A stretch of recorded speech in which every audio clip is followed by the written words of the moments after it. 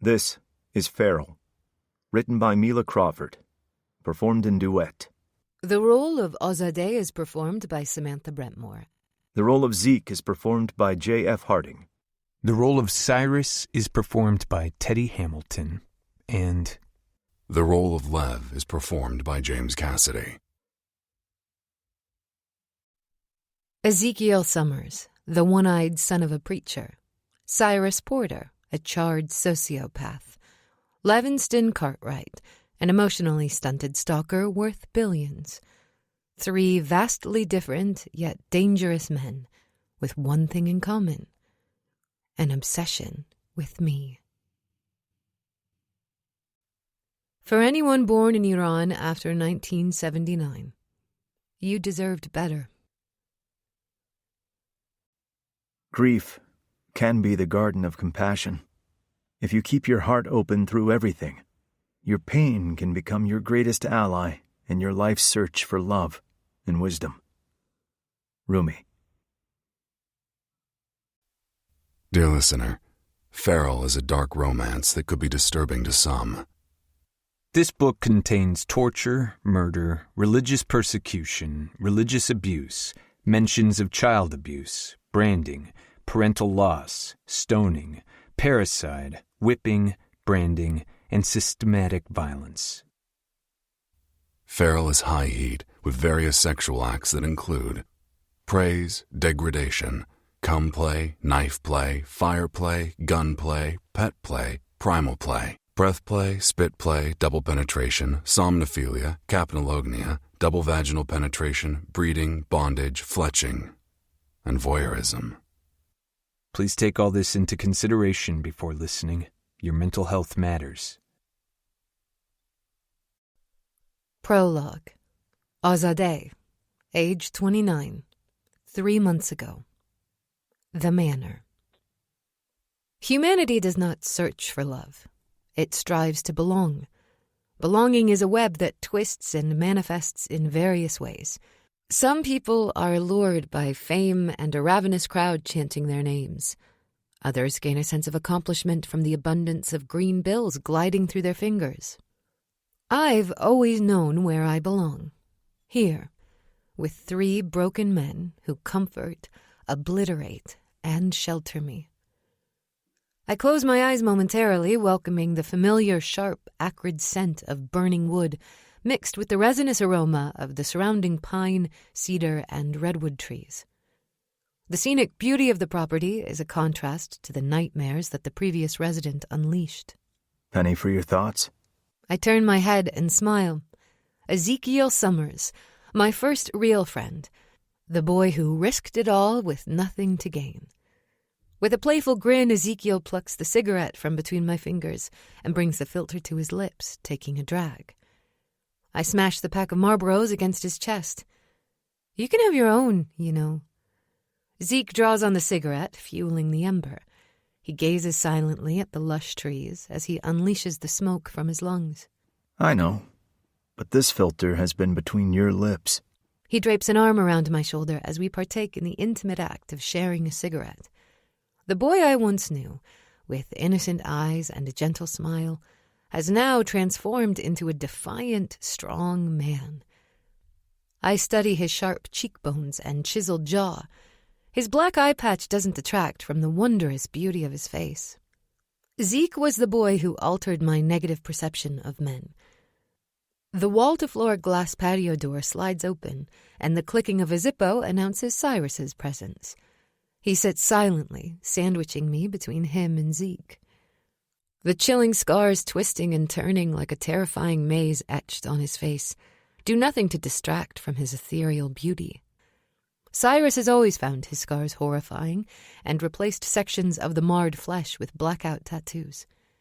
I see beauty in the imperfections of his flesh. Where he and others see a boogeyman in his reflection, I see a sly smile and green eyes that remind me of freshly cut grass on a warm summer day. So you're leaving us again, Cyrus states. My heart clenches at the sorrow in his voice, sadness at hearing his pain. He always puts on a front for the world, reminding me of a sad clown wearing jubilant makeup to hide the suffering he feels deep within. I have to, sigh. I can't fight for people all around the world and then stand by and do nothing when my people need help. I sense Zeke shift beside me, knowing he wants to say something. Spit it out, Zeke. What makes you think this time will be different? Those women have been fighting the system since 1979, and nothing has changed. I shrug. Iran has changed many times. It's been under the rule of outsiders, monsters, and murderers in the past. But you know what's never changed? The perseverance of the Iranian people. I hear their chants on a screen, the cries for people to finally hear them. It's different this time. It's kind of like the Strauss-Howe generational theory. Cyrus states. The what? Zeke and I ask simultaneously. It's a theory that examines the shifts in America within an 80-year cycle, but I think it can be applied here. Iran is having its fourth block of the 80-year cycle. In 1953, the United States replaced a democratically elected president who nationalized the country's oil. That was America's first successful coup, by the way. 20 years later, there was an uprising because of the brutality of the Savak, Iran's spy network, which was trained by the good old CIA. This sparked the Islamic Revolution, giving control to a bunch of religious yahoos who killed its communist and democratic factions to make sure the only power in the country was religious clerics. In turn, the Iranian regime subjugated people so badly, it sparked the Green Revolution. Obviously, the religious yahoos couldn't grasp controlling people with religion only goes so far, so they murdered 1,500 innocent Iranian protesters in one day, sending a clear message. I mean, getting killed with impunity is a pretty good deterrent for the masses, but that revolution didn't die down. Those people went home and told their kids about how fucking evil the government was. So now we find ourselves with the women life freedom protests. This is the end of the third wave. And now we might see things shift. How do you know this? Zeke asks. Cyrus scoffs. I'm not just a pretty face, you know. I read.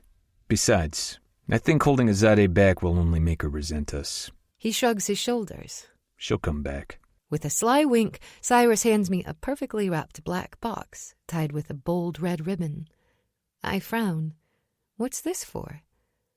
He nonchalantly reaches into his pocket and retrieves a joint, lighting it up. With each toke, his gaze fixes on the vibrant greenery of the lush forest. Thought we'd have a little going-away party. I eagerly tear off the bow and gawk at the contents. Tucked within the black tissue are black panties and a bra. The 9-alarm Defender briefs and sports bra. Cyrus exhales a thick plume of smoke, filling the air with a distinct aroma. I like what I like. But I like your lady parts a little more, and I want to make sure they're protected. I belt out a heartfelt laugh before placing the box beside me. Cyrus's bottom lip protrudes in a pout. Whoa, are you turning your nose up at my thoughtful gift? He yanks up the hem of his shirt, exposing his muscular chest adorned with intricate scarification and blackout tattoos, mirroring those covering his face. Carved into a rare spot of smooth, sun-kissed skin, my name stands out in jarring, jagged letters. I think it's pretty shitty of you to allow me to partake in your crazy kink when you keep denying mine. Since the age of 7, when I witnessed my neighbor's 18-year-old daughter's face being slashed, I've had a fascination with knives. My mind occasionally drifts, contemplating whether I could have made a difference and aided her by understanding how to wield the weapon used to victimize her. One would expect after such an experience, I would have developed a fear of blades. However, trauma expresses itself in unexpected ways. My adult life transformed into an all-consuming obsession with mastering the very weapon which once terrified me as a child. This led me to train relentlessly with an arsenal of sharp steel tools, each serving a specific purpose. Carving knives, boning knives, boot knives, skinning knives, universal knives, gutting knives, and even swords. My love for them also bled into a kind of depravity, increasing my appetite for sexual activities that included risk play. I became consumed with tethering my lovers to me in blood, intertwining our lives in a twisted ritual by carving my name into their flesh. I glance at Zeke for support, but he grins mischievously before pulling up his shirt to display my name proudly etched on his chest. The only one who can't demand anything of you is Lev. Cyrus tosses his joint aside and grinds the butt beneath his heel. Enough chit-chat. I'm ready for a little cat and mouse before she leaves our asses again. I huff. It's not fair when it's 2 against 1. Zeke playfully nuzzles his nose against my pulse point. His warm breath dances across my skin as he growls in my ear. Don't pretend you don't like it when we tag team you. I fall silent, refusing to answer. What's the matter, princess? Cat got your tongue? Zeke playfully teases me, lightly nipping my ear and grazing my delicate lobe with his teeth. I think you'd prefer it if I had your tongue instead. I jump off the back steps, needing to put some distance between me and the heady scent of Ezekiel's cologne. Ah, come on, Hellcat. Cyrus smirks. We've got all this space. I thought you'd want to make use of it. Leaves crackle beneath Zeke's feet as he stalks toward me. My eyes drift over his sculpted physique, every contour of his body toned and chiseled. His smirk deepens and his eyes lock with mine, as if aware of the dirty thoughts flashing through my mind. Smoke curls from the tip of the cigarette as he takes another drag. I step backward. What are you doing, Zeke? Zeke's lips contort into a twisted smile. I was thinking about how hungry I am. I point toward the back door. The kitchen is that way. He laughs. Come on now, princess. You and I both know that's not the type of snack I'm craving. Cyrus leaps off the porch and casually jogs over to Zeke. With predatory eyes, they shoot me piercing glares as smoke swirls around them. Zeke and I have played this game many times. One of us runs, and the other chases, our adult version of a child's game. But for the first time, Cyrus seems to want to play. I'm not sure if I like my odds. Don't worry, Oz. We both know Cyrus can't keep up. Think of him as a pity fuck. Cyrus growls as he grabs Zeke's hips and tugs him until his back is flush with his chest. That's not what you were saying when my cock was deep in your tight little ass. If I remember correctly, you were crying about how it was so fucking big. My favorite was when you screamed, "Keep giving it to me, Daddy." Cyrus gyrates his hips. Pound my little fuckhole. Make me feel so good, Daddy. Oh, Cyrus, that's it. I'm gonna come. Just like that. Zeke swiftly maneuvers his arm around Cyrus's neck, effortlessly flipping him over and forcefully grounding him with a booted foot. Listen up, Cyrus. I've never called your punk ass daddy, and I never will. Cyrus's laugh echoes through the air as his hand slides provocatively along Zeke's black army boot. These are kinda hot. Maybe the next time I fuck your ass, I'll tie you up spread eagle, completely naked except for these. Legs in the air as you get fucked like the little bitch you are. When I shove my cock up your ass dry, you'll know who's the little bitch. Zeke spits. I laugh at their insane banter. It's their foreplay. Well, it looks like you boys are busy, so I'll be going. Both men turn their gazes on me as Zeke offers a hand to Cyrus, helping him off the ground.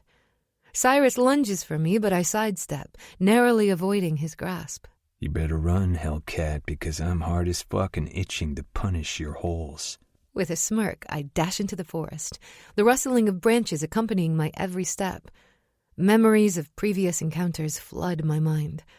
These games are a cathartic release from the tension coiling in my veins, when I can run for pleasure, not out of fear or vengeance. A welcome change. Twigs crunch beneath my feet as I dart from the 2 determined men chasing me. I shuffle through the detritus as the wind gently whistles between the lush leaves. When we catch you, Hellcat, I'm going to pound into that sweet pussy until you can't walk straight.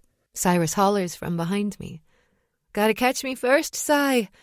I barrel through the forest, dodging low-hanging branches. Glancing behind me, I laugh as I see Cyrus huffing, desperately trying to catch up. How the fuck are you so fast? He wheezes, grabbing his chest. Perhaps you should sit this one out, Cy. Zeke chuckles as he runs past him, chasing me through the trees. Let the big boy handle it. Laughter bubbles out of me. Whenever I'm around the guys, I feel weightless and carefree. It's as if they possess magic, allowing all the troubles plaguing me to melt away. Moments like this make me want to stay, to give up my never-ending pursuit of giving the helpless hope. But then I remember that not all women experience what I have. As I contemplate the girls in Afghanistan and Iran, my world crashes around me, overwhelming me with the weight of their suffering. I can only be with my guys in fleeting moments because so many others depend on me far more than these men do. According to my brother, I have survivor's guilt. Perhaps he is right, but everything is down to chance first and choice second. I could have been a child bride sold by a desperate single mother with multiple mouths to feed. I could have been born to a misogynistic man who believed my life as a woman was meaningless. But I was lucky to be born to my mother, a woman who escaped oppression and braved the desert with 3 children. You've been practicing for a marathon, Zeke yells, humor lacing his voice. Thought you said you were a big boy and could handle it. I holler back as I dodge a branch and jump over a shrub. I glance behind me, half expecting Zeke to fire back with a clever retort, but he remains silent. The guys are nowhere in sight, and I assume I've successfully evaded or camouflaged myself, at least for the time being. I turn to gain a greater advantage when I collide with a hard frame. Zeke wraps his arms around me, turning and holding me to his chest. His nose glides along my neck as he inhales audibly like an animal scenting me. I said you got better, Princess. I never said you got better than me. Check, but not checkmate. My feet lift off the ground and I push back hard against Zeke's chest, giving him my full weight. He releases me as he stumbles and I run. Gotta be better than that, Zeke. Your girl has been training with the best of the best in jiu-jitsu. Zeke laughs and twigs snap behind me as he pursues. I gaze around me, gauging where my boys might be. The sight of a gray 3-piece suit made from luxurious Italian wool startles me and brings me to a sudden halt. Lev. He leans against a large elm tree, arms crossed over his broad chest. Wisps of black hair fall over his pretty gray eyes as he watches me. A regular old peeping Tom. Before I can say anything, I'm tackled to the ground, and Zeke's deep voice rumbles, Gotcha, in my ear. I twist in the dirt as his beautiful face hovers above mine. The tip of Zeke's nose glides against my neck. Fuck, you smell so good. Do you have any idea what it's like to get hard from someone's scent? It's immensely erotic when a man finds your scent so desirable he could lose his ever-loving mind. Covered in leaves and mud, I lie on the ground, captivated by his deep corn-blue eyes. How good, I tease, wriggling beneath him as his hard, thick cock strains against me. The touch of his lips on my neck awakens a longing to be marked and possessed by him, for his teeth to mar my flesh with the evidence of his unwavering passion. Good enough to eat, baby, Zeke murmurs. You always smell good enough to eat. Before I know it, he stripped me of my jeans and panties. He hauls me up and drags me toward the nearest towering tree. Using my panties, he secures my hands behind me around the trunk. I could escape if I wanted to, but I get as much of a kick from this as my boys do. Cyrus unbuttons his jeans and pulls out his thick cock, grasping it firmly in his hand. Now there's an image for the spank bank, He purrs, tugging at his engorged shaft. My gaze connects with Lev's. He's fixated on the scene before him, hands tucked into the pockets of his slacks. It's a posture I've seen many times before.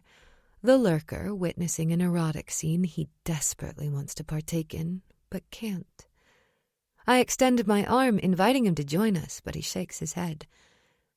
I've blamed myself for Lev's actions for years, believing he doesn't want me. Over time, I've realized neither is true. Lev can't be with anyone because he can't bear to be touched. I stare at the tattoos along his neck, knowing those markings trace every inch of his skin.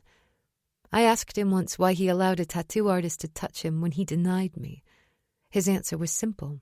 They never touch me. Not in the ways that matter. Their touch causes numbing pain, not pleasure or something deeper. Love.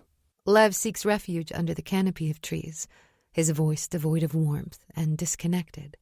How does it feel, Azadeh? How does what feel?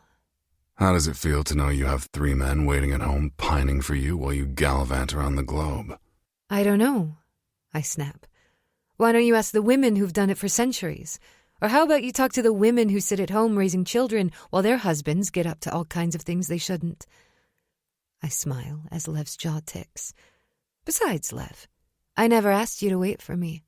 Live your life. Be free. No one's holding you down. Lev steps toward me. I don't enjoy wanting things I can't have. I'm furious. I want to kick his ass and pin him beneath me with a knife at his throat. But I smirk and sing, "You Can't Always Get What You Want" by the Rolling Stones. Cyrus slaps his palms to his ears. How the fuck can someone so hot sound like a goddamn dying cat when she sings? Lev and I ignore Cyrus's outburst as we face off with each other. I'm about to goad him again when he steps closer, enough to feel his hot breath on my skin as he leans forward, but not enough to touch me. I want to do ungodly things to you. Things a man shouldn't do to a woman he loves. I want to hear you beg for mercy and promise you'll do anything to make it stop. That's not normal, Oz. I'm not fucking normal. What kind of man wants to tear apart the person he loves the most and watch them bleed? I shrug. I don't know. What kind of woman carves her initials into the men she loves? My purpose in your life is not to judge you, Lev. You understand my boundaries. I trust you'll stop if I tell you. You have urges and desires most don't deem palatable, but it doesn't mean you're not a good man. What's good, anyway? I grew up in a world where supposedly religious men raped 14-year-old girls because killing a virgin was unforgivable in the eyes of God. The 3 of you had fathers who were praised by strangers while they tortured their sons. They might not deem the 4 of us proper because we've had to do questionable things to protect innocence. But fuck them, and fuck that. The only thing that matters is we accept you. I accept you. But most importantly, I trust you. Do your worst, Lev. I'll still love you in the morning. Lev's jaw twitches, and his eyes catch fire. For a moment, I think this is it. Lev is finally letting us in. Then he lowers his eyes and walks away, leaving me tied to the tree. Is that it? You're going to run away again? I call after him, taunting him. Anger rises, and I long to lash out. You're a good man, Lev. But you know what else you are? A fucking coward. Lev stops in his tracks and turns his head. Just as I think he's about to speak, he moves in a blur, pressing the cold barrel of his gun against my temple. I'm not good, Oz. There's nothing good about me. I like guns, I enjoy violence, and I'm obsessed with you. Nothing about me being with you will turn out well. My breath hitches as he drags the barrel of the gun along my body, circling my nipples through my shirt, before moving it down my stomach to the top of my mound. My legs involuntarily part, my body screaming with fear and excitement. Zeke steps forward while Cyrus jerks his cock like a dog who's seen a tantalizing piece of meat. I shake my head, warning Zeke to stay back. My logical mind screams at me to say my safe word, because this has gone too far, too quickly. But the girl who likes danger and craves fear holds her breath, anticipating what comes next. Lev rubs my clit with the barrel of the gun. Taking a chance on me is like being fucked by this gun. He pushes the barrel against me, teasing my swollen folds, a crazy smile on his lips. We're both loaded. You never know if or when we'll go off. I live for danger, I whisper, arching my hips toward him, relishing the sensation of the cold metal against my pussy. But I'm also a vengeful bitch. Know this, Lev. One day you'll crawl like a dog for me to fuck you this way. When he arches an eyebrow, I lock eyes with him. Remember, you gifted me the other gun that goes with this pair. Don't leave. Lev pleads, pressing the tip of the gun hard against my clit. I have to. People depend on me. I whimper as my orgasm washes over me unexpectedly, my body trembling with my release. Lev removes the gun and brings the barrel to his mouth, wrapping his lips around it and licking it clean of my juices. When he's confident that he's savored every inch of me from the metal, he places it back in the holster at his side and gazes at me. We depend on you too. Or do we not matter? With that, he turns and walks away. This time, he doesn't look back. Chapter 1. Azadeh, age 29, present day. There will be many challenges in life. Some will propel you forward, while others will kick you with such force you will believe you'll never recover from them. But if you remember one thing, you will never falter. Family is everything, Junam. Never forget that. My mother's words are a mantra playing on an endless loop in my mind. Family is everything. All I've done for the last 6 years is run from my family. Instead of being at home with the people I love, I've been roaming the globe helping strangers. I smacked the steering wheel with my open palm, needing to break something or myself. The grief and regret simmering inside me are at a boiling point. The road in front of me becomes a blur as thoughts of my dead mother ravage my mind, taking over like a virus and leaving nothing behind. An ironic smile forms on my lips as I ponder her words about feminine energy. Never forget women led the Persian immortals. My mother was a juxtaposition. A strong, independent woman raised in the brutal bonds of religious patriarchy. She had a thirst for knowledge and a desire to demolish the chains that held her in place. From a young age, she read us stories about strong Persian women, Grand Admiral Artemisia, Irdebama, and Artrunis, amongst others. Don't let a man dictate your worth or your capabilities. My mother sang the virtues of independence and forging your own path, but she was also concerned about the opinions of neighbors who didn't know or care about her. That part of her essence was based on the bullshit purity culture the government of Iran doused her with like a baptism. Though her struggles with the patriarchy were something she could never sever, my mother ensured all 3 of her children could. Nazreen Boron was a single mother who escaped persecution after witnessing her 13-year-old daughter receive 74 lashes following the public execution of her husband. Those 2 traumatic events forced her to push past and strive daily to shatter the ties to a country she both loved and despised in the same breath. Those encounters with religious patriarchal systems meant my mother constantly checked her gender biases and allowed her children to be who they wanted to be, rather than the contrived ideals of corrupt men. My mother was a pioneer. Her struggle and sacrifice gave me my freedom. For that, I will forever be grateful. At 38, Nazreen packed up her 3 children, the youngest was 9, and walked away from the only home she'd ever known in the dead of night, forced to deal with shady men and potential slaughter while she prayed to a God she believed might have abandoned her for the deliverance of her family. My mother wasn't a warrior, nor was she a woman of means or luxury. Nazreen Boron lived in a desperate situation, forcing her to be a survivor. Because of her struggle, she ensured her son and 2 daughters became no one's victim. Memories of my mother don't plague me like they used to. Over the years, I've learned to compartmentalize the different facets of her identity. A frightened newcomer who didn't want to offend anyone by taking up space. The protector who loved her children with an unrivaled ferociousness. A mature student who grappled with self-imposed shame rather than prideful perseverance when she had to get recertified after being at the top of her field as a nurse in Iran. The perfectionist in her also demanded it from her children. I didn't bring you to America so you could turn into garbage. A B+ is not what my sacrifices were for. She was an immigrant who was grateful for America, but never gave up on the idea of seeing home. One day, Iran will be better.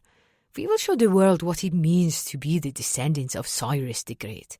Our people are merciful and strong. We've survived it all, and this too, shall become a footnote in our long history. When we go home, Ozade, I'll show you the Aldaklar Mountains. She'd pull me to the computer, and we would wait patiently for images of the Rainbow Mountains to pop up on the screen. But no matter what part of herself she showed to the world, my mother continuously proved through her actions a woman was the captain of her destiny. She simply needed to be brave enough to grasp it.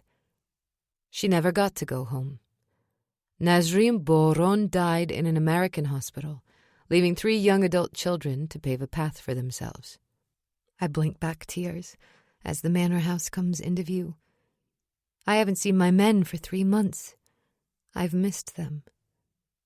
But one of them has betrayed me, and I intend to have my vengeance. Chapter 2. Zeke, age 15. High school cafeteria. Do you even speak English? Courtney Paulson asked while shoving the new girl. The teacher said her name was Azadeh. I wasn't sure how to pronounce it. Sounded pretty, though, like her. I also liked her hair. It was black or very dark brown and fell in loose springs down her back to her butt. It was shiny but not greasy like some people's hair. Azadeh's hair shone like the stars in the midnight sky. Was that a thing? I didn't know, but I had an overwhelming urge to rub the strands between my fingers. Maybe she doesn't know how to speak. Rachel Kilterson smirked. I wished Rachel didn't know how to speak. The girl had the most annoyingly nasal voice on the planet. Why does she smell like that? Kathy Markson sneered. Kathy Markson should talk. She farted once in the 2nd grade, and it was like a 3-month-old fish curled up with a carton of rotten eggs. I tensed as the 3 girls performed their vulture dance around their defenseless prey. This wouldn't end well. I knew these girls were petty and ruthless. They'd cultivated a hierarchy, putting them at the top of the pecking order, thanks to the help of their insufferably rich parents. Parents who had indulged their every whim, even at the expense of innocent bystanders. I gripped the table, knuckles white, as I witnessed the verbal abuse of the new girl. I stayed out of it while the decrepit crows limited their torment to gawking. But when they smashed her modest meal to the floor, their mocking laughter bouncing off the cafeteria walls, I was out of my seat and in front of them in 4 quick strides. I was prepared to fend off Azadeh's tormentors before they created more carnage. "Leave her alone, Courtney," I demanded. Courtney stared at me, eyes rounded and mouth wide in utter shock. I guessed her reaction made sense. I rarely spoke to anyone at the school, and when I did, it was because I had to.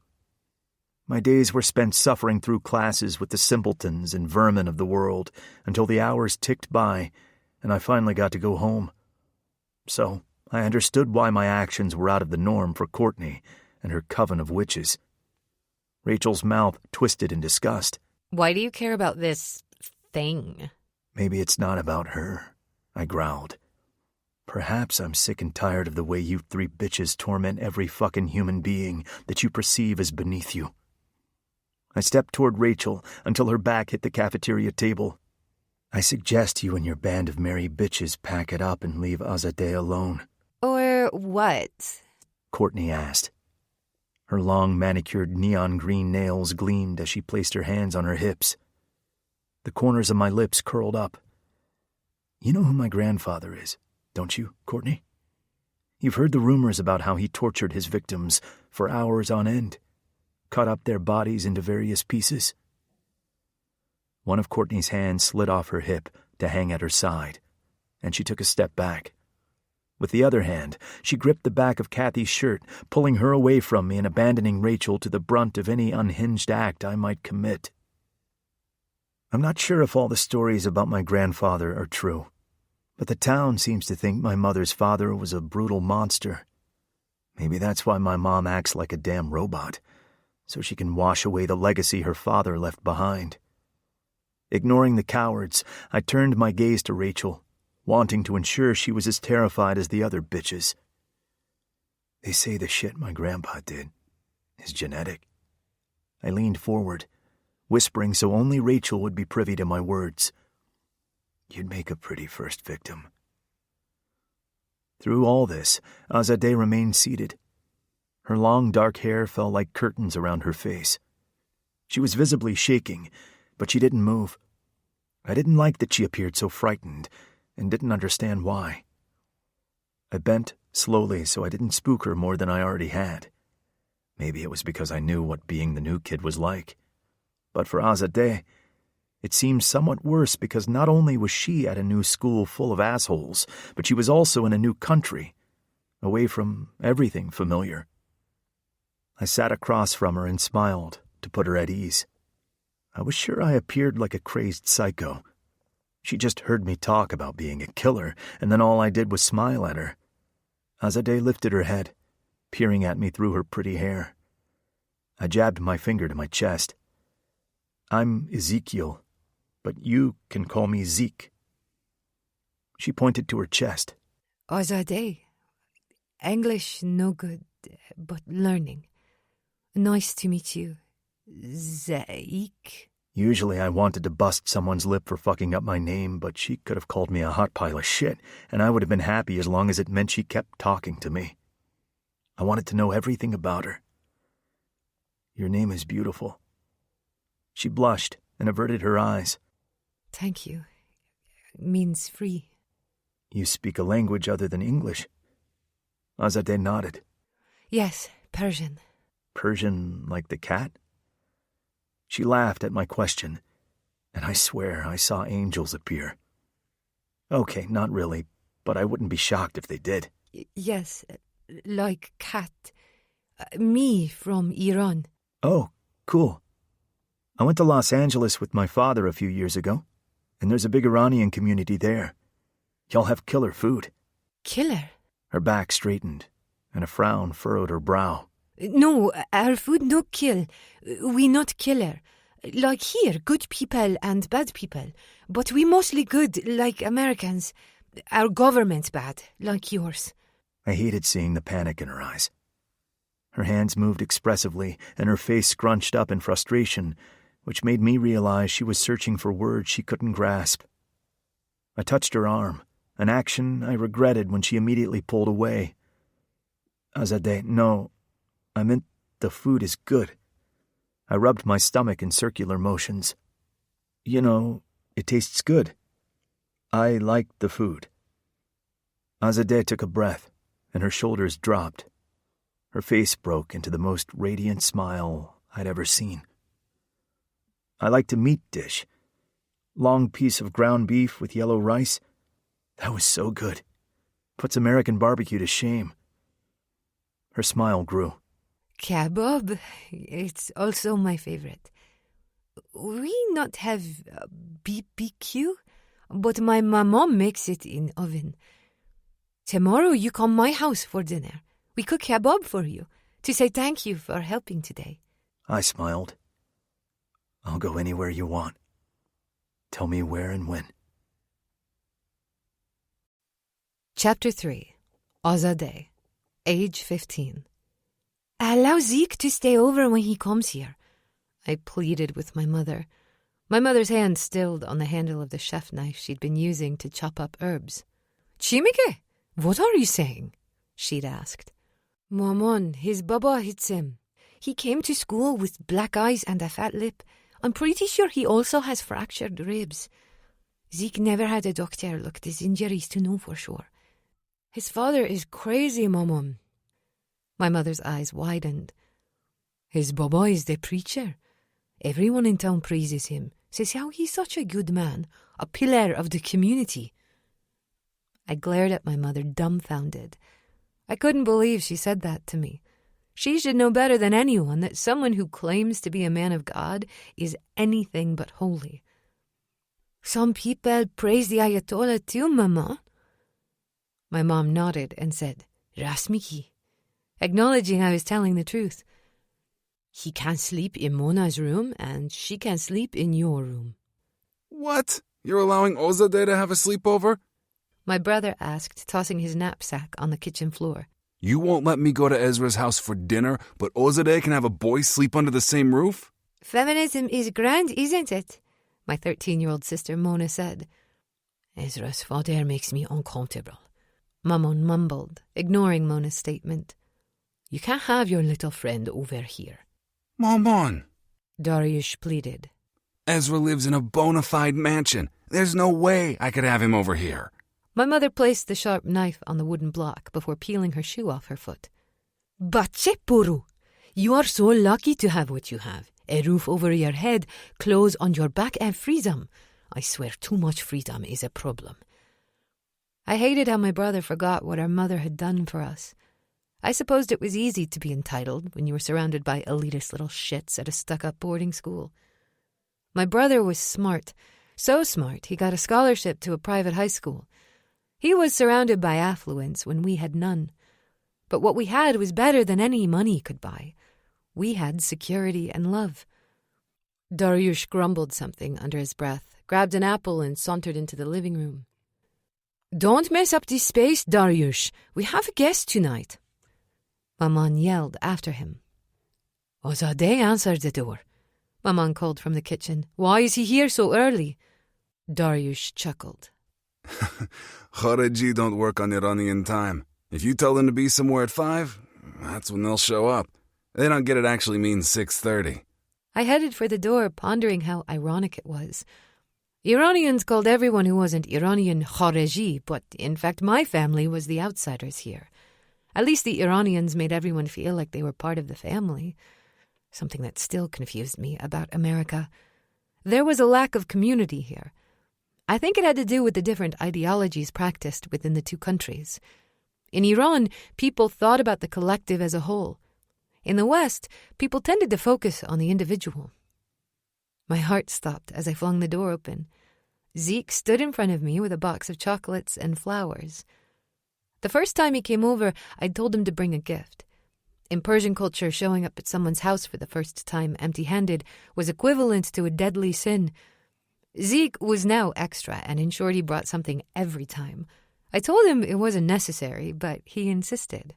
Darud, he said sheepishly. He extended his arms awkwardly and offered me the gifts. These are for your mom. I smiled. Whoa, busting out the big guns. If you keep spoiling her like this, she might disown me and adopt you.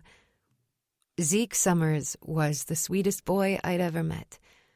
I was sure most of the school would disagree with me, calling him sweet, since he was also known for beating anyone who looked at him the wrong way to a pulp. But he had only shown me kindness in the year since we'd met. I read salam wasn't the OG way to say hello. Were they wrong? It's hard to flip through all the words. I opened the door wider and stepped aside to let him enter. My mom will love the effort. Zeke turned his intense gaze on me. The effort isn't for your mom. My cheeks heated, and I scurried toward the kitchen with Zeke on my heels. Oh, Zeke! Maman gushed, hugging him so fiercely I was afraid she'd crush the flowers and they'd never make it into a vase. Hope you're hungry. I made sabzi gorme. Zeke rubbed his stomach, beaming at my mom. Dastet dard nakone. My mom's smile grew as he thanked her in Farsi, and she pulled him to the living room. Your Farsi is coming along, Azizam. I liked that my mother genuinely adored Zeke and called him Azizam. Zeke's big heart was abused by his atrocious parents, and it warmed me to see him finding safety in my home with my mom.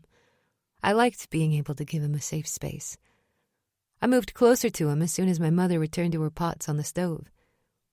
She said you can't stay the night, I whispered. It's okay. I added when his eyes widened. She knows what's going on. The relief and gratitude in Zeke's gaze tore at my heart. His blue eyes welled with tears he fought to hold back. Chapter 4. Zeke, age 16. I stared up at the brown wooden panel ceiling fan for hours, mesmerized by the slow, hypnotic rhythm of its blades. Despite my best efforts, sleep evaded me. My mind raced with worries and anxieties. Logically, I understood I was safe, at least for the night. The heavy oak door stood firm, no signs of imminent forced entry, and no one was around to cause me harm. I wasn't sure what I'd done to earn the Baron's unexpected generosity, and the warmth of their hospitality filled me with gratitude. The relief was immense, and a profound peace settled over me, knowing tonight wouldn't be my last. I'd like to believe my old man wouldn't kill me. Murder was an abomination, a sin against God and my father's devoutly Christian world. As a preacher, he dedicated his life to leading his flock toward Jesus. My father was many things, but in reality, a follower of Christ was not one of them. He didn't understand Jesus' teachings or messages. Reverend Joseph Summers would be the first person to persecute Jesus today. Tonight we fought about how I've been hanging out with a terrorist. Good old Dad didn't like my best friend was Middle Eastern. He said Azadeh was an Arab here to ruin our country, just like she ruined hers. Ironically, she wasn't even Arab. When I told him Jesus was Middle Eastern, my father backhanded me, leaving me with a fat lip. It was easier for my father to imagine his Lord and Savior as a white dude with flowing golden locks and Birkenstock sandals, rather than a brown refugee who was brutally persecuted. My father had the audacity to harbor wild, hateful thoughts about the Barans. I laughed bitterly as I thought about how I was the one raised in a terrorist state. I didn't know what love and peace were until I met Azadeh and her mother. Seek. Azadeh's soft voice filled the room as her pretty face, framed by ebony hair, peeked around the door. I shuffled until I was sitting upright on the bed. Yes? She opened the door, gasping as her eyes landed on my chest. Seek. Azadeh rushed to my side, sitting on her sister's bed. We'd become accustomed to this over the last 6 months. Since Mrs. Baran had agreed to let me spend the night, I'd been doing it more and more, but I was still anxious not to wear out my welcome. I offered Mrs. Baran money, but she looked disgusted, so I brought food to contribute to dinner. Money was insulting, but food was acceptable to a Persian mother. Oz explained money was transactional, but food represented love and gratitude. I flinched as Azadeh brushed her fingers against my bare chest. I'm okay, Azadeh. No, Zeke, she said, her voice tight with worry. You're not okay. These visible bruises and cuts are merely surface indicators of a deeper injury. You will carry these marks on your flesh and these fractured bones for a lifetime. She pulled her shirt up with trembling hands, clutching the hem tightly. My mouth went dry as I grabbed the pillow to conceal my slow arousal at the sight of her flesh. The last thing I needed was for her to know I was a fucking pervert. Azadeh turned, and my boner immediately deflated. Vicious welts marred the skin of her back. Jesus, what happened? Azadeh quickly covered herself with her shirt again. I refused to live by a rule men wanted to impose on me. In Iran, it's a law for women to wear a head covering. We call it a rusari. But you better know it as a hijab. I neglected to wear it one day, and the morality police promptly apprehended me, delivering a harsh and memorable lesson. They tied my arms and gave me 74 lashes from a whip to teach the necessity of modesty, while their blind followers gathered around and called me a whore, a prostitute, and a slut. Azadeh laughed, but there was no humor in it. I didn't even know what those words meant. My fingers clenched around the blanket while I gritted my teeth against the profanities wanting to spill forth. I still have nightmares about the Basij arresting me in the middle of the night, or taking my mother and siblings away. Basij? That's what we call the morality police. Oz, I'm so sorry. She raised her hand to halt my words. I didn't show you my marks to gain your sympathy. The people who did this to me didn't care about me. They weren't bound by any attachment. What's happening to you is leaps and bounds worse than what happened to me. This man is supposed to love you more than anyone, yet he harms you for no reason. I'm scared, Zeke. I'm terrified about what your father will do when he finds out you're bisexual. Chapter 5. Zeke, age 17. Azadeh's childhood home. God should never be forced, Zeik. Mrs. Baron said as she dabbed ointment on my bruises and cuts. Her voice broke as she attempted to hold back tears. I should have bitten my tongue, but I was so full of emotional and physical pain, I couldn't keep my thoughts in check. The only emotions the mention of God conjures in me are dread, violence, and manipulation. Mrs. Baron nodded. It couldn't be easy to see the same marks on my body that scarred her child. I didn't want to come here. All I wanted was Azadeh. After my father passed out, I climbed out my window and wobbled my way to her house. Usually I would climb up to Azadeh's window to avoid her mother, but my dad had mangled my leg a bit, so that wasn't a possibility. Instead, I threw rocks until Azadeh's head poked out. I guessed I should have checked how messed up my face was before I headed over, because she took one look at me and screamed, waking up everybody. Now, she offered a dry laugh at my thoughts about God. That I can understand. When you force someone to eat, they're bound to get sick and throw up. With indoctrination, religious people sometimes have a gluttony problem. Even through the pain, a smile formed on my lips when I heard Azadeh's voice. So basically, my dad forced me into being bulimic?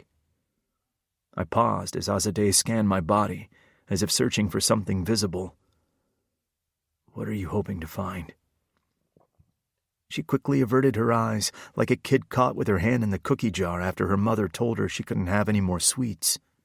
At those moments, I convinced myself Azadeh saw me as more than her best friend. Maybe she had deeper feelings for me. I waited patiently for her answer.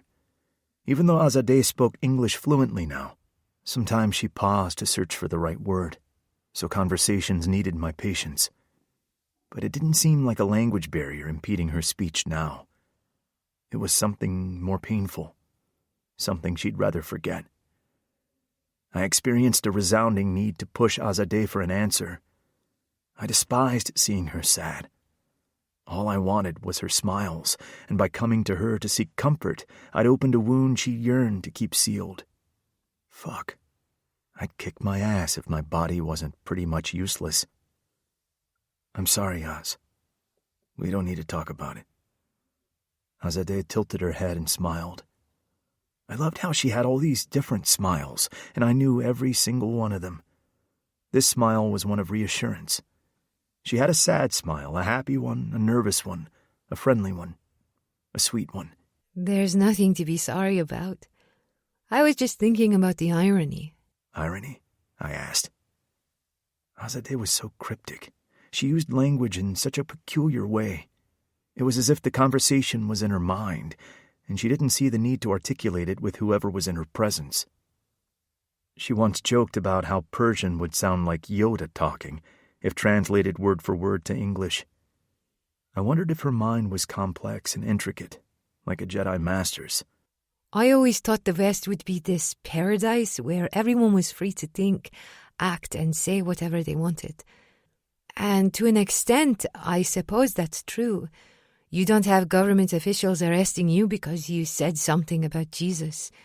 No one will torture you if you don't follow the dress code. But I've come to realize, even here, some people are so desperate to get you to paradise. They force you to live in hell. Do you ever wonder if the world would be a better place if Abraham's mother had swallowed? I regretted the words as soon as they left my mouth. Not the statement itself, or that I might have insulted someone who so many believed was a prophet, but because they were so crass. Everything about Azadeh was gentle. She wasn't a pushover or naive, but she was gentle toward those she held close to her heart. She rarely swore, and she had a way of making you feel welcome. She would share her last morsel of food with a stranger because it was rude not to. Sorry, Az. I should have watched my mouth. Azadeh laughed. Good old Abraham. I'm not sure if he was the problem or the 4 billion people who think God ordained a man with severe paranoid delusions and homicidal tendencies. Religion isn't evil, not by itself. If you take lessons from the texts, it could be a form of enrichment. It can be a moral compass of sorts. But as soon as religion becomes an obsession, it morphs into poison, which becomes lethal to anyone who adheres to it. This is why so many people rage against it. Do you believe? I asked. God? I'd like to think he or she is up there watching over us. I'd like to think whatever being God is, he's a good one, not one of vengeance or intolerance in organized religion. But to answer your question truthfully, wanting to believe and believing are two vastly different things. No, I don't believe in God. Not anymore. I've seen what religion does to people. I don't want to live in a world of us and them, to place humans in neat little boxes where they're worthy or unworthy. Life doesn't work like that. To be fair, the concept of free will and love for thy neighbour so many religions preach is stripped away until all empathy and humanity is tarnished. I glanced at a framed black and white photo of a man and a woman with 2 young children by their side, a boy and a girl, no more than 10. They were standing under a monument in Tehran, the Azadi Tower. The woman was laughing, her hair blowing in the wind, as the man looked at her adoringly. Who's that in the photo? That's my grandparents with my mom and her twin brother. That was right before the revolution. They renamed it Azadi Tower. Can you believe that? The great Freedom Tower in Tehran symbolizes the opposite of freedom. Down with the monarchy, only to replace it with a tyrannical theocracy. They killed 30,000 people right after the revolution. Executed them in one go. 30,000 people who didn't want a monarchy, but didn't want to live under oppressive religious rule either. The killing didn't stop there. Anyone who dared to speak out against the regime was silenced with imprisonment, extortion, blackmail, or death. The propaganda machine had people convinced Iranians wanted the current government, but they didn't. The revolution was stolen, swiped right from under those kids who dreamed of democracy. Azadeh shook her head as sadness welled up in her eyes. What did all those young people fight for in the first place? The king didn't fall for freedom. He fell for a new form of oppression, far worse and far more lethal. Now the country is mostly populated by people who never had a say, but must now endure the foolish choices of their parents and grandparents, with no hope of ending their suffering. Mrs. Baran interrupted our deep conversation by handing me a hot cup of tea in a small, clear mug with a lollipop stick standing at attention on the side. This fixes everything, Mrs. Baran said with a warm smile. Chai nabat. Chai nabat, translated to sweet tea, a black brew with saffron-infused rock sugar. Iranian mothers believed it would cure whatever ailed you. I took a sip and let the sweetness coat my throat. The liquid wasn't a medicine that could fix my abusive father or mend the aches he'd caused to my flesh. But the remedy given to me by the mother of the person I cared for more than anyone else in the world did wonders for my soul. You should rest, Zaik, Mrs. Baran said. Sleep in Azadeh's room. She can bunk with Mona tonight. She nudged Azadeh with her arm. Take the boy upstairs. I grabbed my tea as Azadeh and I walked down the narrow hallway. The walls were pretty barren compared to my house. A few family photos taken in Iran were strung up on them, one with Azadeh on the shoulders of a man with a soft smile and warm eyes like hers. Her father. A small Persian rug hung on the wall. Another thing I found fascinating. Persians didn't walk on their rugs. They displayed them, like art.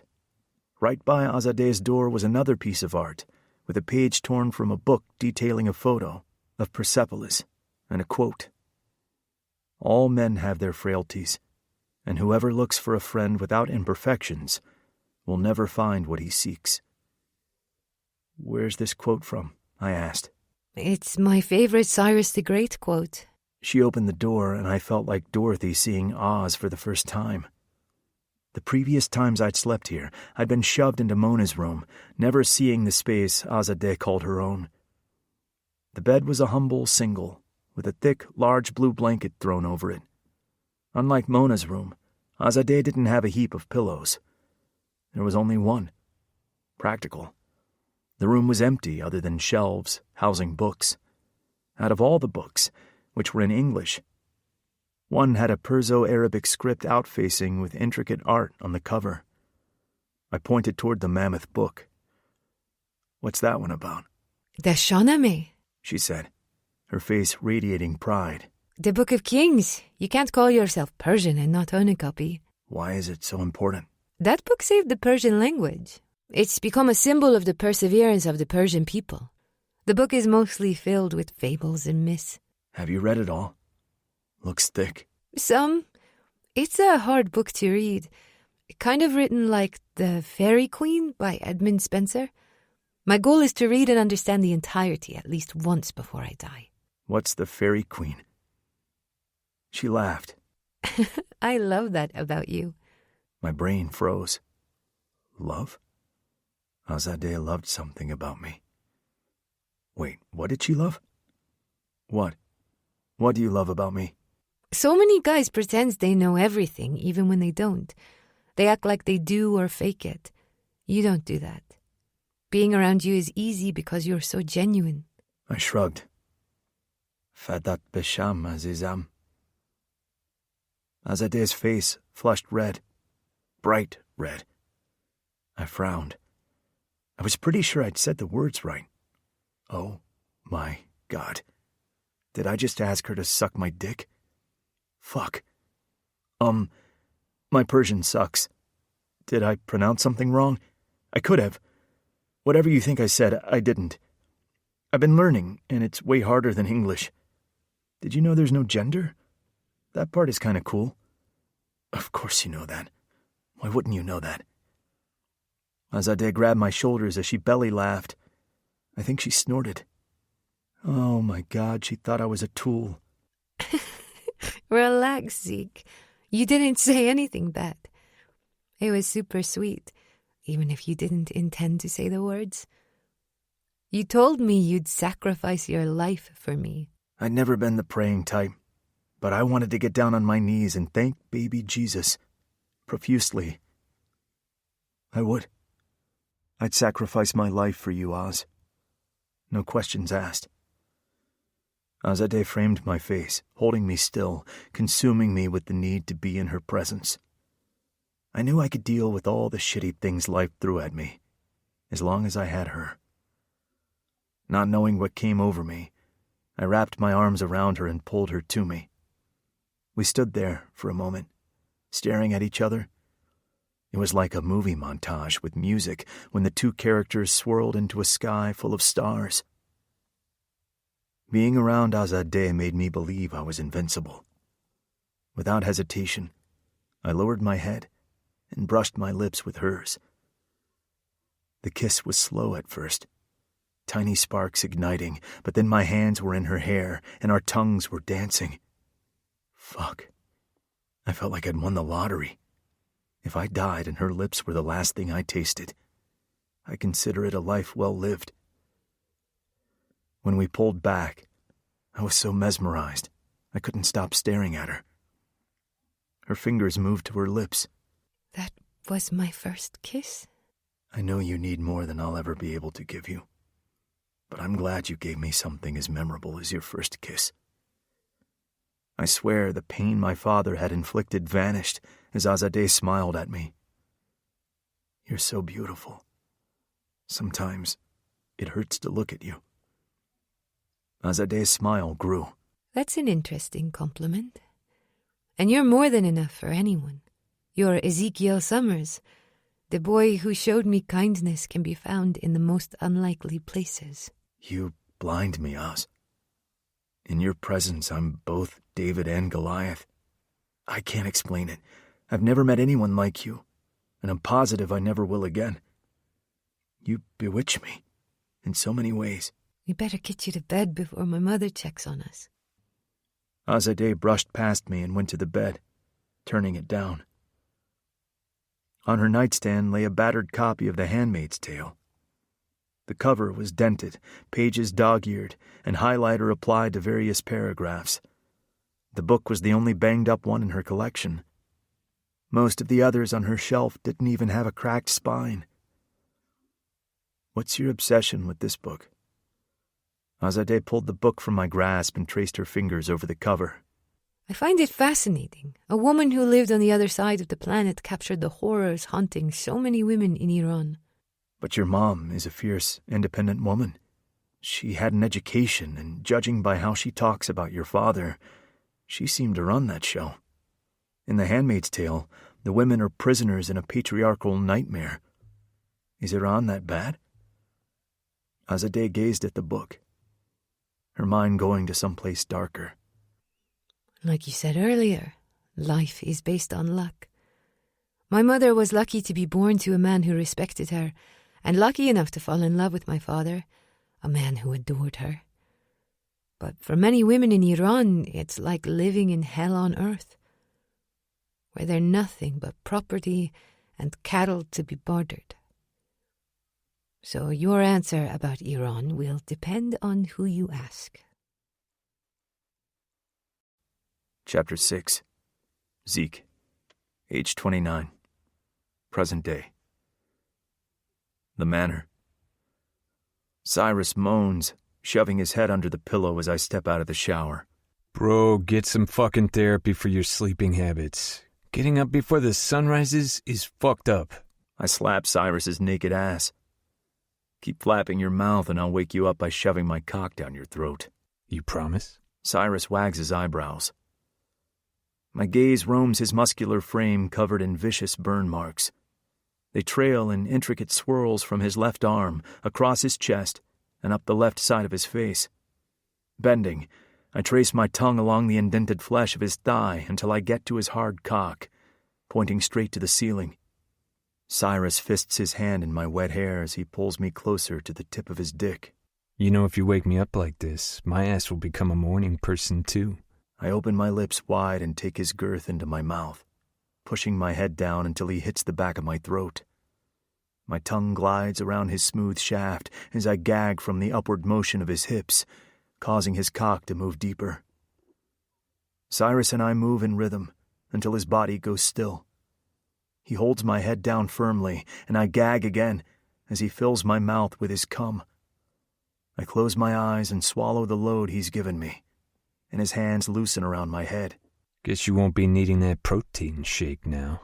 Cyrus wipes a drop of cum from the side of my mouth with his index finger before sucking it clean. I smirk as I drop my towel and rummage for jogging pants and a t-shirt. Whoa, what's the rush? Thought we'd hit up rounds 2 and 3. I turn to witness Cyrus pointing to his dick, which is raring to go again. My lips curve at his ostentatious nature, and I shake my head. Usually I'd be on him, flipping him over as I sink my teeth into his flesh and fuck him raw. But the marks on his body from last night need to heal. Guilt hits me as I glance at the teeth marks and fresh bruises on his flesh, some on his unmarked skin, while others are prominent on his scars. You still gotta heal from last night. I was pretty rough on you. Cyrus spits on his hand and smiles as he glides it over his shaft, pumping it slowly. Fuck yes you were. But that Epsom salt bath with Jasmine helped. Gotta thank Azadeh when she finally decides to come home, I say, as I pull the black cotton t-shirt over my head. If she ever comes home. Cyrus whispers, staring wistfully at the ceiling. The clown is somber as he realizes he misses her. We all miss her. She hasn't been back in months. Her absence has done things to our psyche we can't explain, each of us coping in our fucked-up way. Some coping mechanisms are healthy, some questionable, and others downright destructive. I'm not sure why Azadeh has stayed away this long, but the ache in my heart won't quit. I want to track her down, bring her back against her will if I have to. I've learned over the years Sai needs space when he's solemn. Solitude helps to center him in ways I can't. At first, I found it odd since he played the jester. But over the years, we've created a solid bond that allows him to express his wants and needs. a bond I hope Lev will also be a part of. I kiss Cyrus's head before leaving him in the room to wallow in misery. Downstairs, I find a pot of coffee, already started. Lev must have had an early start. I pour the hot liquid into a plain black mug and stare out the window. There's always a vacancy when Azadeh isn't here. The three of us continue our lives and even find joy in our activities, but something is always lacking. Jai Shoma Kaliye. Over the years, Azadeh and her family have taught me Farsi. At first, I learned the language to communicate with her since she was learning English, but over time, I appreciated the poetic nature of the tongue and how everything was an emotive arrow straight to the truth of things. In Persian, you don't simply say, I miss you. You say, Jai Shoma Kaliye, which means your place is empty. Azadeh's not being here has left a void nothing and no one can ever fill. I walk out to the front of the house and sit under the pretty little gazebo built for Azadeh, a gazebo she's never sat in. She told Lev it would look beautiful facing the willow trees. Mornings bring solace. Sipping a cup of coffee and puffing on a smoke in the butt-fuck hours of dawn brings a sense of peace and solitude.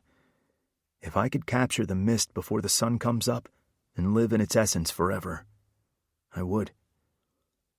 I used to despise this hour of the day. When I was younger, there was a forced obedience to it. Mornings were a time for prayer, cleanliness in order to communicate with the big man upstairs and thank him for my abusive dad and robot mom.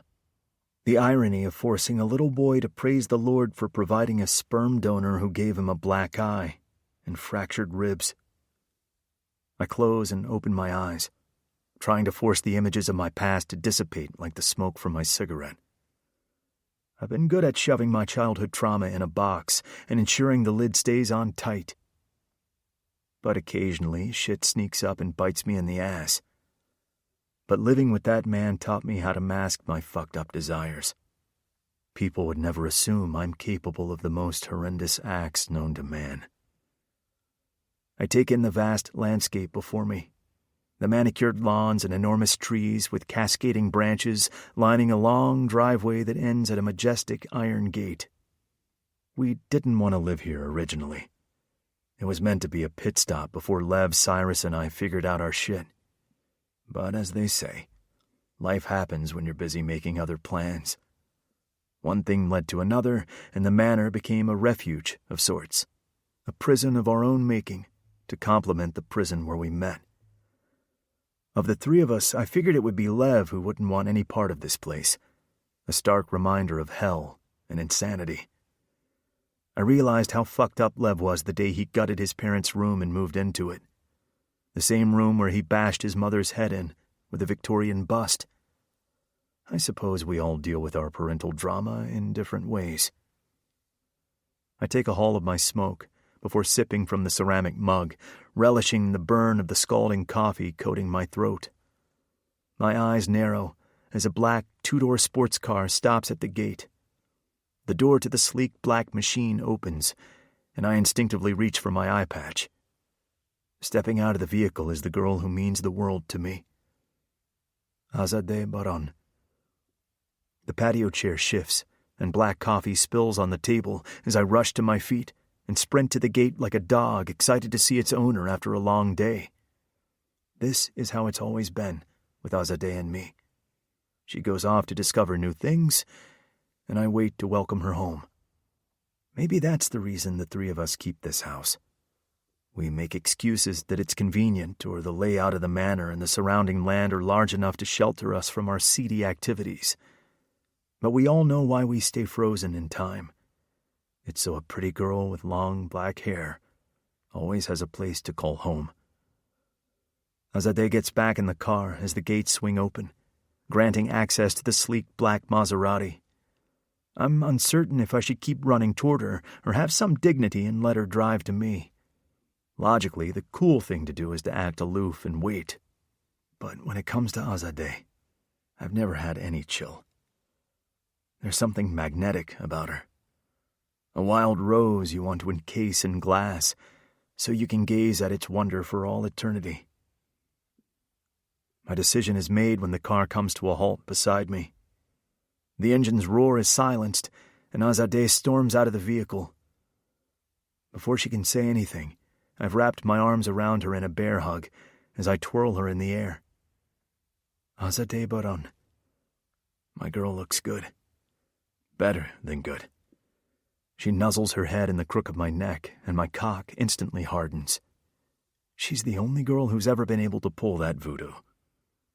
My skin lights on fire when she brushes her lips against my flesh. Fuck, I missed her. I knew my relationship with her would never be more than fleeting moments because of her ambition, but she stayed away far too long this time. Look what the cat dragged in. About time you stopped by during your world tour, Princess. I know everyone needs saving, but your 3 men have missed you desperately. I've missed you too, Zeke, so damn much. But this is going to have to wait. Azadeh pulls away from me, and I notice her tired, red-rimmed eyes. She glances at the manor and clenches her teeth. Where's Lev? I place her down and look her over. Her arms hang by her sides, her hands clenching and unclenching, her stance rigid as if she's hankering for a fight. Lev and Azadeh have always managed to get under each other's skin, pushing buttons left and right until one explodes in anger. But never in all these years have I witnessed her wanting to rip his head off his torso and place it on a spike. Until now. Did he do something? There's no way Lev would hurt her. He loves her. Azadeh pushes past me and runs to the front door. Like the dutiful puppy who senses his owner is upset, I chase after her, coming to a halt before Azadeh opens the front door and busts into the foyer. Get your ass out here, Lev. Hellos, Lev says, emerging from his office. He's wearing his typical 3-piece suit, all prim and proper, giving the illusion of a refined businessman. Yet the ink peeking from his crisp cotton shirt collar and the words fuck and life tattooed on his knuckles tell a different story. Lev tugs at the lapels of his light gray suit jacket, as if he's been inconvenienced by the help before settling his gaze on Azadeh. welcome home. Azadeh doesn't say anything. She looks at Lev as if she wants to rip his flesh from his bones and stomp on his discarded remains. In the years I've known Azadeh, I've never seen her glare at one of us with such disdain and venom. When her claws are out, it's usually because she's digging them into our backs and begging to be fucked harder. Before I can stop her, she bulldozes toward Lev, and a loud slap reverberates in the hallway, echoing off the cathedral ceilings. How could you? She shrieks. I thought you gave a fuck about me. You were working on your shit, Lev. Zeke was helping you. I believed no matter how insane you behaved, you would always have my back. How could you? Whoa, what the fuck is going on? I demand. Azadeh knows not to touch Lev unless he initiates it. We all know that. Lev's jaw ticks as he rubs the red mark marring his skin. I'm not sure if I'm more worried about Azadeh or Lev. Either could blow. Azadeh turns to me, voice shaking from the tears I know she's trying to hold at bay. She's always been worried about appearing weak. Crying gives her enemies the upper hand and exposes her wounds. Were you in on it? Azadeh is substantially more unhinged than Lev at the moment. I raise my hands, palms open wide. I don't even know what's up. Whatever you're mad at him for, it has nothing to do with me. I swear it on my good eye. Azadeh squints as she stares directly into my good eye, assessing, deciding if I'm being honest or pulling her leg. Oz, I fucking sacrificed an eye for you. You think I'd ever do anything to hurt you? She tilts her head and glares at me with her rich brown eyes. Fuck, I love those eyes. They're so damn expressive, always telling on her even before her mouth opens. Those eyes made me jump to her rescue all those years ago. I still remember the first time I saw her. A scared little mouse, hurled into a new world where she didn't know anyone or understand anything. Her eyes are still fixed on me, as if she's deciding whether to believe me. I'm sorry, Zeke. I'm scared. My heart thumps with annoyance. Fuck, Azadeh, this is me. You think I'd do something to piss you off like this? Azadeh nods and walks toward Lev. My shoulders relax. Maybe all this will blow over. Azadeh and Lev have always had a fucked up love-hate relationship. They have a lot of love for each other, but can't seem to express it in a healthy way. It makes sense, as neither had peaceful early years. Where is she, Lev? Azadeh's voice is cold. It's the crazy, calm tone which tells me I might find Lev's head rolling by my feet if she doesn't get what she wants. Lev glares down at her. You ready to meet my demands? No, Lev, I'm not. After this, you'll never see me again.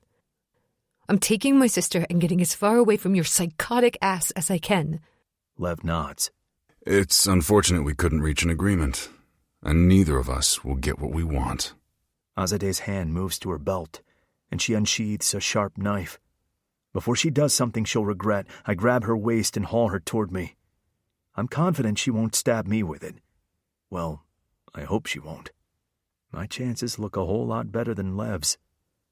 Her scream is shrill, and she kicks out, narrowly missing my dick. I sink my teeth into her shoulder to calm her the fuck down. You know that's a valuable appendage, right? I can live with one eye, but if you fuck my dick up, I'm not sure I'll survive. Azadeh ignores my joke as she thrashes in my arms, pushing and shoving to wiggle free. I'm gonna kill you, Lev. I'm gonna stand over your body and laugh as I fucking slice and dice each of your organs until the only thing left is gutted flesh and bones. Fuck. She's seething. I've never seen her like this. Azadeh leans forward, and the next thing I know, a wad of spit hits the corner of Lev's mouth. Lev's gaze moves from me to Azadeh. Without a word, he lifts his index finger to the spit and slides it into his mouth. You shouldn't have stayed away this long. Anyone want to tell me what the fuck is going on? I demand. Azadeh turns her head, eyes bloodshot and wild. Why don't you ask him? Chapter 7. Lev, age 22. The hospital. I watched as Azadeh held her mother's hand, trying to stay strong for everyone while pushing back her fears. Her brother Darius was pacing, voice raised, speaking rapidly in Persian.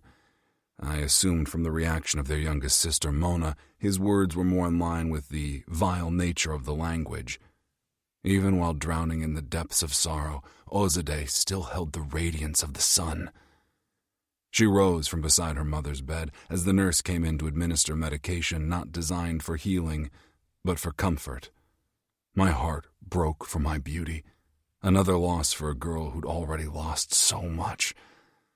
I watched as she said something to her brother and turned to the door. When Azadeh spotted me, she offered a shy wave and a small smile, a dim comparison to when she saw Cyrus or Zeke. My heart quickened with every step she took toward me, and I was reminded of how much power this girl held over me. Usually, I wouldn't be caught dead in a hospital. My earliest memories of the institutions were muddled with blood, loss, and devastation. But I'd overheard Azadeh speaking to Zeke about how the hospital would be filled with family and friends stopping by to lend a hand and provide an ear if they were in Iran. Her voice broke when she spoke about the sense of community in Iran she would never hope to find here. I knew friends were a source of support in times of sadness and joy in Azadeh's culture. Since her family didn't have those bonds in America, I wanted to be that support, even in a small way. Thank you for coming, Lev, she whispered. I nodded, swallowing the tightness in my throat, unable to form words. Talking wasn't my forte, but my brain forgot how to vocalize when it came to Azadeh. Azadeh's face scrunched as if she were pondering how to salvage an uncomfortable situation. I wanted to kick my ass for being so awkward around her. How hard would it be to simply say, "I'm sorry about your mom, Azadeh"? Oz! Cyrus and Zeke shouted in unison as they barreled out of the elevator to where Azadeh and I were standing. Zeke rushed to her and wrapped his arms around her. Azadeh placed her head on his shoulder, trembling as she fisted the back of his hoodie. Another pang of jealousy festered in my soul, and how easy it was for Zeke to comfort her. Zeke rubbed her back and cooed in her ear. It's okay, Princess. It's all gonna be okay. They've got to be able to do something, right? Cyrus demanded, fidgeting with the platinum Zippo in his hand. Are you fucking crazy playing with that here? I growled. Cyrus eyed the hospital staff to see if anyone was watching his stupidity. He glared at me for a moment, before the left side of his lips curled up in one of those idiotically charming smiles. Don't worry, I'm not suicidal. He said as he flipped the Zippo open and closed. I won't ignite it. Wouldn't want us to blow up or anything. Ozadeh laughed at Cyrus, and 100-pound weight lifted off my chest. I was happy he'd put a smile on her face, but I couldn't help wishing I'd done it. Zeke kept his arm around her shoulders and tucked her against him protectively. How's your mom on? Ozadeh inhaled a shaky breath as if desperate to hold her tears at bay. She's dying, Ezekiel. She's dying, and there's nothing I can do. I can't even afford to get her a private room away from the loud woman. Her insurance only covered semi-private, and when we checked, the prices of a private room started at $10,000 a night. Dariush says he can get the money, but I have no idea what he'd have to do to get it. And I don't want my mother's last thoughts of her son to be disappointment. Ozadeh buried her face in her hands and gently sobbed. The only emotion her sorrow forced out of me was irrational anger. I was tired of life constantly dealing blow after blow to the people I cared about, and my ingrained inability to express sympathy or any attempt at comfort. I couldn't stand by and listen to her wail when I was too helpless and pathetic to do anything for her. So, I walked away. Chapter 8. Lev, age 30, present day. The Manor. The sting from Ozadeh's hand lingers on my cheek. I suppose I should be glad it wasn't her right hook. Ozadeh punches like a heavyweight boxer. Her chest heaves and her eyes blaze fury at me. I'll need to sleep with one eye open tonight. The fury is nothing new. Ozadeh has never looked at me with softness, even when I stepped up and did right by her. But it's okay because I don't need her to love me as long as I have her near me. If only she'd come home 1 month earlier. But instead of coming here between jobs like she has for the last 10 years, she decided to take up residency with the Cinders, 3 brothers known for barbaric cruelty and ruthlessness. She'd rather take a job with them than come home and be with us. I'd had to free her from the grip of Alaric and his 2 psycho brothers. My methods may not have been tasteful, but my reasons were sound. I adjust the knot of my tie, suddenly feeling like it's strangling me. You hungry, Ozadeh? I don't know if they have anything of true sustenance at that debauchery club where you work. Ozadeh glares at me. I always knew you were a little fucked, Lev, but now I have confirmation. You're a fucking psychopath. If those words were spoken by a stranger, they wouldn't garner a reaction, because they would be meaningless. But those taunting words coming from Ozadeh's mouth, words from my past uttered to grind me into dust, are like a serrated blade cutting into my flesh. For the first time in my life, her words wound. Since you believe me to be a psycho, Ozadeh, and you're well aware of what I'm capable of, perhaps you should refrain from poking the bear. Ozadeh bares her teeth, her lips curling as she tugs against Zeke's tight hold. After a moment of fruitless struggling, she latches onto Zeke's arm with her mouth. Fuck! Zeke yells, abandoning his hold on her waist. You fucking bit me. Jesus, Oz. What the hell has gotten into you? Ozadeh's eyes flicker as she notices the trickle of blood gliding down Zeke's forearm, and her anger dissipates. She gently takes his arm, remorse evident on her elegant face. Her teeth are no longer bared, her eyes are back to their soft brown, and her fingers trail his flesh with tenderness. Zeke, I'm so sorry. A pang of jealousy churns in my heart like a tornado poised to destroy everything in its path. A part of me longs for her gentle touch, to experience the sensations the brush of her fingertips gliding along my skin would evoke. But you won't let her. The pesky voice whispers in the back of my mind, reminding me the current status of my relationship with Azadeh is my fault. Shoving my intrusive thoughts away, I pack them tightly in the many compartments I've forged in my fragile mind. I push through with long-held, steadfast resolve. All my shortcomings shouldn't matter, at least not for her. Azadeh always sees past everyone's monsters, ready to put her fears aside to discover the shred of goodness buried deep in a person's soul. But she's always been too frightened to sit with my demons. All she's ever offered me is civil tolerance. Hellcat. Cyrus says as he rushes towards Azadeh. He stops dead in his tracks when he sees her dark scowl. Okay, this isn't a happy visit. You mad at us, kitten? It depends. Did you help Lev? Help him with what? I keep trying to unload that stick out of his ass, but he seems to be very fond of it. Cyrus chuckles arrogantly and points in my direction. I mean, look at the fucker. He's hanging around the house on a Monday morning dressed like he's going to a wedding at Buckingham Palace. I scoff at his remark. We can't all mimic the dress code of a junkie on Skid Row. Cyrus glances at his ripped black jeans, combat boots, and smiley face Nirvana t-shirt before dragging his eyes to me. Doesn't matter what you think. Chicks dig the fit, bro. He wags his eyebrows. Don't forget, I'm the one who bagged Azadeh, and your dick is about to get a disease from the blue balls you're packing. I want to lash out like a spoiled child at Cyrus's dig. He's pouring salt and citrus on a wound that'll never heal. But the truth is, they don't have all of her. No matter how much Zeke and Cyrus boast about her multiple orgasms in one night, if they'd dickmatized her, as they claim, she would have stayed, and my actions wouldn't have been necessary. Your performance last time must not have been adequate, Cyrus.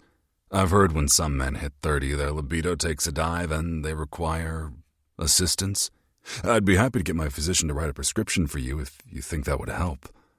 Cyrus's jaw ticks as his hand glides into his jean pocket and he produces his silver Zippo. His smile widens, exhibiting pearly teeth like a predator spotting its prey. In a flash, the wick of the Zippo ignites, and Cyrus pounces on me. He grabs my tie, pulling at it until the tip is on fire. It's been a minute since I've witnessed someone burn. I miss the stench of charred flesh. I don't move as I watch the flame creeping up my tie, almost relishing the image Cyrus paints. You're fucking crazy! Azadeh shouts. She sounds like an angel. I'm okay with a miserable demise if it's her sweet voice carrying me to the devil. There are worse ways to perish. Azadeh leaps on Cyrus and pulls him off. I roll on the ground to extinguish the flames eating toward my face. She saved my life. After what I did, she still couldn't bear to see me suffer. Perhaps she does harbor tender feelings for me, even when she adamantly denies their existence. Can the two of you tell me what's going on? Zeke demands in a frustrated tone. Y'all are out here acting crazier than usual. I rise from the floor and dust the burned threads from my tie before digging into my pocket and pulling out my phone. I open up my email and point the screen towards Zeke. They've got Mona. I thought she was secure in the basement, but apparently she's a little like her sister and had a few tricks up her sleeve. She escaped, and the wrong man has her captive. She escaped? Zeke echoes, dumbfounded. You had Mona? Here? How the fuck did you keep her a secret without either of us knowing? I stare at him blankly. It's easy to hide when no one sees you. Chapter 9. Azadeh, age 22. The hospital. It wasn't a slap to my face when Lev walked away at the hospital. It was a fucking bulldozer to my gut. I never understood why Lev wanted the three of us around when he never seemed to be present. It wasn't only in times of sorrow. I understood not wanting to be around sadness. Some people couldn't process it in a way that made them feel helpful. But Lev wasn't only distant in those months. He was also absent in times of genuine joy. His mind roamed to a faraway place, and all we had was the shell of his physical form. Occasionally, I sensed he hated being in our presence, but the messed-up trauma bond he had with Zeke and Cyrus kept him by our sides. What do you need? Zeke asked, shaking me from my thoughts of Lev. I smiled at Zeke. His arms had offered comfort and strength for as long as I'd known him. He made things easier for me, and being around him made me feel cherished and safe. Zeke was a blessing in my life, a gift given to me for all the bad things I'd gone through. You being here is enough. Zeke had always been my refuge, someone I could turn to, knowing he'd be on my side no matter what. I was confident I could do nothing to make this man turn away from me. Even as a boy, he was my constant, no matter that his loyalty and fiercely protective nature had lost him something of great value. I smiled as I thought about how Zeke was the epitome of a noble warrior or king in those old Persian tales in the pages of the Shahnameh. Valiant, resilient, passionate, and brave. He was the perfect prince riding to my rescue. But as much as I wanted to stand behind him and let him protect me, my past wouldn't allow it. Sometimes I wished I could blindly lean on him because I knew this man would make me the happiest person on earth. Zeke would take care of me, and I'd never want for anything. Traits that made me love him deeply and passionately. Zeke made my world lighter. Trying to be strong for Dariush and Mona was exhausting. Dar was so angry. He wanted to ask his friend Ezra for money, but I wouldn't let him. Ezra was a good guy, but he was affiliated with some scary people. I didn't want my mother's heart to break right before she died. And then there was Mona. I thought she was scared more than anything else. 18 and an orphan. We didn't have any extended family here, no aunts or uncles. In Iran, losing a loved one brought family and the community together in a show of support. Some days, I feel like life has been one giant hurdle after another for my family. I don't know how to stop. It's like we're cursed. Zeke placed a chaste kiss on my head and whispered, There's no such thing as curses. Life is circumstance and luck. Everything we go through is a crapshoot. Gambling is supposed to be bad for us, but our lives are a game of chance from the moment of conception. I believe that. Life is a long game of craps. In the blink of an eye, I could have been one of the innocent girls in Evin prison. It could have been worse in that situation. Dar and Mona would have been alone, with no one to look out for them. I looked at Zeke, admiring the structure of his handsome face, which was even more attractive with his black eye patch. His gaze was focused on Maman's room. She looked like a peaceful angel, thanks to the drugs. My brother sat by her bed, elbows on his knees, while Mona was curled in a ball beside him. I sighed wearily. She was so angry when I chose to study martial arts in Japan instead of going to school and becoming a doctor. She told me I was ruining my life and spitting on all the sacrifices she'd made for me. She was right, you know. Not about the martial arts, but about me spitting on her sacrifices. Zeke turned me to face him, gripping my shoulders. Oz, that woman loved you. She left everything she knew, traveled to the other side of the world, sacrificed everything familiar, and worked herself to the bone so her kids could live. What would make your mother proud is for you to keep doing exactly what you've been doing. She's raised such a beautiful, strong, independent, and loving human, Oz. I think the reason she said what she said wasn't because she was disappointed in you. It was because she was scared. Zeke was a bridge. He never tried to keep me from soaring, never tried to hold me down or in place. Since we were kids, Zeke had bent until he broke so I could walk an easier road without fear of falling. I tilted my head and gazed up at Zeke. He looked like he had a halo under the fluorescent hospital lights, which was fitting because he'd been my guardian angel for years. What would she be scared of here? Zeke smiled and sighed, the type of sigh a parent might give their child when they purposely misunderstood their point. Usually that would have gotten Zeke a knee to his balls, but I was too miserable to be insulted. She escaped Iran with her 3 kids so they would be safe. and you work in remote parts of the world, rescuing girls from the same kind of men she ran from. Tears poured from my eyes as my brain soaked up every syllable like a sponge, and Zeke's words sank in. I'd helped a lot of women over the last few years, but the one person I desperately wanted to rescue was the only person I was bound to let down. My mother had saved my life, but I couldn't save hers. Got you some hot chocolate, Cyrus said, holding out a white and yellow styrofoam cup with a plastic lid.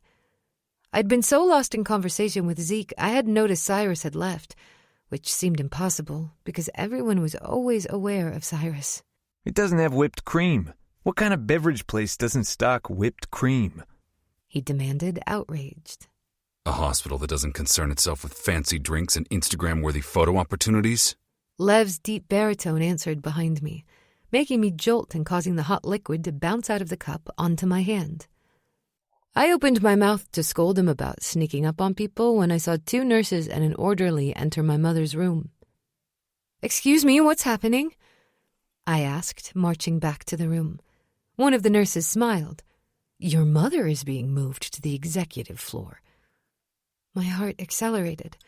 The last thing we needed was a bill for tens of thousands of dollars for my mother to sleep in a fancy hospital room. I knew the hospital wouldn't care it was their error. They'd push and pull until they could squeeze something out of my family. "There must be a mistake. We don't have that kind of money." "It's already been paid for in full, Ms. Baran." "Who would possibly pay for this?" I demanded. "Whoever it was is a very good friend, it seems." No one I knew had that kind of money. No one except... I turned to the guys waiting in the hallway, and my gaze zeroed in on the moody man in a hoodie. Levinston Cartwright. Chapter 10. Azadeh, age 29, present day. The Manor. Conflicted emotions burn within me, ranging from homicidal rage to sympathy and compassion. I despise every single one of them except rage. I hold onto anger and let it consume me until it flares brightly in my mind and heart. My gaze moves to Lev's face. I note the dullness in his gray eyes and his stiff stature. Unlike Cyrus and Zeke, Lev's never been able to relax fully. That's probably why he's assumed an image beyond reproach, prim and proper, the perfect facade for a man who wants to keep his darkest secrets hidden from prying eyes. Lev is always presented as hard and cold, but underneath he has moments of altruism. I squash down any fondness lingering in my heart for Lev. He deserves an ass-kicking for what he's done. I still think this is a nightmare I'm about to wake up from. "Is that why you took my sister, Lev? Because you weren't getting enough attention? Ever thought about seeing a professional for that? Therapy works wonders. Trust me, I did it for years." Lev steps forward, using his immense height as a fucked-up intimidation tactic as he towers over me. I reach behind me, grabbing Cyrus's shirt and tugging him forward. What's happening here? You want to get naked? Cyrus asks, lifting the hem of his shirt. Fuck a guy a few times and he thinks any touch means he's about to get his dick wet. "Bend over," I demand. "I need a lift." Cyrus obediently crouches on the ground and grabs my ankles, hoisting me onto his shoulders. "Step closer to Lev." Cyrus chuckles and gets right in Lev's face. I gaze down at Lev and smirk. "What was it you were saying, Lev?" Lev's eyes narrow. You're acting childish. I don't care how childish I'm being. Don't give 2 fucks. He's lucky all I'm being is childish and not stabbing him in the eye repeatedly for losing my sister after his pompous ass kidnapped her. I want my sister, Lev. You better know where she is and have a plan to get her back, or you'll be sleeping with one eye open for the rest of your life. I know where she is. We just need to go in and get her, Lev says, walking away. I twist my fingers in Cyrus's hair and tug him forward. He follows Lev to the dining room table as if he knows exactly what to do. Usually it gets on my nerves how much Cyrus enjoys pushing Lev's buttons, but I'm thoroughly enjoying it right now. On the white porcelain table are blueprints and various other papers. "What's all this?" I ask, smacking Cyrus on the shoulder. Cy grabs my waist, lifts me off his shoulders, and places me on my feet in one smooth movement. Lev glides his hand over the table. These are things we need to know to break into the compound and rescue Mona. I glare at him. We wouldn't need any of this had your idiot self not taken her. You should have come back. It was inconvenient for me. I had too much on my plate to check in. I narrow my eyes on him. What do you mean, too much on your plate to check in on me? Lev appears nervous. He quickly averts his eyes, focusing on the various blueprints on the table. What did you mean, Lev? Just fucking tell her. Cyrus demands, rolling his eyes. I know there's more to the story, but staying on track to find my sister is far more important than any other idiotic thing Lev may or may not have done. Lev adjusts his tie. There's nothing to tell. Now, how about we stop wasting time and continue our plans to get Mona back? Chapter 11. Lev, age 25, Dublin, Ireland. Love made me pathetic, and obsession made me insane. Both sentiments bestowed upon me from the moment I laid eyes on Ozadeh Bohran. Until Ozadeh, I didn't believe goodness existed in the world. My whole life had been an extensive exercise on how to manipulate, use, and discard people for pleasure. I was surrounded by monsters pretending to be otherwise in society's prying eyes. Then, Ozadeh came into my life, and I discovered kindness and compassion were tangible virtues. But with newfound knowledge of goodness, an overwhelming need to consume bloomed. That desperation led me to become a shadow who lurked in the darkness to be near Ozadeh, whether or not she wished for it. Cyrus, Zeke, and I were released from the institution at 19. Ozadeh had been there for us the whole time. Originally, she was Zeke's, but during our 2 years together, she belonged to all of us in one way or another. When it came to Ozadeh, we were loyal soldiers ready to lay down our lives if she demanded it. I was prepared to be her sword and attack anyone I perceived as a threat to my angel. After her mother's passing, Ozadeh's visits home became more seldom. She drowned herself in her work, gallivanting all over the world as a vigilante to save other women from dangerous and precarious situations. I could have been more like Zeke, confident in my abilities. But Zeke didn't need her to breathe like I did. She didn't consume his thoughts, actions, and motives like she did mine. Unlike Ezekiel, I couldn't sit idly at home, keeping the fire burning for random visits from our girl. I craved her, and if I went too long without seeing her, it ripped my world apart like a piece of meat between the jaws of ravenous wolves. That was how I found myself in the alley of a rundown bar in Dublin across from Ozadeh's apartment, glaring at a man who'd tried to kiss her. When he leaned in, his arm above her head, I was ready to rip his spine out of his back. But then Ozadeh pushed him off and closed the door. The man appeared irritated, but nothing to cause a significant alarm. Then the fucker gazed up at her window and walked around the back, trying the handle of the side door. He didn't see me coming. Being the child of monsters, I'd learned to shield any sound and move like air. "You need help?" I asked. Hey, mate, he said, looking rattled as he pushed a hand through his greasy blonde hair. Yeah, my bitch is mad at me. Locked me out. He smirked when I didn't respond. You know how these bitches are. I stepped closer, enough to demonstrate the difference in our height. The man was no taller than 5'10". Judging by his rapid retreat, he was intimidated by my 6'4" frame. "No, I don't know how these bitches are," I spat, keeping my voice cool and level. One thing I'd learned about distasteful men was a level voice and a calm demeanor unnerved them more than aggression ever could. The guy stammered, flailing his arms like a marionette, unsure of his next move. He stepped back again, desperate to put some space between us. I closed the distance until the backs of his legs hit a metal garbage can. He jostled it, and the lid hit the cement with a loud clang. You know, mate, he cajoled. Those bitches who ask for it, and as soon as things heat up, they pretend like they don't want it. You should have seen what the slut was wearing. Tight leather pants and a midriff top showing skin, and cut so low her tits were almost hanging out. She had no problem letting me buy her drinks earlier. Took my money like they all do, fucking whores. But when it was time to put out, she was like a fucking meat locker, ice cold. He held up his hand, showing me his slightly crooked finger. This one even took out my finger. Can you believe that? I was only trying to have a good time, and she fucking attacked me. Now, the bitch gotta pay. I got a reputation to keep. Can't have anyone finding out about what that bitch did to me without knowing how I made her pay. Without thinking, I pulled out my Colt and shot him in the leg. The fucker stumbled, howling in pain as he grabbed his knee. That finally shut him up. Fucker was in so much pain, the only thing he could do was gasp air into his worthless lungs. This gun is one of a pair carved from a 5-million-year-old meteorite. The other one in the set is with that girl you disrespected. I tipped my head toward the house as I stepped closer.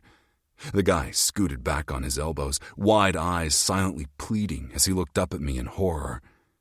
The asshole thought I'd waste a second of sympathy or remorse on him. Please, I'll go home and forget about everything. Mate, I need a doctor. I think the bullet is lodged in my knee. He pleaded between pained gasps. I bent and smirked at him. The scum screeched into the night as I dug my fingers into the wound, probing until I gripped the bullet and pulled it out. I stabbed the new hole I'd made with the barrel of my gun a few times for good measure. Rising, I held the silver bullet to his face. This won't bother you any longer. The vermin's eyes widened as he attempted to push himself off the dirty cement. I lifted my foot and slammed it against his chest, forcing him back down. Not so fast. What do you want from me? He whispered. I kneeled and shoved the barrel of the gun against his face. You tried to harm someone who belongs to me, and you also made a mess of my gun. I think it's only right you clean it up. The man wiggled and shook his head as I pushed the blood-covered barrel between his lips until the whole thing was in his mouth. Now, be a good boy and clean it. Make sure you suck off all your blood. He shook his head again, and I cocked the gun. Clean it. Suck it like you're sucking cock. Better make a show of it, or I might get upset and accidentally unload a bullet in your worthless mouth. The motherfucker moved his mouth up and down on the barrel like an enthusiastic call girl impressing her best client. He gagged, and his eyes watered. A perverse sense of satisfaction came over me as I witnessed his expert blowjob abilities. Attaboy. His eyes found mine as I pulled the trigger, splattering the wall and my suit with his worthless brains. Chapter 12. Cyrus, age 30, present day. The Manor. We'd been sitting at the table for hours listening to Lev's plans. Apparently the fucker took Mona from her school and locked her up downstairs for weeks. I do some out-of-pocket shit, but I don't fuck with my own. Well, unless they want some, then I deliver every single time. I sure as fuck wouldn't do anything to Mona. She's family. You don't fuck with family. Unless it's your biological one who created your mentally unbalanced personality. Those fuckers you let burn in your childhood home as you watch with glee from the front yard. The same yard they forced you to take the yearly perfect nuclear family photos they sent to friends and clients. My legs bounce up and down, and irritation creeps in. I don't know if I need a smoke or if I have the urge to watch something light the fuck up. I'm all for taking out some motherfuckers, but even I think this is some fucked up shit, Lev. Lev grabs his charred tie and removes it. He's probably ensuring no one tries to strangle him with it or set him on fire again. I'm shocked Azadeh hasn't already stabbed him to death. I lean back and stare at her with a smile. She loves us. Why are you smiling like a psycho? Azadeh asks. She's so cute when she's annoyed with me. Who am I kidding? She's always cute. I like how her right eyebrow arches when I do something stupid. She wags her fingers and tells me I'm an idiot. I was thinking about how hot it's gonna be watching you slit some throats. We should bang in it. Not so much into the whole blood scene, but I'd walk on the wild side for you, Hellcat. Azadeh shakes her head. You're an idiot. I place my hands behind my head and lean back in my chair. I love you too, boo. She keeps shaking her head, but I see the smile cracking her anger and her eyebrow lowering. You're the only moron who takes an insult as a term of endearment. Nah, Hellcat, if you didn't insult me, I'd be worried. She's never insulted me. Lev says. Sometimes Lev makes it too easy to rile him up. Last I checked, Levinston, you're the only one Hellcat hasn't fucked. That was before you fucked up and lost her sister, so yeah, I'd say you should be worried. You should pray you'll wake up tomorrow morning. Lev glares at me and growls. A full-blown big bear growl. I try to hold back my laughter, but fail miserably. Fuck it, this shit is so funny. Lev moves toward me, but Azadeh steps between us. You two can have your pissing contest after we find my sister, okay? Lev nods and moves some sheets of paper on the table. Unlike Lev, I've never been good at doing as I'm told. We wouldn't be looking for Mona if Lev hadn't taken her. Lev growls again in some sort of barbaric warning. I guess chicks are supposed to dig that shit, but it's annoying as fuck. What dude walks around growling like a wolf or a bear? Some dumb forest animal? I blame those romance novels Azadeh reads.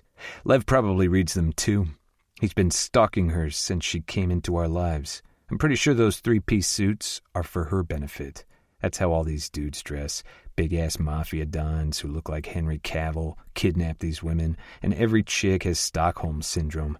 He does some me Tarzan, you Jane shit, and boom, bam, the chick creams her pants for her captor to plow her. So the chick thinks, yes, that's hot. My pussy is fucking wet, like a faucet, baby. I glance up and notice Oz tracking Lev's movements. Holy shit, her pupils are dilating. Is she breathing heavier? Well, fuck. That's annoying. Azadeh places her hands on Lev's chest. He flinches and she drops her arms. Shit, the man's an idiot. I've been as hard as granite from the moment I saw her. If she touched any part of my body, I'd have her bent over with my cock deep in any of her decadent holes. Had Lev not been a fucking moron and taken her sister, that's what I'd be doing this minute. Then again, she might not have shown up had Lev not done the fucked up shit he did. I mentally bat away the intrusive thoughts supporting Lev's actions. Had he taken her and kept her safe, none of this would be a big deal. Oz would have yelled, and I would have made it up to her by letting her ride my face until she came all over it. I don't know what it is about Oz, but she's the only girl who's ever got my motor going. No other girl's been able to do that. I thought I only liked dick, but Azadeh got a hold of my fucking heart and squeezed it so damn tight. Every day my heart expands for this girl. She's so easy to love, which is why she's had us in her pocket for almost 15 years. I never thought I'd have anything more than her friendship. I was into fucking Zeke, and that was enough for me. But that changed over time when in Azadeh I saw a kindred spirit. Chapter 13. Cyrus, age 20. Cyrus and Zeke's apartment. You picture her when you fuck me? I asked Zeke as he panted beneath me. No. He moans. I guess it started that way, but I've discovered feelings are fluid. I clamped his earlobe between my teeth and tugged gently, appreciating his honest answer. My feelings for Azadeh weren't like Zeke's when I first met her. I saw her as competition for his affection, but as I got to know her, I yearned for her too. The girl had a way of twisting you up until the only thing you wanted in life was to pledge your undying loyalty to her. That whole notion was a fucking hard pill for me to swallow as I didn't believe in monogamy. But between her and Zeke, I was so fulfilled and didn't need anything or anyone else. They both loved Lev, so I had to deal with that fucker. I had to admit he was fucking hot in a stuck-up asshole kind of way. How are you holding up? I asked as I poured the isopropyl in small streaks down his broad back. Zeke chuckled. If someone asked me 5 years ago if I'd let one of my best friends light me up before he fucked me, I would have laughed in their face. But fuck, this shit is all kinds of relaxing. It almost deludes me into thinking I could take that giant-ass cock of yours with no lube. I smiled as I grabbed the torch, streaking a flame along Zeke's taut muscles before putting it out. I had a sick and twisted impulse to allow the flames to penetrate his skin and sear his flesh. Releasing the stench of burning tissue, I pushed back my baser impulses and forced myself to remain in the realm of sanity, putting Zeke's safety above my depraved and twisted desires. Zeke had no issue remaining still beneath me. I think he liked the beauty of motionlessness, but I always tied him down to be safe. He was face down, arms raised over his head, tied with rope, and I spread his legs, tying them to the footboard. He asked me once why I didn't use the spreader bar and handcuffs. I looked him directly in the eye and explained cutting him out of fabric was easier than metal. It shocked me he still agreed to be restrained after hearing that. I was glad he trusted me. Not many people would. After all, I was the crazy kid who burned his parents to a crisp. I bounced the torch along Zeke's skin until I landed between his thighs. Zeke's cock thrust from his groin as hard as steel. I licked my lips, thinking how fucking hot it would be to see fire, even for a moment, on the tip. Bending, I licked his pre-cum, relishing his salty flavor. I put out the fire and placed the torch on its stand, turning back to the hot-as-fuck man lying ass up on my bed. "I want to fuck you," I groaned, kneeling behind him. "I want to be fucked," Zeke responded. I grabbed his tight ass, pulling his cheeks apart to expose his puckered asshole, and spat. Zeke raised his ass, letting me know he wanted me to tear into him and fuck him until he passed the fuck out. Using my spit, I pushed the tip of my finger in, relishing his moan. Closing my eyes, I fought my violent desires. I always had to push those desires down as far as I could. I was fucked up to want to harm someone I loved, but I'd never had lessons in healthy relationships. The only things I knew were brutality and violence, until I met Azadeh and Zeke. I had no idea about the magical ability of a gentle touch. I reached for the lube and poured it on my fingers, letting some drip down his crack before massaging it into his ass. I pushed a finger inside him to the knuckle before adding a second, then a third. "I'm gonna fuck you raw, Zeke." "Stop talking about what you're going to do to me and do it." I pulled my fingers out of him and lined up my cock. With one thrust, I was sheathed in his tight asshole. "You feel so good, baby boy. So fucking good. How does it feel knowing I'm going to unload all my cum and watch it leak out of your tight ass?" "Fuck," Zeke said through clenched teeth. "You're so fucking big." I thrust into him.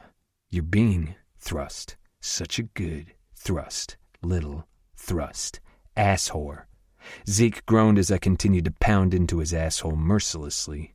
I twisted my fingers in his thick hair and yanked his head back, forcing him to look up at me. I used my other hand to pry his full lips open, shoving 4 fingers into his mouth and relishing his gagging noises. "That's it, baby boy. Gag for me. I want both of your holes filled with me." Zeke tugged at his restraints, his dominant nature fighting to take over. Restraints weren't my thing. I used them for fire play, but fucking someone all tied up didn't rev my engines. Yet watching Zeke struggle underneath me was as hot as fuck. I removed my hand from his mouth, and his drool landed on the bed. I smiled before crushing my lips to his. "Well, what do we have here?" I turned my head to see Azadeh standing by the door. "Oz," Zeke said as he tugged on the restraints. "Please don't rush on my account. The show is stimulating." As much as having a hot girl watch me fuck was a turn-on, Zeke was too freaked the fuck out for me to enjoy it. It wasn't like Azadeh didn't know we fucked. She even joined in on the fun. That was her thing, dropping by every month or two, blowing our minds with rough sex, then jet-setting again. She was the only girl I knew who had 3 men wanting her but wasn't willing to settle the fuck down. Zeke thrashed against his restraints like a fucking wild animal, clamoring to escape his cage. I enjoyed control during sex, but this kind of shit freaked me out. I'd never worked out my hang-up. I was fine being dominated and having the shit fucked out of me. The bruises, marks, and body aches felt good. But I liked being the prey. I didn't stop fucking Zeke even as he bucked beneath me. I was disgusted by my actions, but I had a perverse, twisted need to empty my balls deep in his ass. A smirk formed on my lips as I stared at Azadeh. "I ain't rushing, Oz. I'm going to fill our boy's ass, and then I'll be with you." Azadeh's eyes were hooded as we stared at each other. Her breathing matched the speed of my thrusts.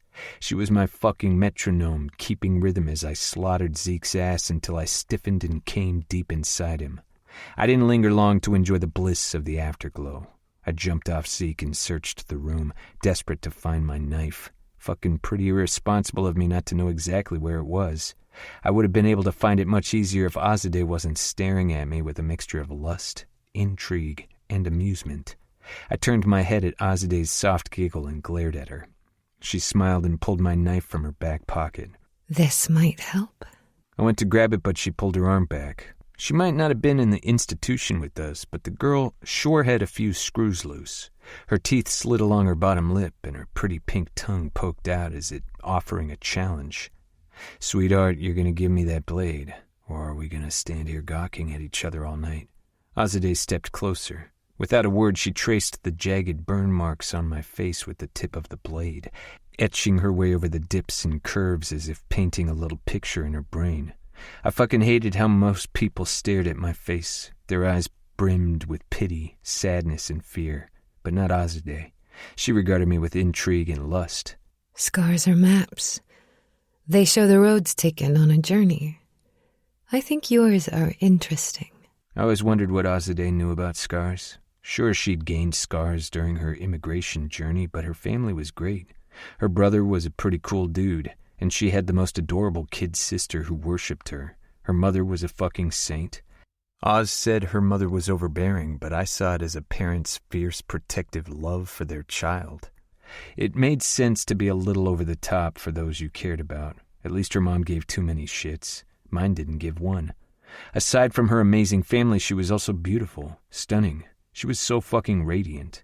When the girl walked into the room, we lesser mortals paused to watch her. Long black hair fell in pretty curls to her sexy as fuck ass. Big almond-shaped eyes. As weird as it was for me to notice, the girl had naturally thick, long lashes that mascara companies could only dream about. Her lips were full, and her body... God, her body. Curves for days, great tits, nice big ass I wanted to bite, and thick thighs that would look good wrapped around my neck, suffocating me as I ate to my heart's content. I grabbed her wrist and we stared at each other. Fuck, those eyes were something else. Deep pools a man could drown in. "What would you know about scars, sweetheart?" She tugged at her arm and smiled when I wouldn't release it. Gotta let go so I can show you. Reluctantly, I deprived myself of her touch, but fuck, that pain was immediately extinguished as she used the tip of the blade to lift the hem of her black tank top, pulling it up over her sexy as fuck double D tits covered in black lace. She never took off her shirt when we fucked. I tried to remove it once, and she'd pulled her knife and held it to my wrist, telling me if I didn't stop, I'd need a hook to replace my fingers. My cock was fucking straining like a soldier in a damn military parade. Still not seeing any scars, baby. All I see is mountains whose peaks I want to touch. She laughed and turned. My fucking God. Her back. Her entire back was covered in a crisscross pattern of healed wounds. Chapter 14. Zeke, age 29. Present day. The Manor. What are you supposed to do when you're in love with 3 people, and one of them betrays and harms the other? It's a frustrating and confusing situation. Part of me sympathizes with Lev. The guy is pretty fucked up, and I can see how his brain would think kidnapping Mona would force Azadeh to come to the manor. But for Christ's sake, he should have known our girl would slice his dick off for messing with her kid sister. Another part of me wants to fucking beat his head in until a pool of blood frames his pretty little face. Mona. The motherfucker took Mona. I glance between Lev and Azadeh, trying to gauge on a scale of 1 to 10 how homicidal she is. Azadeh's face is blank, which scares me more than her anger. She doesn't hide her emotions. When we were kids, her mother worried how the neighbors would judge her, but Azadeh didn't care. Her response to her mother was, Did you bring me to America to worry about the chatter of pathetic gossips, or so I could be free? Her mother mumbled something under her breath and shook her head. Mrs. Baran's version of, I'll turn my head and you do what you want, but if you get caught, I'll punish you. I discovered that way of thinking was common in Persian culture. Don't ask and don't tell. A whole damn cultural philosophy. At first I assumed it was a religious aspect, but the Barans had no fondness or affiliation with a god of any shape or form. I think that's what attracted me to the family. I loved being around Azadeh, but her mother became important to me. Nasreen Baran had many opinions but lacked a judgmental bone in her body. Being in their company allowed me a reprieve from my psychotic preacher father and robot mother. My affinity with the Barans is why I have the urge to snap Lev's neck and watch his dead body fall at my feet. I've never wanted to harm Lev before. If anything, I'm fiercely protective of him. What he's gone through is far worse in many ways than the trauma Cyrus and I are burdened with. The only negative emotion I've ever harbored toward Lev was jealousy, and I knew that was fucked up. It's fucked up to be jealous of someone I love, and I love Lev deeply. So much that not being with him romantically is like a razor cutting through my soul. But Lev and Azadeh have a connection I'll never understand. Both of them were party to a systematic type of abuse causing severe scars that hide below the surface. I touch the patch covering my eye, and my mind wanders to the night I lost it. When Azadeh, Nasreen, and Mona rushed me to the hospital after my father gouged out my eye with a soup spoon. They held my hand and told a shit-scared 17-year-old kid it would all be okay. Nasreen even told me I could live with them. She said she'd fight my parents. I knew that wasn't possible because she'd never be able to go toe-to-toe with my dad, the great Reverend Joseph Summers. I appreciated her sentiment, since she was the first adult to give a damn about me. But no one believed my father beat the shit out of me, let alone that he was capable of strapping me down as he scooped my eyeball from my socket, like a child digging for treasure in their ice cream cup. My father took out his wrath on my flesh, some fucked-up ritual to cast out his demons. Dearest Dad, who couldn't bear the world to unearth his greatest secret, his son's attraction to men. Guess finding gay porn under his son's mattress drove him to the edge. The man probably figured he'd beat my bisexuality out of me. God forbid his son got off on the idea of a cock up his ass while he pounded into wet pussy. That was the night Nasreen became more valuable than my mother. And the Barans became the family I would lay my life down for. It started with my falling in love with Azadeh and ended with Nasreen showing me what it was like to have the love of a true mother. I killed my father after I got out of the hospital. Poetic justice, if you ask me. Took out the man's eyes with my mother's chef knife while I tied her to a mahogany dining room chair. That act got me 2 years in a psych ward, where I met Cyrus and Lev. My mother's shrill screams during my first kill are still my soundtrack when violence is all I can see. Chapter 15. Cyrus, age 30, present day. The Manor. I'm not sure if I should invite Lev. Usually the asshole watches us fuck, but I feel like he should be punished. I mean, we could be humping like rabbits during this visit, but now we gotta go kill some motherfuckers thanks to Lev. You coming, Lev? Or are you going to watch through your cameras? Azadeh asks. Cameras? What does she mean, cameras? What cameras? Azadeh turns to me. You didn't know?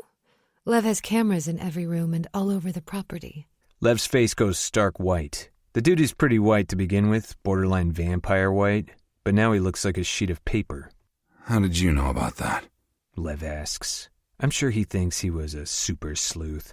I guess he was. I didn't know about it, but I'm no genius like Azadeh. The girl is as smart as a whip. Whoa. I jump out of my chair, letting it fall onto the marble floor. What the fuck do you mean, cameras everywhere? Shit, Lev, you know you've always got an open invitation to at least watch. Lev remains silent. I'd keep my mouth shut, too. If it came out, I'd been pervert peeping on my friends. He doesn't have to watch like a fucking creeper. He's watched me bang other people before. I always wondered if being a voyeur was his thing. Maybe it's his thing a little too much. I've done some fucked up shit in this house and on the grounds, and homeboys over here has the video evidence. I'm fucking pissed. Your freaking ass better delete me off all those videos, motherfucker. The asshole has the nerve not even to address me. All he seems to care about is what Azadeh thinks. Can't blame him. She looks fine as hell with those leather pants gripping her curves. Her body's fire, like fucking perfect. The way her top hugs her tits so tightly they're almost spilling out. Fuck, I want to bite him. She'd look so hot if she let me brand her flesh. I asked her if she would a few years ago, and she said yes when she agreed to be mine. Girl fucks my brains out but won't settle down. Who needs more than 3 men? We would be her fucking slaves if she said yes. Even Lev's stupid ass. He's so fucking obsessed with her. Hey, asshole! I shot at Lev, forcing his attention to me. Does she know you follow her around the globe? Or that you have a tracker on her? You have a what? Azadeh asks through gritted teeth. Her arms are straight by her side as she clenches her fists. She looks pissed. The sex is gonna be good. She gets crazy when she fucks mad. Like batshit. God, I hope she pulls the knife on me. I wanted to make sure you were safe. Lev whispers. Safe? Azadeh demands. Safe? I'm a black belt in 3 different martial arts. I've trained with the best senseis in the world.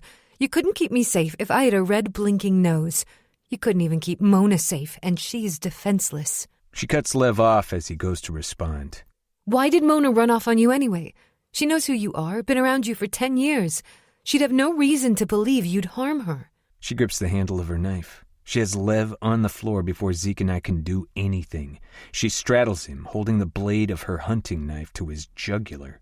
Why wasn't she feeling safe, Lev? My cock, being as hard as steel, is a little fucked up. Part of me chants, do it! Cut him! Oz!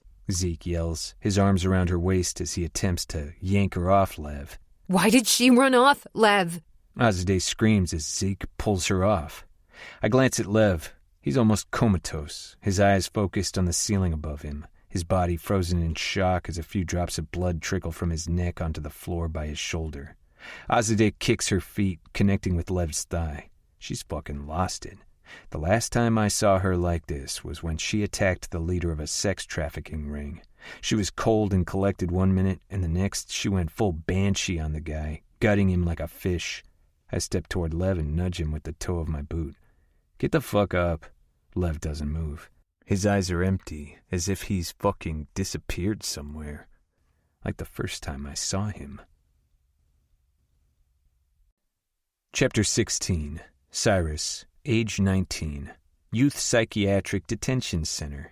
Yo, why the fuck is that guy staring at us? Zeke asked, peering over my shoulder. I turned to see a guy with jet black hair and steely eyes. Want to give him something to stare at? It's fucking weird, Zeke said, ignoring my question. I'm not sure if he's even blinked. We were in the visitor room, waiting for Azadeh. She came by twice a week. At first, it was to visit Zeke, but I'd somehow wrangled an invitation to sit with them. I wanted to know what was so special about this chick Zeke was obsessed with. He cared more about her than he probably did about breathing. Shit, the girl was probably the air he inhaled. I didn't have any problems fooling around with Zeke because he swore up and down that they were friends. He admitted he wanted more, but Azadeh refused to commit. I told him he'd better be upfront with me or he'd see the full extent of my anger because we all knew I would literally burn the bitch. Turned out I had nothing to worry about because after 3 months, I was halfway in love with Azadeh. Hi, sorry I'm late. Azadeh's soft voice chimed as she sat beside us. She had a giant beach bag with her full to the brim. I brought you all some stuff. Azadeh unloaded it on the table. Rice? A stew she called Gorma Sabzi? The stuff looked appetizing, and I swore the flavors created a party in your mouth. Who would have thought that a beef and bean stew marinated for hours in various herbs would be so fucking tasty? I grabbed one of the paper plates Azadeh placed on the table and dug in. When I get fat, you better still love me. Azadeh laughed. Be around a Persian girl and you'll always be fed, and then some. She turned her gaze on Zeke and placed her hand on his right eye. She always did that, hoping it would miraculously return to normal. How are you doing, Oz? Zeke asked, popping a spoonful of pomegranate in his mouth. I liked how Azadeh removed all the seeds and put them in a Tupperware. I was lucky if my mom let me eat, and this girl had brought a full meal to lockup for us. A few more months. The lawyer says I'm lucky. Getting locked up right before I turn 18 should have gotten me a prison term instead of juvie. Zeke shrugged. It could have been worse, Oz. Azadeh sighed and her shoulders relaxed as she gazed at us. Better eat up. You know how much I hate leftovers. I wish they'd let you take it back with you. It's just food. What are you going to do, shank someone to death with some basmati rice? I slapped my hand over my mouth so I didn't spray food everywhere. Azadeh was something. The girl came off as this sweet, meek little thing, scared of her own shadow, but she was a spitfire. Zeke once told me that she was the strongest person he knew. I tried to pry information out of him, but he told me it wasn't his story to tell, and she'd confide in me when she was ready. I swallowed and tilted my head toward her. You know a lot about shanking. She smiled. Probably more than an 18-year-old should. The girl was beautiful. My hand moved instinctively to my face, and I traced the brutal burn marks. Disfigured flesh was all I presented to the world. They're interesting. Azadeh said as if reading my mind. She pointed to my face when I glanced at her. Your scars are interesting. They make me look like a monster, I said, eyes connecting with hers. No, they don't. Monsters are beautiful, Cyrus. You should know that. They appeal to the masses. Their beauty lulls you into a sense of safety. If demons showed you their true face, they couldn't corrupt innocent people. She placed her hand on my cheek. You, above all others, understand the tragedy of what a real monster is capable of. A lump formed in my throat and my mouth went dry. She held me in a tender moment, and I didn't do sweet moments well. It was why I used humor so much. The laughing lunatic. A model after the Joker from Batman. Let them think you were crazy. I was the epitome of the graphic novel The Killing Joke by Alan Moore. Screams startled us, and we turned to see the guy with the black hair and creepy eyes on the ground. He was like a wild animal, lashing out, his teeth digging into the hand of one of the guards. Fuck, that dude was going to get it. They'd probably drug him and leave him drooling in a locked room somewhere. His screams were shrill and terrifying. That wasn't a sound a man made from being jumped. It stemmed from something else. It was almost like he was being subjected to the most gruesome form of torture. Before I could stop her, Azadeh was on her feet, running toward him. I moved to follow, but Zeke grabbed my hand. Sit down. Sit down? Bro, she's about to enter a war zone. Zeke chuckled. She's a black belt in a few different martial arts. She could probably take down the guards and the lunatic. Besides, if you try to play the savior, she'll get pissed and probably never make you food again. I had no idea how Zeke was so calm, with Azadeh throwing herself among a bunch of grown men with copious amounts of adrenaline flowing through their systems. If she gets hurt, I'll fuck your ass without lube. Zeke laughed. If she gets it sorted without bloodshed, I'll fuck your ass with lube because I'm not a psycho, unlike you. But I won't let you come for a week. My eyes narrowed. Bet. Azadeh reached the guards. They said something to each other before she crouched by the black-haired guy. He thrashed and bared his teeth at her. It took everything in me not to go over and kick his ass, but 30 minutes later the most fucked up thing happened. The guards backed off, and he followed her back to our table. Guys, this is Lev. Azadeh said as if we were at a picnic and she was introducing us to a new friend. Lev doesn't like to be touched. I need the two of you to make sure everyone knows that. Zeke smiled and moved over, making room for Azadeh's new stray. Hey, man. I'm Zeke, and that one is Cyrus. Nice to meet you. The Lev guy didn't say anything. He sat with his head hanging. You hungry, Lev? Azadeh asked as she grabbed a paper plate and filled it with the food meant for us. We share our food with the stray, too? I asked, annoyed. You know if you feed them, they keep coming back. Azadeh raised her right eyebrow. Cyrus, should you be casting stones when you were brought into the inner circle the same way? Yes. I told you, feed a stray, and they keep coming back. I turned to Lev. So why don't you like to be touched? Why do you have those hideous marks on your face? Lev parried. Fucking smartass. Parents. Same. Chapter 17. Lev, age 30. Present day. The Manor. I consider myself an intelligent man. Or I did until I came up with an idiotic scheme to kidnap Mona. I figured everything would go smoothly, and we'd finally have Azadeh home. Never in a million years did I think my plan would be flipped on its head. She should have stabbed that blade into my jugular, put me out of my damn misery. I grind my teeth as my rage ignites, None of this would have happened if she'd come home as promised. I can give her everything she wants. She says she wants her freedom, but we never held her in a cage. The manor could be her home base while she continued to save her lost souls. Fuck, doesn't she get that her job with the three of us isn't complete? Who leaves a project half done? At least I'm bleeding on the marble. That's easy enough to clean up. It could have been on the Persian carpets. I only bought those carpets for Ozadeh. They were supposed to be hung on the walls. I got pissed and put them on the floor. I also wear shoes in the house because it irritates her. How did she find out about the surveillance? She's lucky you didn't put one under her skin. I shut my eyes, trying to block out that voice. It's the same fucking voice that tempted me to drug her evening tea so I could sneak into her room and defile her. I thought that was a one and done, but nothing is that simple for an addict, especially when they're given the best fucking high of their life. She'd kill me if she saw the videos, but it's the only way I can touch her. I try to fight that voice, but occasionally I can't. Guess it's in my DNA. Mother only loved me when I was a good boy, and Father only loved me when she did. Zeke is by my side. He mumbles something I can't make out while holding his hands out to me. We've been working on my issues for a couple of years, and for the most part, I was getting better. In the beginning, his touch was like being encased naked in an icy casket, but now I can somewhat tolerate it. At least my brain doesn't recoil, leaving me an empty husk. We decided to keep it a secret, not wanting to let the others know until I had it under control. I don't understand why I have such an aversion to touch.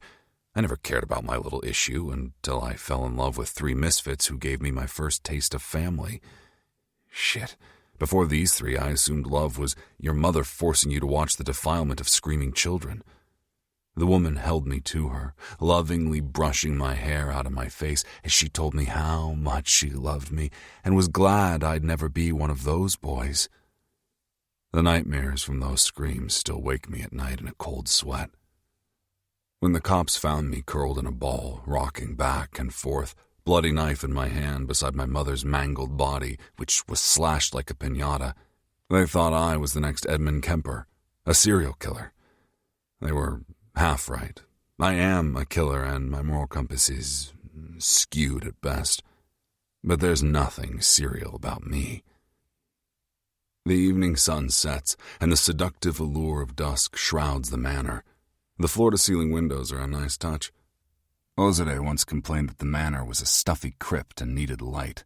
That forced me to demolish the stone at the back of the house and install glass walls. My body stiffens as Zeke brushes his fingers against me. Take a breath, Zeke says, leaving one hand on my arm while ensuring the other is visible. He's using the method we've been working on. He touches me casually to allow my brain to register that he's safe, that I'm safe. I force myself to make eye contact with him, shutting out the world and seeing only him. Zeke, he's my safety point. He'll never harm me. I'm safe. He must recognize something in my eyes because he asks a simple question. Feel better? Better? Not sure, but I can handle it. Did you go there?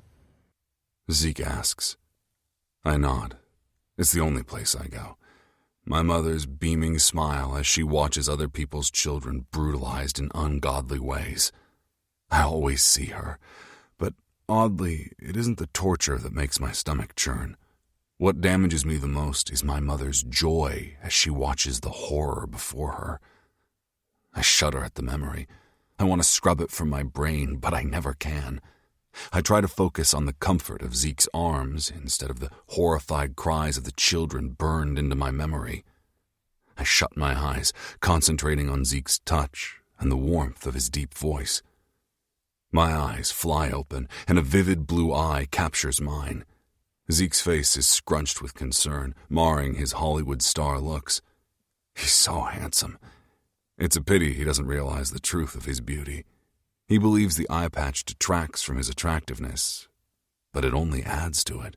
An air of danger on the most angelic face I've ever seen. Fuck. Ozade mumbles, rushing to my side.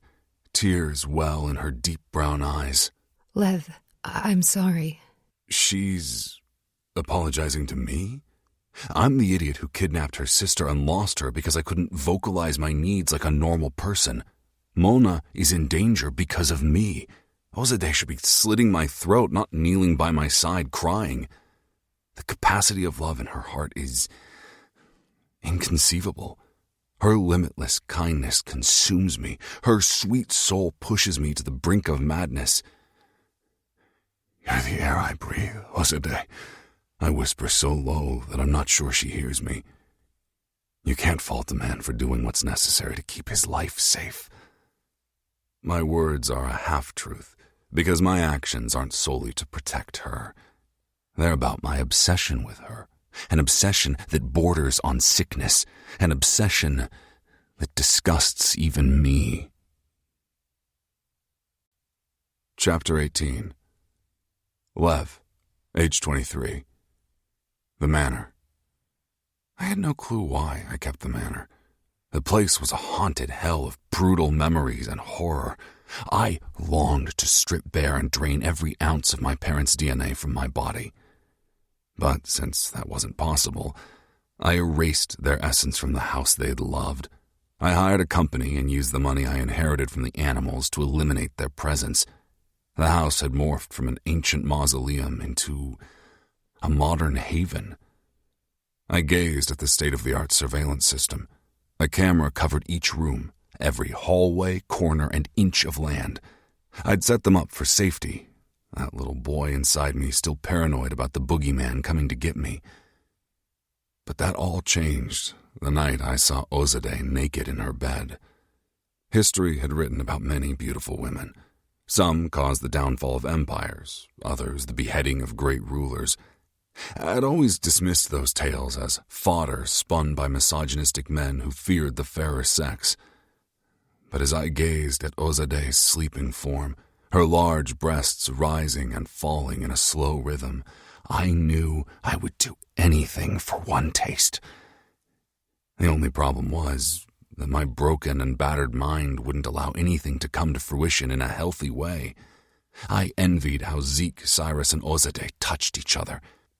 How they physically demonstrated their love and connection was a foreign entity to me, something peculiar and strange to my genetic makeup. The idea of one of them accidentally grazing my flesh made my skin crawl and my mind recoil. When Zeke and I worked on my issues with touch, it was controlled. I knew what was coming and prepared for it, but I wasn't at a place where it was remotely natural to be touched by another. I didn't know why I left the surveillance room and walked to Ozade's door that night. The yearning to be close to her overpowered all my logic. My actions were devoid of moral credibility, but I didn't care. My hands shook as I grabbed the gold handle and twisted, opening her bedroom door. I could have stopped there. Had I done so, I wouldn't have gained an addiction that would plague me for years to come. A burning desire that I would never rid myself of and would push me to more disgusting acts. I scanned the room. Perfectly clean and painfully minimalist, it was like a vacant space housing someone for a night. A pit stop on her journey to her final destination. Ozade slept peacefully as I crept into the room and walked toward her in the center of the king-size bed. My fingers itched to touch her long black hair, which fanned over the pillow. A fucking angel tempting the devil himself. Closing my eyes, I inhaled the soft scent that was distinctively hers, infiltrating the room. Jasmine. A sweet floral note with a hint of deadly musk. I smiled at how perfectly her perfume captured her personality. My sweet Ozade, who could slice open a man's throat without blinking. The blanket shifted, exposing her bare leg. Her thick, silky soft thighs were a glimpse into the untold universe of pleasure her body offered, a world I'd never allow myself to access in the light of day. But at night, under the shroud of shadow and the shimmering moonlight filtering through the window, my situation transformed. offering enticement wrapped in a shiny red bow. I glanced at the clothes discarded by the bed. A crimson t-shirt, black pants, and undergarments. A black satin bra with matching boy-cut shorts. Of course, Ozade wouldn't be a thong girl. She was too practical for barely there scraps of fabric. I bent and picked up the underwear, holding it in my hand. There was something primitive about holding a piece of cloth that had touched her most sensitive flesh. Raising the garment to my face, I inhaled her scent, letting it drown my lungs and take over my mind. I loathed the reality that made pathetic moments like these all I would ever have of her. I was a bystander to my existence. The duvet shifted again, exposing more of her alluring flesh. What would she taste like? Would the touch of her skin burn like I'd conjured in my mind, or would it be a salve that healed my mangled heart? During all the years I'd known Ozade, I'd never dreamed of a moment when I could be with her without battling the fortress my mind had built to protect me. I had a profound understanding that my desires were fundamentally wrong. I knew as I reached out to touch her flesh that I was giving in to darkness. But what was someone to do when the only thing that could bring them salvation was giving in to their base needs? I'd lived in damnation my entire existence. I understood that when I died, my soul would rot in the fiery pits of hell. But for one moment, I longed for a reprieve from the ravenous demons roaring in my soul. I pressed Ozade's underwear to my nose and inhaled again, submerging myself in what I longed for most in the world, before stuffing them in my pants pocket like a pervert. But the need to drown myself in her wasn't satiated. I wanted more. Moving my eyes from her sleeping, I saw the bottle of Benadryl on the nightstand. My desperate need for her drove my next thought. I lifted the cover, exposing her slightly parted legs. I took in her pretty pink pussy, and my mouth watered at the thought of one small taste. I knew what I was about to do was wrong, but I did it anyway. Falling to my knees, I moved closer to her core, placing my nose against her. Fuck, her scent was far sweeter when inhaled from the source. I pressed my face closer to paradise. The panties in my pocket were cut cocaine, but her cunt was pure fish scale. Addicts would kill for one taste. I rubbed my nose between her pussy lips. Part of me was afraid she'd open her eyes and terror would spark in those perfect molten dark brown eyes. When she continued to slumber, my bravery peaked. Using my fingers, I parted her, sliding the tip of my tongue along her sensitive flesh. Fuck, her intoxicating flavor tantalized my taste buds. I knew I was done for. A profound knowledge seeped into every fiber of my being. This would be my dirty little secret and something I'd never be able to abstain from. Ozade rustled the sheets as her legs opened wider, inviting my tongue to delve deeper. Like an addict staring at a bag of narcotics, I dived in, not worrying about the repercussions of my actions. You taste so good, pretty girl.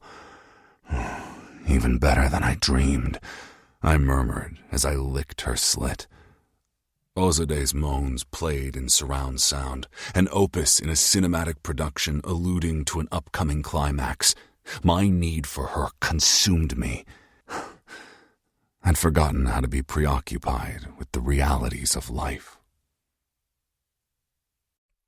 Chapter 19. Ozade, age 29, present day. The Manor. Lev's words linger between us, causing a poisonous thickness in the air. You can't fault a man for doing what's necessary to keep his life safe. I said something similar to him 3 months ago, when I told him I'd forgive anything. Perhaps that statement was a lie, but I sure believed it at the time. But as I stand here, I'm torn between my love for him and my anger. I love him so much that I'd die for him, But he crossed a line and put my sister, my blood, at risk. If anything happens to Mona, I don't think I'll ever be able to look at Lev again. They say that love breaks your heart, but in reality, it breaks your brain. Your heart is a functional organ that pumps blood, but your brain is the organ that twists you up so completely that you break in a million different ways. That's why I've always thought the expression broken heart is idiotic. A broken heart means you're dead. Broken hearts don't bring about suffering. They bring about morbid relief. The whole time I was driving up here, I considered different scenarios and their outcomes. I asked myself why Lev would do what he did. Lev, a man I opened my heart and my life to. A man who sat at my maman's dinner table, eating heaps of food while smiling at her. The same guy who paid for my sister's expensive college tuition when I didn't have the money. Lev has always taken care of my family, and me, without me having to ask him for anything. Never in a million years did I think he'd cause my world to crash around me one day. I take in Lev's frantic state.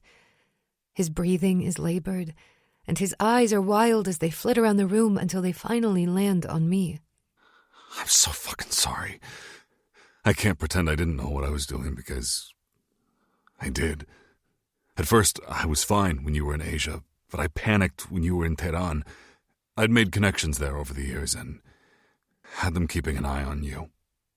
There's no way Lev would know I was in Iran. I didn't have my car there, and it's not like he had a tracker under my skin. His eyes flicker to the Farvahar necklace on my neck. I never take it off. Usually it's hidden under my clothes, but I even shower with the piece. I reach for the necklace and clasp it. You put a tracker in my necklace? Lev looks sheepish, averting his gaze to the expensive Italian marble floors. But I've had this since I turned 19. I wasn't even doing anything dangerous then. At that time, the plan was to go to med school. It didn't matter. Lev whispers. I have a sickness. I'm a virus that needs containment before I spread. The only person who's ever made me feel safe is you. As long as I know you're okay, I'm okay. I told you years ago, Oz, I'm not a normal man. My sickness is in my DNA. I want to rip the necklace off and gouge out his eyes with the wings of the Farvahar. Not because he's controlled me when he knows how much my autonomy means to me, but because of his self-deprecation. A part of me wants to lash out and tell him to suck it up, to be an adult. But I don't. You know what the problem is between us, Lev? His gaze bolts from the floor to focus on me. He's no longer sheepish as his eyes narrow and his hands form fists at his sides. There is no problem between us. He grits between clenched teeth. Buddy, have you forgotten you kidnapped your sister? Cyrus states the obvious behind me. I'd say that's a pretty fucking big problem. Ignoring Cyrus, I focus on Lev. The problem is that I gave you my trust foolishly, and you withheld yours willingly. I rise and leave the room, leaving Lev crumpled on the floor. No. I hear Zeke say behind me. You've done enough. I'll take care of it. I open the door to my room, unsure I can call it mine now that a part of me feels like I've been living a lie. I glance at the wall where a giant mural hangs from ceiling to floor. Persepolis. I smile, remembering how Cyrus worked painstakingly on the piece for months. He'd growled at me when I told him we could get a print. He'd explained that having an artist madly in love with me meant he would paint anything I desired, anytime I wanted. 3 months later, he covered my eyes and revealed his masterpiece. I traced the pillars with my fingertips, gazing at the bright blue horizon painted at the top, close to the ceiling. I'm startled by the knock at my door. Turning, I see Zeke poking his head in. I should have been content with you giving me my tattoo, I say with a huff before bouncing my butt on the bed. Zeke smiles as he sits beside me. We don't say anything for a long while as we stare at the mural. That was a good birthday, I say, finally breaking the silence. It sure was. Zeke chuckles. I glare at him, gently shoving his shoulder. I'm serious. So am I. It's not every day you get to go down on your soulmate. My hand moves to the delicate emblem on the gold chain. Why do you have to use this?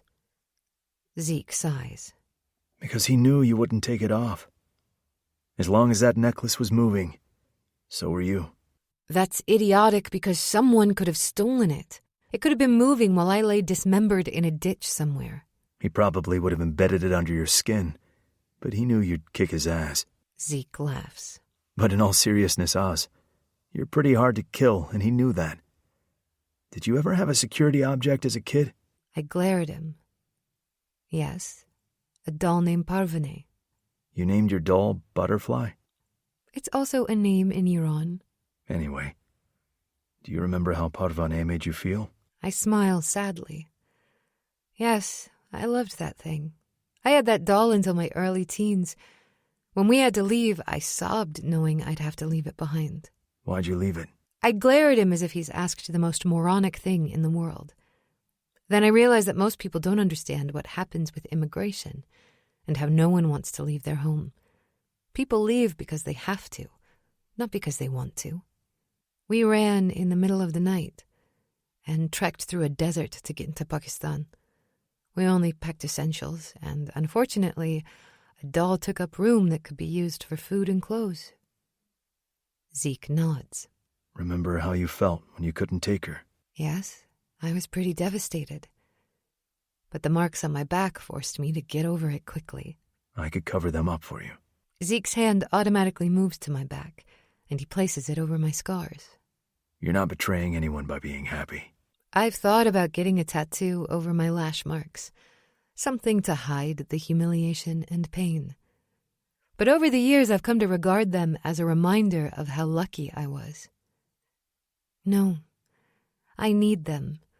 If I cover them up, I'm covering the others, the ones who got the 74 lashes and were raped or murdered for not bending. I won't erase them by erasing those marks. I place my hand on his cheek and his eyes shutter closed. Go on about your security blanket analogy. Comfort object. Zeke corrects. The point is that you, Azadeh Boran, are Lev's comfort object. He needs to know you're safe and sound so he can sleep at night. So give him a little grace, because I'm fairly confident he could take his madness to much greater depths. Chapter 20. Zeke, age 20. The guys' first apartment together. This look all right? Cyrus asked for the 100th time as he ran out of his room.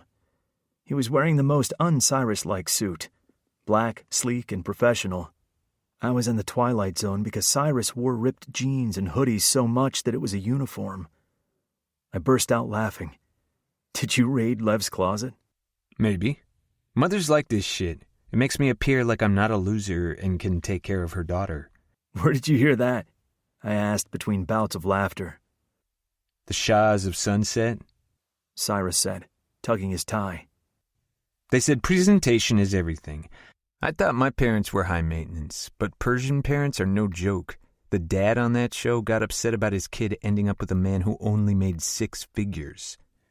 Azadeh hates that show. She says it's a farce. If I remember correctly, she told me those people know nothing about Iran or the Persian identity other than eating kubide, owning a Persian cat, and showing off some handmade silk carpets. I brought my focus back to the mirror and brushed my unruly mop to the side. Mrs. Baron isn't like that. She let Azadeh visit us in juvie, remember? Not just any juvie either. One for the criminally insane. I still couldn't believe Azadeh had visited me every Sunday for 2 years. I was sure Nasreen would have put a stop to that. But to my surprise, Azadeh had shown up with food like clockwork. Yeah, I guess that's true.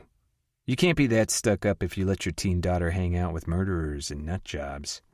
Are you ready? Lev asked, leaning against the doorframe in a dark navy 3-piece suit. I scanned his thick frame, focusing on his medium-brown Italian leather loafers. Remember to remove your shoes once you get to the door.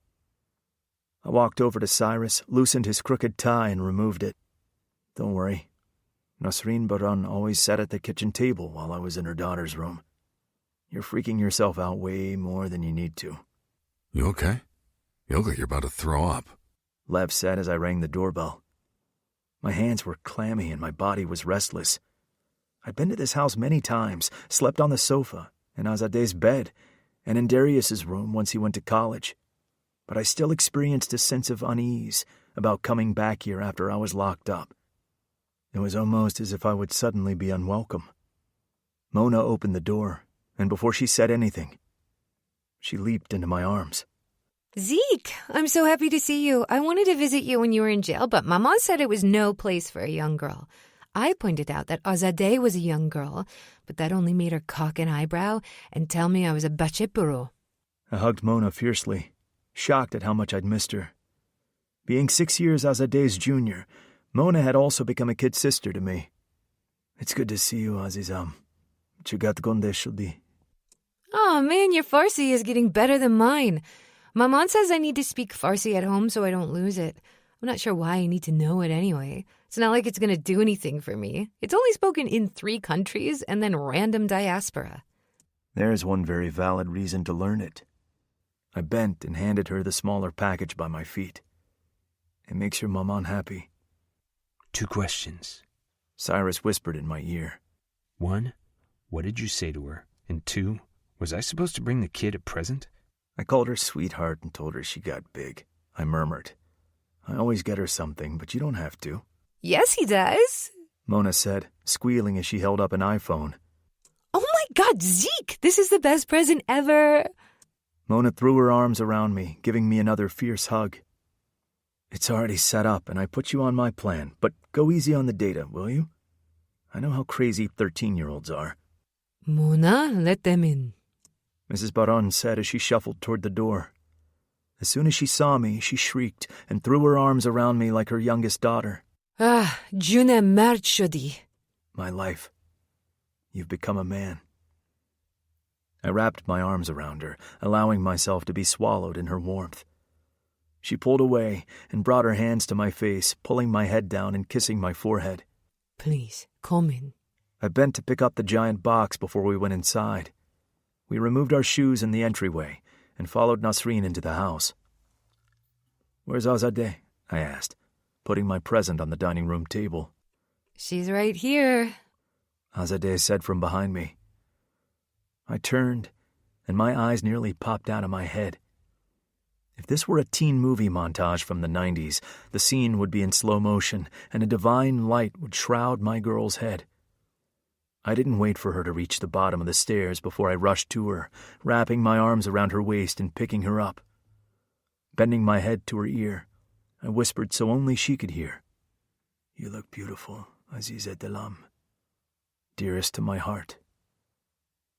Azadeh's cheeks flushed pink. Thank you. Cyrus tugged at my arms. Stop hogging her. He pulled me off her and gave her a quick squeeze. Tavalodet Mobarak. Azadeh and I were taken aback by Cyrus's attempt at Farsi as he wished her a happy birthday. He smirked at us. You're not the only one who watches YouTube videos. Those old Persian movies are pretty dope. That Fardeen guy was a looker, huh? The Paul Newman of Iran, I'd say. Azadeh giggled. He's my mama's favorite. What's my favorite? Nasreen asked as she poked her head out of the kitchen. Cyrus here likes Fardeen movies. Azadeh explained. Nasreen wiped her hands on her apron and walked over to us. She took Cyrus's hand and dragged him away. You'll have to tell me which one. My favorite is Sultan-e Galba. Azadeh and I laughed as we walked over to Lev, sitting by the sofa with a cup of cardamom tea in his hand and a lollipop stick standing up in it. He raised the cup to us, his thumb squished in the ridiculously tiny handle. Your mother has filled this up 3 times in the last 30 minutes. It would make more sense if she gave me a coffee mug. He pulled out the lollipop stick. This is the most delightful sugar I've ever had. But what are these red things floating inside? I thought you were rich, I said, sitting beside him. Don't you know those red things are more expensive than gold?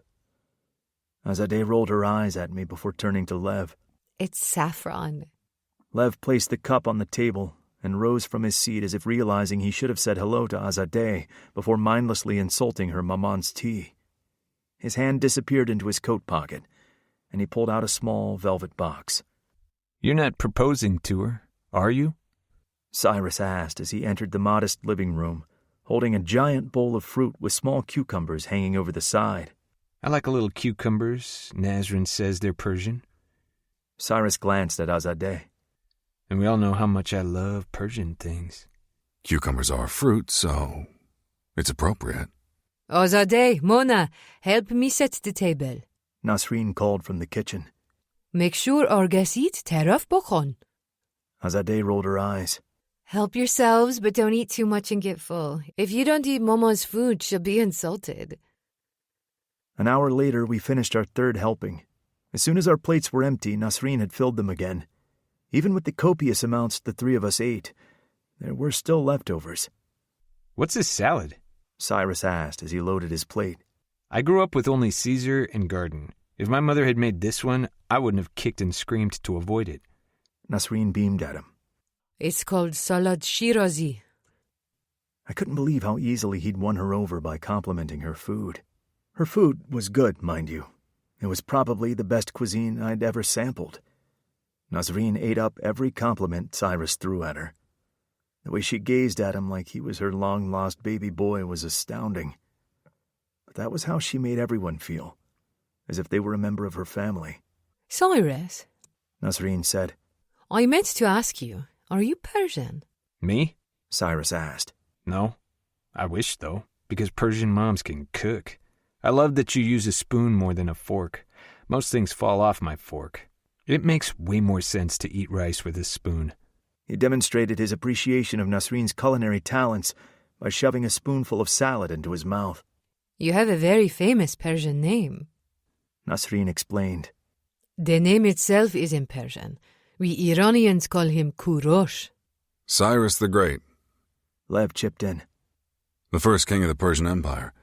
We credit the man for creating the concept of human rights. I believe they called him the Great Liberator. It's ironic that a country that created human rights now doesn't possess any. The table went so silent that the only intelligible sound was Cyrus chewing. Men like Cyrus don't come along very often. Azadeh whispered. There's nothing wrong with obtaining power, but when it's used to subjugate, it causes a catastrophe. Nasreen gazed up at a large framed photo of the ancient ruins of Persepolis. Persia was meant to be a place where different ethnicities, religions, and identities lived in harmony. Now it's held hostage by corrupt men and their lackeys.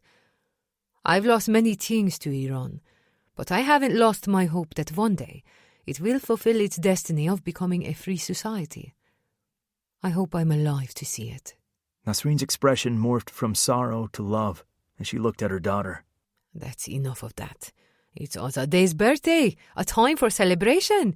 How about we open your gifts? Nasreen waved me off as I stood to clear the table. Leave it. I will take care of it later. You absolutely will not, I retorted. The three of us and little Mona here will clean up while you ladies pour a cup of tea and relax. But you're my guest. Guests don't clean up. Nasreen huffed. I'm not a guest, Nasreen. You're a second mother to me. You heal me when I'm sick, comfort me when I'm hurt. You've done more for me than my own parents. Dastetar nakone madarjun. May your hand not hurt, mother dearest. I got a little choked up as Nasreen's eyes filled with tears. She placed a hand on my cheek and smiled. You are such a sweet man, Zeke. You deserved better in life. The guys and I cleaned up and moved into the small living room, where Mona, Azadeh, and Nasreen were waiting for us. So which one is your boyfriend, Azadeh? Nasreen asked abruptly. The three of us froze, eyes darting everywhere in the room but at the ladies. All of them and none of them? Azadeh said simply. I'm not ready to commit. But if I were, I'd never be able to choose. Nasreen nodded and passed Azadeh the first gift. A plain white envelope. This is from Mona and me. Azadeh opened the card, reading silently before she hugged her mom. Merci, Mama. I'll go next, I said. That big box is from me. I think women prefer tiny boxes, Cyrus said, elbowing my ribs. Those giant boxes are only cool when you're 7. Watch and learn, grasshopper. I replied, beaming as Azadeh opened the box and her face lit up. Azadeh pulled out lavashak, Iranian fruit leather, gauze, Iranian nougat, sohan, a type of Persian toffee with pistachios, and various other Iranian sweets and snacks. Oh my God, Zeke! How did you get all this? I ordered it from Los Angeles. I would have also gotten you some baked goods, but I wasn't sure how they would travel. One day we'll visit Tehrangeles. I know it's not Tehran, Shiraz, or Rasht, but L.A. might fill in some of the void. Azadeh jumped up to hug me, and I breathed in her scent. I'd never tire of how my girl smelled. There's one more thing in the box. Azadeh squealed as she moved back and dug into the box, pulling out an ornate copy of the Shahnameh. She gazed at me. Zeke, this is beautiful. Yes, me next. Cyrus said, pushing past me and handing Azadeh a slender package about 40 inches long. She laughed as she swiftly untied the haphazard bow and pulled out a Persian saber. You got me a shamshir, Azadeh said in delight. She jumped up, hugging Cyrus and almost tackling him to the floor. Cyrus turned to Lev. Beat that. I guess I'm next. Lev said, pointing to the small package. That small one is from me. Azadeh smiled as she abandoned her death grip on Cyrus's head. Picking up the small package, she opened it. She didn't speak, but her eyes welled up as she pulled out a long gold chain with a winged man holding ropes of some sort. You got me a farfahar. She turned the pendant over. Good thoughts, good words, good deeds. Lev moved toward her, clasping the gold necklace around her neck. I'm never taking this off, she whispered, and she touched it gently. I leaned into Cyrus. Guess we both lost. Chapter 21. Cyrus, age 30. The Manor, present day. I crack open Azadeh's bedroom door without knocking. We're still met at Lev, right? Azadeh glares at me. Yes. Come in and close the door. Fuck, she's so cute when she's mad. I've been thinking about all the ways I can get her to fuck me right now. Last time she was this pissed, I ended up with a bunch of scars on my thigh. You'd think I'd have an aversion to more scars, but the ones she gave me are as hot as fuck. My little vampire. I jump on the bed beside her and lean on my elbows. I think you should ride my face while telling him he'll never be man enough for you. That seems like a good punishment. Do you ever not think about sex? Zeke asks. Oh, hey there, Ezekiel. I didn't even see you. Do you ever get bored being a pathetic crybaby? Zeke jumps up and straddles my waist. His hands move to his zipper as he knees his way up the mattress until his crotch is level with my face. He pulls his dick out. Someone should have taught you to keep your pathetic mouth shut years ago. He leans forward and brushes the tip of his dick between my lips. My mouth opens wide, taking in his girth. Looks like you're the baby now, Cy. Needing a big fat cock to pacify you. I grip Zeke's hips and push him back, smiling smugly as his ass hits the floor. Tugging down my zipper, I unleash my dick, holding it in my hand and wave it at his face. Nah, pretty boy, if anyone is going to suck on a soother tonight, it'll be you. I slap him on the face with my dick. Say, ah! Zeke lunges and grabs my ankle, yanking me forward. I stumble and lose my balance. His hand flies to my throat and presses firmly, restricting my airways so that speaking is almost impossible. I love it when he's like this. Most of the time Zeke holds back, scared of what others will think of him if they discover who he truly is. Sometimes he even hides this part from Azadeh, but this side of him has to be fed so he can hold us all together, because we all need him to be the strong one, the kind one, the one who pushes us to be the best we can be. Maybe that's why we all go to him first. He's the first to know our secrets and struggles, and the first to hold us in the dark and tell us everything will all be okay. Every once in a while, I poke at his rage so he can unleash it and get what he desperately needs, but is too frightened to ask for. I fist my fingers in Zeke's hair, pulling at the loose strands. I yank his head until his fingers loosen in my throat, using my weight to slam his body on the floor with a thud. Fuck you, Zeke. You want to choke me with that pathetic dick? Make me. I glance at Azadeh. Her eyes follow our every move. She likes these games too, but when she plays, the risks escalate. She claws and punches and, on occasion, pierces skin with a blade to relish the sight of blood. For a sweet, thoughtful girl, she sure has an immense bloodlust. I meet Azade's eyes, considering if I should bring her in or not. She's probably worried sick about Mona, but relieving some stress and unloading a fraction of her rage will give her clarity when we're in the thick of danger tomorrow. Oh, fuck it. The worst that can happen is I'll be in the doghouse with Lev for a while. It's not like Azadeh can stay mad for long. Like a typical hothead, she boils over quickly and cools down just as fast. It's okay, Oz. I got some of this for you, too. I know how much you like being a little whore beneath me. Zeke's fist shoots out, but before it connects with my face, he yanks my head back by my hair. Azadeh smirks at me, her pretty lips turned up in a smile. The only little whore I see is the one beneath me. That's my girl. Azadeh presses her foot against my back, and I slam to the ground face first. You've forgotten your manners, Cyrus. What should we do about that? Should we tie you up and make you watch as Zeke fucks me while calling you a pathetic little boy? Maybe if you beg nice and long for me, I'll let his cum drip into your pathetic cum-guzzling mouth. Fuck. Hearing Azadeh talk like this does it for me. She's so sweet that you'd never think the girl has a depraved side, but my God, she's as deplorable as I am. The first time we slept together, she was so nervous and sweet that I almost felt like a complete asshole for even touching her. But over time, she discovered what she liked, and it turns out it's a hell lot of fucked up. Needless to say, she's my dream girl.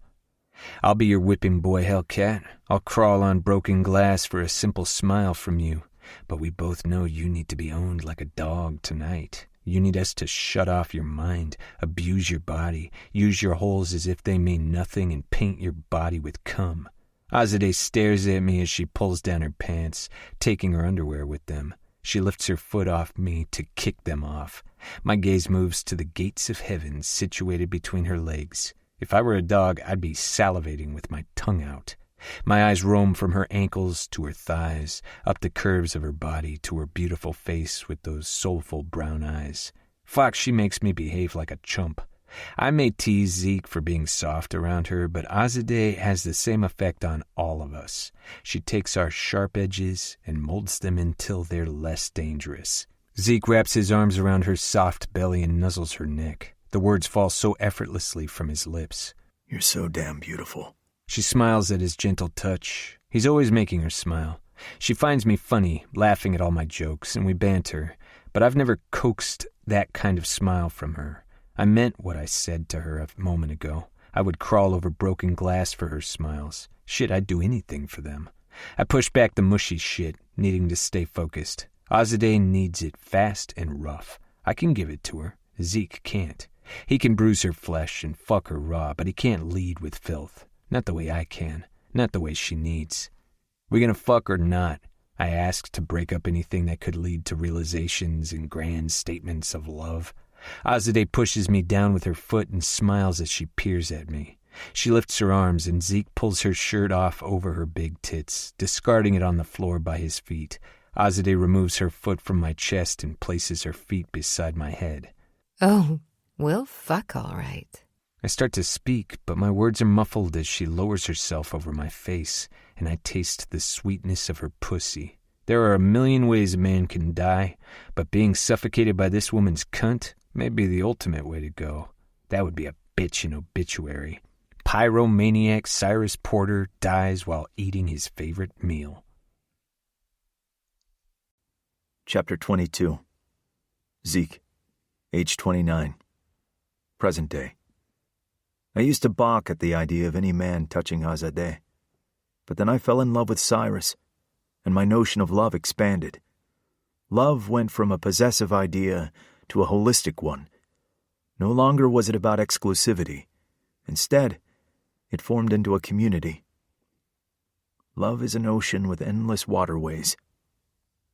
Nasreen was the first person I willingly confided in about my sexuality. I ran to their house after my father took a baseball bat to me in another fit of rage. If that man took one thing seriously about the Bible, it was never to spare the child and constantly use the rod. I was a scared kid, 16 years old, confused about my urges and the homophobic rage it unleashed. Nasreen sat me down and silently cleaned my wounds with the gentle hands of a mother I'd never known until her. When she found out that my father's latest violent outburst was because of my sexuality, she wrapped her arms around me and told me about the great love between prominent Persian poets, Shams and Rumi. That conversation created a lifelong fascination and appreciation for the great Persian poets and helped shine a light into my darkest times. Rage consumes me at what Levinston has done. He took Mona and scared her by not revealing himself, which forced her to run. Nasreen taught her daughters never to surrender. She instilled in them that it's better to die fighting than to break at the hands of a man. Lev knew Mona wouldn't wait quietly until he got what he wanted. I glance at the corner of the room, where I figure one of Lev's cameras is placed. I hope he's watching this. You're so fucked up, Lev, I say to the camera. Cyrus is obsessed with fire, but you throw the lit match on everything good you found in this miserable world. I don't take my eyes off the camera as I shove Azadeh forward, exposing her thick, round ass. Kneeling over Cyrus, I line up the tip of my dick before I sink into her with one full thrust. Hope you're watching this, Lev. Spit on your hand while you sit in your office and jerk your cock, wishing it was buried deep in her pussy. Keep watching us fuck, pretending it's you. I grip Azadeh's hair and yank her head back. Her hips circle as she attempts to get the best friction between my cock and Cyrus's face. I hope the day you decide to join the living, she makes you beg like a dog for scraps. Ignoring the camera and the man lurking behind it, I focus on the two people in front of me. You got any lube in here, Oz? In the bathroom, top drawer. She pants. But please don't pull out. I'm so close. Please. I tug harder on her hair. Does it feel good, pretty girl? You like me fucking this wet pussy while you ride Cyrus's face? Yes, please, don't stop. The way she begs has me on edge. I want to hear more. So much more. So I pull out. No. Azadeh whines. Zeke, what are you doing? Please. In all the years I've known you, Oz, I've never heard you ask me for anything. It's shocking how much I enjoy hearing you plead in that whispering tone. You know you're my queen, and I'll always worship you. I'd kneel like a dog for you, the knight ready to die at your command. But hearing you beg does something to me. Something dark and depraved that wants to dominate you until you're on the cusp and can't take any more. Please, Zeke. Please. I slam into her, holding her hair like a rein and pushing in deep. I need her to know what she does to me and how I come undone for her. Such a good girl. You feel that, Oz? How deep I'm in your perfect little pussy. I yank her hair until she turns her head. That's it, princess. Look at me while I fuck my tight little cunt. You belong to us, Azadeh. Go off and fight, save all those lives and make the world right. Do what you need to do. But know this, baby girl. Your wet little hole will only ever be for us. You belong to us. Azadeh screams in ecstasy and pain as I bend and bite the delicate flesh of her shoulder, my teeth sinking in like an animal starved for far too long. I'm ravenous, consumed with desire. All logical thoughts are vanquished, and only desperation remains. I'm going to pound in this cunt so hard and come so deep in you. Maybe I'll put babies in you, Oz, to keep you tethered to us. What do you think about that, pretty girl? I'll force you to stay. Tie you to a bed so we can breed you. Load after load of cum until your belly is big with our child. You can justify abandoning us to save the world, but would you be able to deprive your child of your love? Zeke! She says my name like a prayer, a plea that has me unsure if it's from ecstasy or something else. The best and worst thing I've ever done was falling in love with you, princess, I growl. The words hibernating in the part of my heart that's only ever belonged to her. The only girl I've ever been with. The only girl who's ever held my heart. You're the girl who never wants to stay, no matter what I do. Divane Shadam, Jane Dalam. I've gone crazy, the life of my heart. I whisper the words in Persian, hoping to make it clear, because that's what Azadeh is for me, and has been from the moment I saw her that day when I was a scared, confused boy. She's always been the spark that lights my heart, my reason for living. Sure, over the years, I've found another type of love with Cyrus and Lev, but without Azadeh, there's always been a missing core.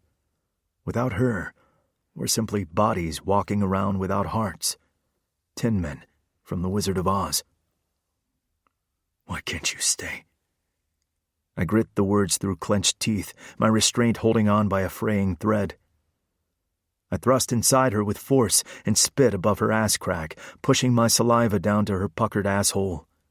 Inserting the tip of my thumb, I press it inside her. Removing my hand from her hair, I shove my fingers into her mouth.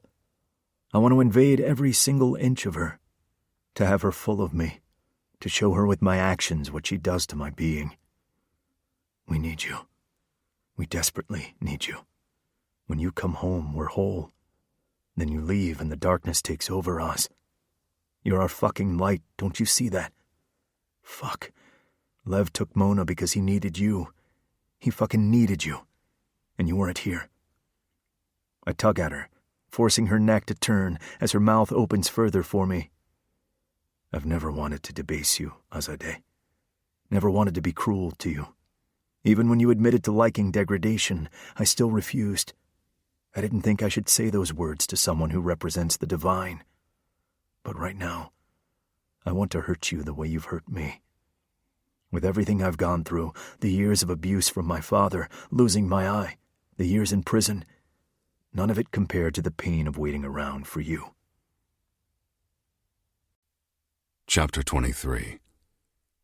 Lev, age 30. Present day.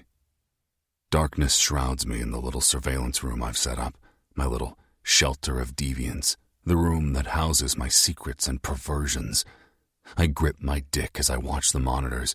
40 screens cover 3 naked bodies, and the surround sound captures every filthy word and moan uttered in ecstasy. I thought I was clever, keeping my dirty little secret. Turns out I wasn't as sly as I thought. Cyrus winked at me after Zeke's long speech about what a useless piece of shit I was. Okay, he might not have uttered those words, but the gist was pretty much the same. If I'm being honest, he's not wrong. My issues have fucked up my life. Unlike Cyrus and Zeke, who can move on with life, I'm still frozen in place with my mother's hands on my shoulders as I gaze in horror. Occasionally, I wonder if I enjoy voyeurism because of what my mother forced me to do.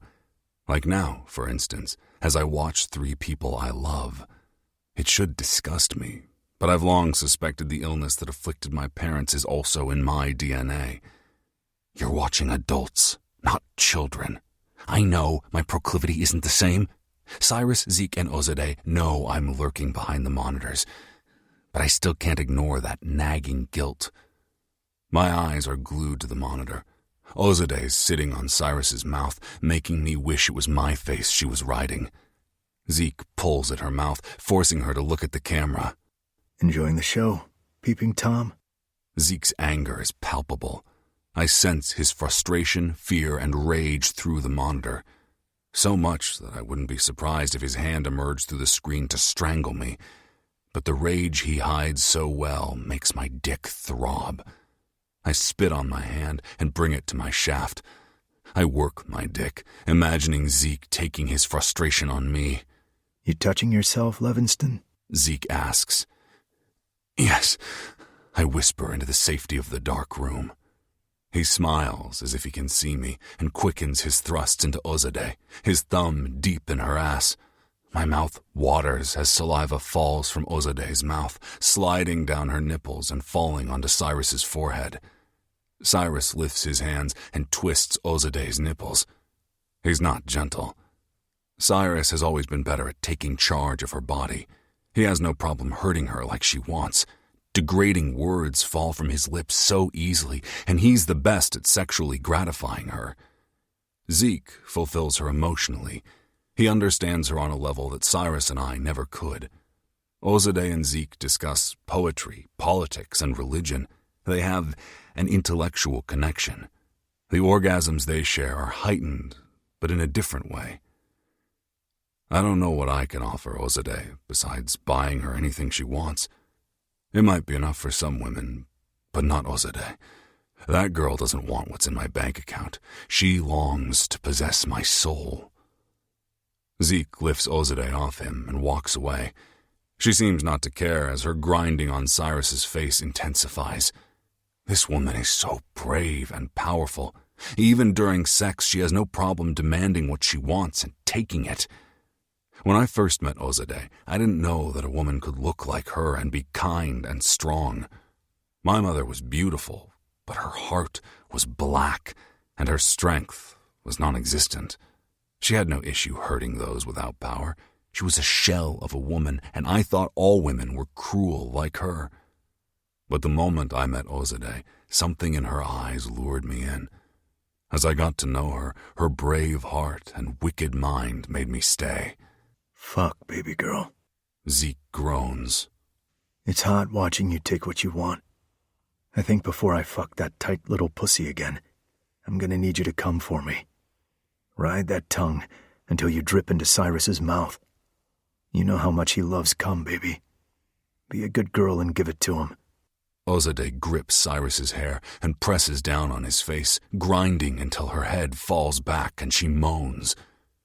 Zeke steps forward and yanks Ozade's hair until she stands and faces him. Good girl. Zeke presses his lips to hers and kisses her with fevered passion, pushing her against the wall. Of all the ways I imagine touching Ozade, the one I yearn for the most is the sensation of her lips against mine.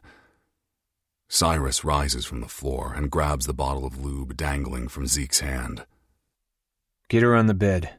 I want her slutty legs up and that pussy open nice and wide. You're gonna be a good boy, Zeke, and fuck my dirty slut until she screams. And I'm gonna fuck your ass until you come deep inside her. Zeke doesn't stop kissing Ozade. He places his hand under her ass and lifts her. She wraps her legs around his waist. I'm gonna fuck this tight little pussy. Fuck you up against the wall. Once this tight cunt is full of my cum, I'm going to put you on the bed and open your legs so Lev can zoom in and watch me leak out of you. I'm shocked the drywall isn't falling around them as Zeke pounds into her. His thrusts are desperate, like the motion of my hand on my cock. Sex for the four of us has never been about orgasms and gratification. Zeke and Cyrus would have banged their way through life if it were. Ozade never placed any physical loyalty on us. She's never once demanded fidelity. But for us, sex is about healing the fractured pieces of our past. Through sex, the three of them have healed, something I've still not managed to do. No matter how badly I wanted that connection over the years, I've never been able to break the dysfunctional bonds of my past tethered to my fragile brain. The only time I've ever touched her was with the barrel of a gun or while she was drugged into a deep slumber. Fleeting moments that should have been transcendental were abhorrent. When she was asleep, I didn't feel pressure, and when I held the gun, I felt safe. Look at me. Zeke's order forces my eyes to him. The command is for Ozade, but I can't help but obey. He grabs her jaw, turning her to face him. Eyes on me while I'm fucking you, princess. I want those pretty brown eyes knowing exactly whose cock is making you so fucking wet. Ozade wraps her arms around his shoulders, her forehead touching his. The scene is so intimate and powerful.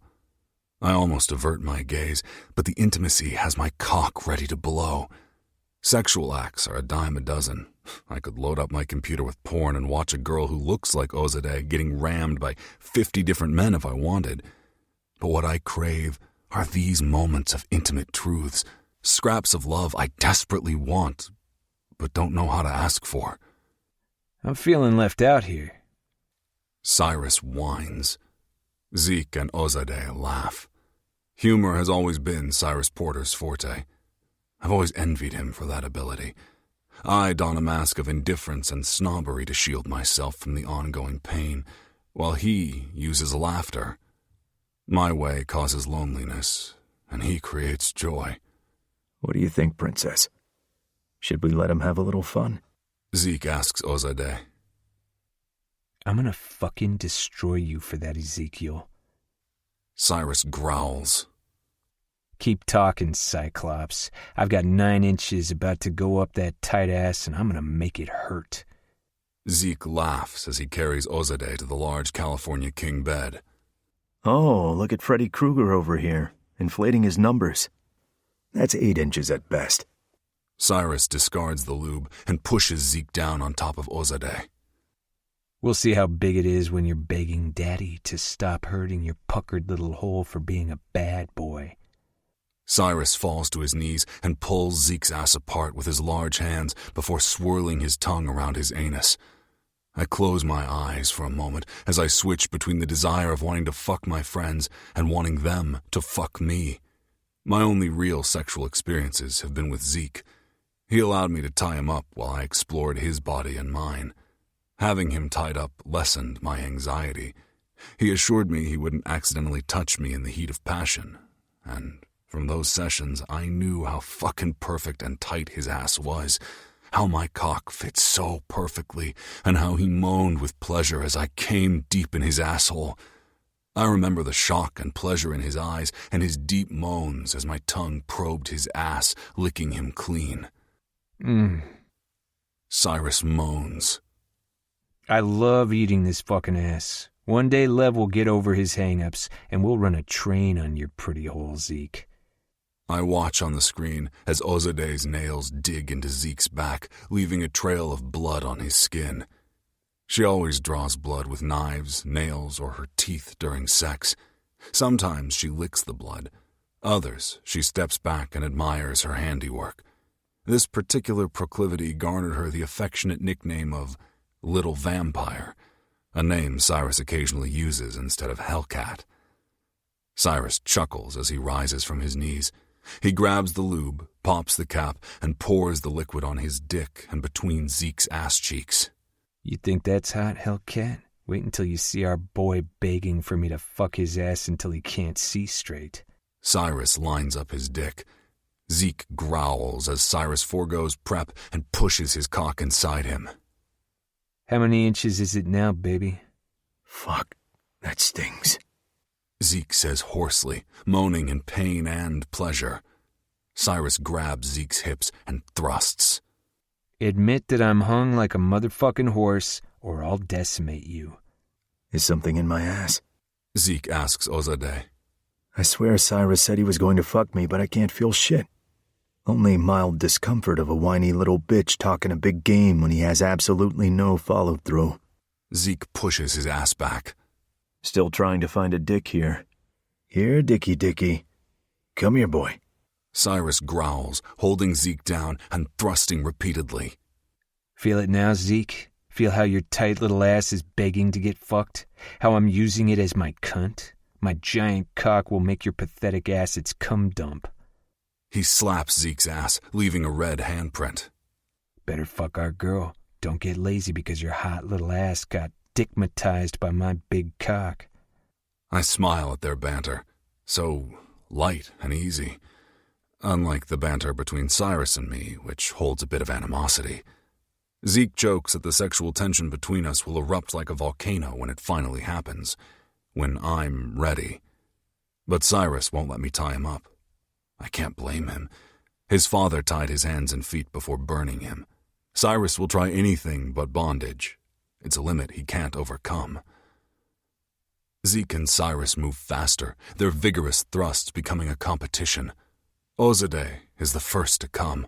Her legs tighten around Zeke's waist as her head falls back and she screams. It's okay, Zeke. Come for Daddy. I know my dick is making you feel good. Cyrus coaxes. I increase the tempo on my dick to match the rapid movements of Cyrus's hips until he and Zeke grunt out their orgasms. Seeing the three people I love more than anything satiated and satisfied has ropes of cum spewing from my cock all over my hand in frantic waves. I don't budge from my seat or clean my cum-covered hand. I watch with bated breath as Cyrus pulls out and asks, Oz, you still carry reusable straws in your purse? Yeah? Ozadeh frowns. That's a random question. There's one attached to my purse. It's by the chaise. Don't move, Zeke. Cyrus commands. Grabbing Ozadeh's black leather purse, he removes the stainless steel tube. Extracting the straw from inside it, he moves behind Zeke and parts his ass with one hand. Bending, he inserts the metal straw in Zeke's ass and closes his mouth over the other end. Jesus fucking Christ. He's sucking the cum out. Cyrus removes the straw from Zeke's ass, but keeps it in his mouth and walks closer to the camera. The surrounding screens suddenly all have creamy liquid obstructing my view. Stop acting like a little bitch, Lev. I know you've been watching the whole time. I see Zeke and Ozadeh rising from the bed on a clear area of the screen. Ozadeh's back is to me as Zeke takes her in his arms, holding her tight. I wince at the sight of the crisscross scars on her back. I think about the man who put those scars there and what we did to him when we found him living in America. Chapter 24. Lev, age 26. Arizona desert. Please, let me go. I have a family, a wife, 2 young children. They need me. The man pleaded. He's been begging from the moment I shoved my gun against his temple. Did you care when you placed nooses around all those innocent Iranians' necks? Zeke asked coldly as he tapped 2 spoons on his knee. I'd never seen Zeke kill anyone. Unlike me, he wasn't in the habit of dropping bodies. I've killed no one, Ali protested. But we knew he had. We'd spent months researching online and looking up cases, and we were sure beyond all doubt that this man was responsible for wielding the whip that scarred Ozadeh. And so much more. Zeke grabbed the file and threw it on the ground at Ali's knees. Hundreds of photos slipped out of the manila folder. Fuck you, motherfucker. We know exactly who you are. Zeke picked up a photo of a girl who couldn't have been older than 13. In the picture, she was smiling and holding up a peace sign. You remember her? Shireen Mousavi? She wanted to be a human rights lawyer. You and your buddies raped her before you dragged her to the noose. Zeke grabbed the man by his hair and dragged him a few inches to another photo. What about him? He tried to help his father as you hanged him. You slapped him so hard that when he fell, he hit his head and died 2 days later from a brain aneurysm. Zeke kicked Ali in the face, making the man fall back. Gathering all the photos from the sand, Zeke dropped all but one on Ali's chest. What about this girl? He held up a picture of Ozadeh at 12, dressed head to toe in black. The only part of her visible was her sweet face. Zeke stomps on Ali's chest. You remember this girl? Remember how you whipped her, while she cried and begged you to stop? Remember how you told her she was a whore for showing an inch of her hair? Zeke smashed his foot into Ali's face repeatedly until blood pooled on the Arizona sand. You remember her, Koskesh? Koskesh was one of the many Persian swear words I'd learned from Ozadeh's brother. The direct translation was a pimp or a cuckold, depending on how you saw it. But Persians used it interchangeably for an asshole or a dishonorable person. Never in all my years of knowing Ozadeh had I ever heard her swear in Farsi. I asked her once why she swore so easily in English and not in Persian, and she said, Persian swear words are far too crass and direct. Ali squirmed like a pathetic reptile as he tried to wriggle away from Zeke. Please, I've changed. I'm not the same man. That's what my father said when I stood above him like this. Zeke spit. You see this eye? Zeke pointed to his eye patch. My father did this. Despite all the violence he inflicted on me to that point, I didn't lay a hand on him. The sun reflected off the spoon as Zeke held it in the air. He used a spoon similar to this one. He bent until his face hovered over Ali's. The only time I harmed my father was when he threatened the girl I loved. When he insulted her and demeaned her, I bashed his head in with my mother's favorite pot. It was the only thing in the vicinity. And when he said he'd kill my whore, well, that's when I showed him what it was like to lose an eye. But I didn't stop there. Can we hurry the fuck up? Cyrus demanded. It's hotter than a whore in church out here. Church. Zeke said as he gazed out. I've hated that word for most of my life. Can you guess why, Ali? No. Ali said, his voice cracking as he shook his head. Because a man like you Zeke spit. used religion and its institution to create terror in my heart. The man was shedding tears. The fucker had killed all those innocent people, and he was crying for his miserable life. "Why are you scared of death, Ali?" I asked. "Shouldn't you be looking forward to death? Don't you believe that all those you killed deserved it? Weren't all those deaths and violent lashings for God? If you truly believe in God, especially an Abrahamic one, you must know the first thing he demands of his children is not to kill." Wonder where you'll end up, Ali? Please, if you kill me, you're sinning. You'll burn too. Ali cried as he listened to my taunts. I chuckled as I dug a hole in the sand beside Cyrus. The thing is, Ali, I'm okay with internal emanation. Hell can't be any worse than the demonic situations I've witnessed. Cyrus flicks his Zippo with one hand and points to his face with the other. I was born in a fire. Besides, living with flames has a certain poetic appeal to me. Ali's eyes darted between Zeke, Cyrus, and me, searching for the weakest link. I don't want to die. Please have mercy. Zeke scoffed. All you poser devout Abraham's followers are the same. Cry out for mercy when you have none for anyone. But I'll tell you what, Ali. I'll give you the same treatment your bosses gave Marjan Abedini. She pleaded with them, telling them that the man raped her, but the authorities punished her for adultery. So, I'm going to take an eye, because that's biblical, and I like to stay true to my roots. Then, I'm going to give you the same opportunities that you and your friends gave Marjan. Ali's face morphed into shock as Zeke dipped the tip of the spoon into his eye. Zeke gripped Ali's throat, holding him still as he scooped out his eye with the spoon. Ali's tortured screams drowned out the pop of his eye leaving its socket. Zeke discarded it on the golden sand. I'd never heard anyone cry the way Ali did as he searched the desert sand for his missing eye. Zeke grabbed Ali's collar, dragging him toward the ditch Cyrus and I had been digging. I smiled at Ali before I kicked his body into the hole, and we covered his body with the dirt, leaving only his head protruding. Please don't do this! Please! Ali screamed in a last desperate effort to save his life. Now, Al. Cyrus crooned as he pulled 2 pillowcases full of rocks from the car's trunk. Pray to God, and if he wills it, you'll free yourself. Once you're free, we'll spare your life. Isn't that how you killed those women? Isn't that the rule? Men are to be buried to the west. Ali squealed. My trigger finger itched to blow his brains out, but Zeke was adamant about the method of killing. This man had to die in the same way he'd facilitated the deaths of others. He had to experience humiliation and despair. A bullet was too quick and too merciful. Ali, I said, you think you're a man?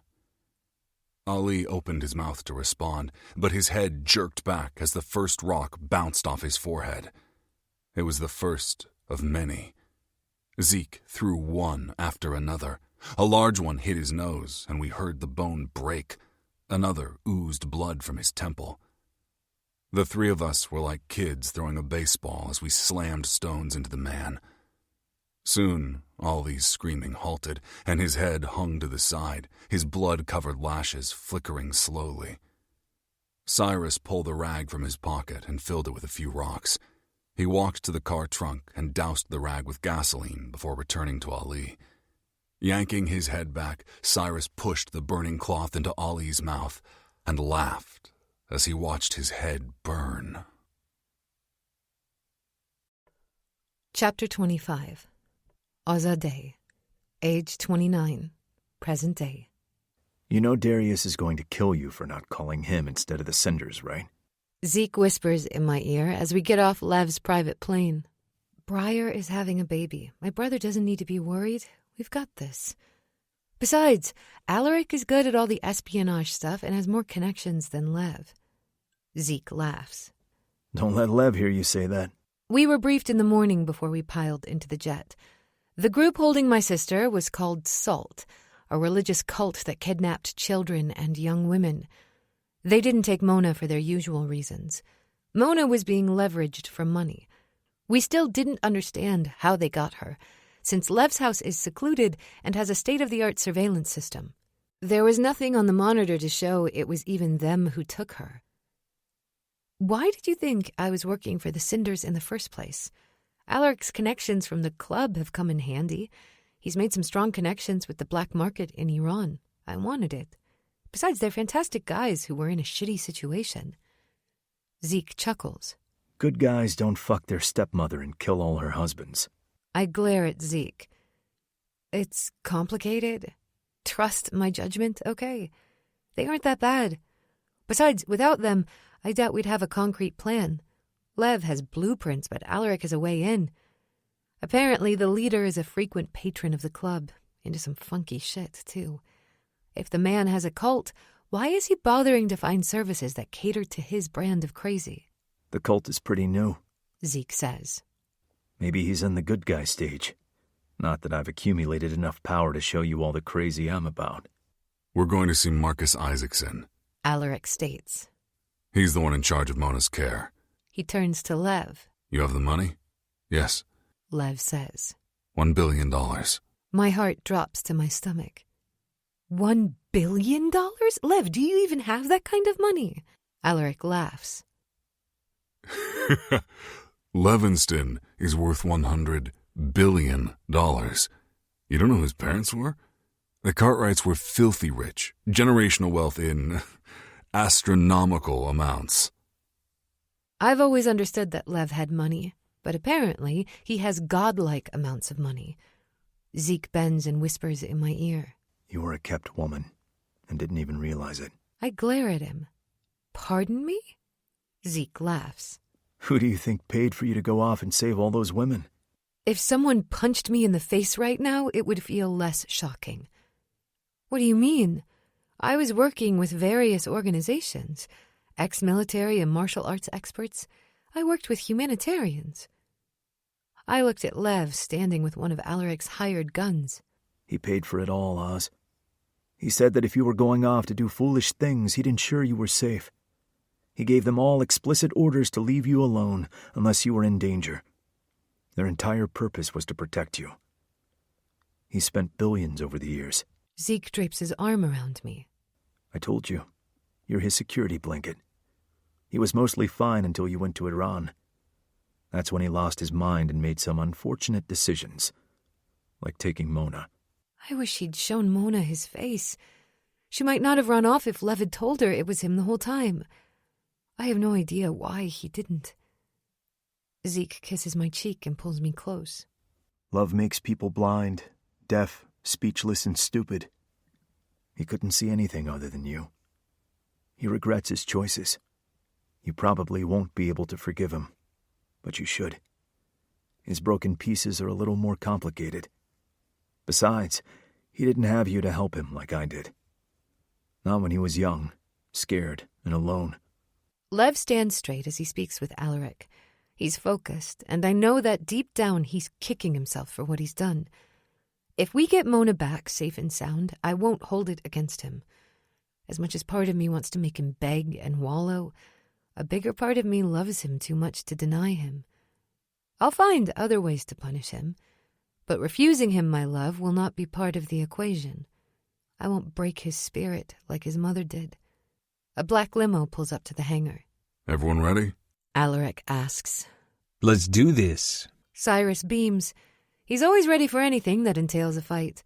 If the purge was an actual event, Cyrus would do a year-long countdown in anticipation of the big day.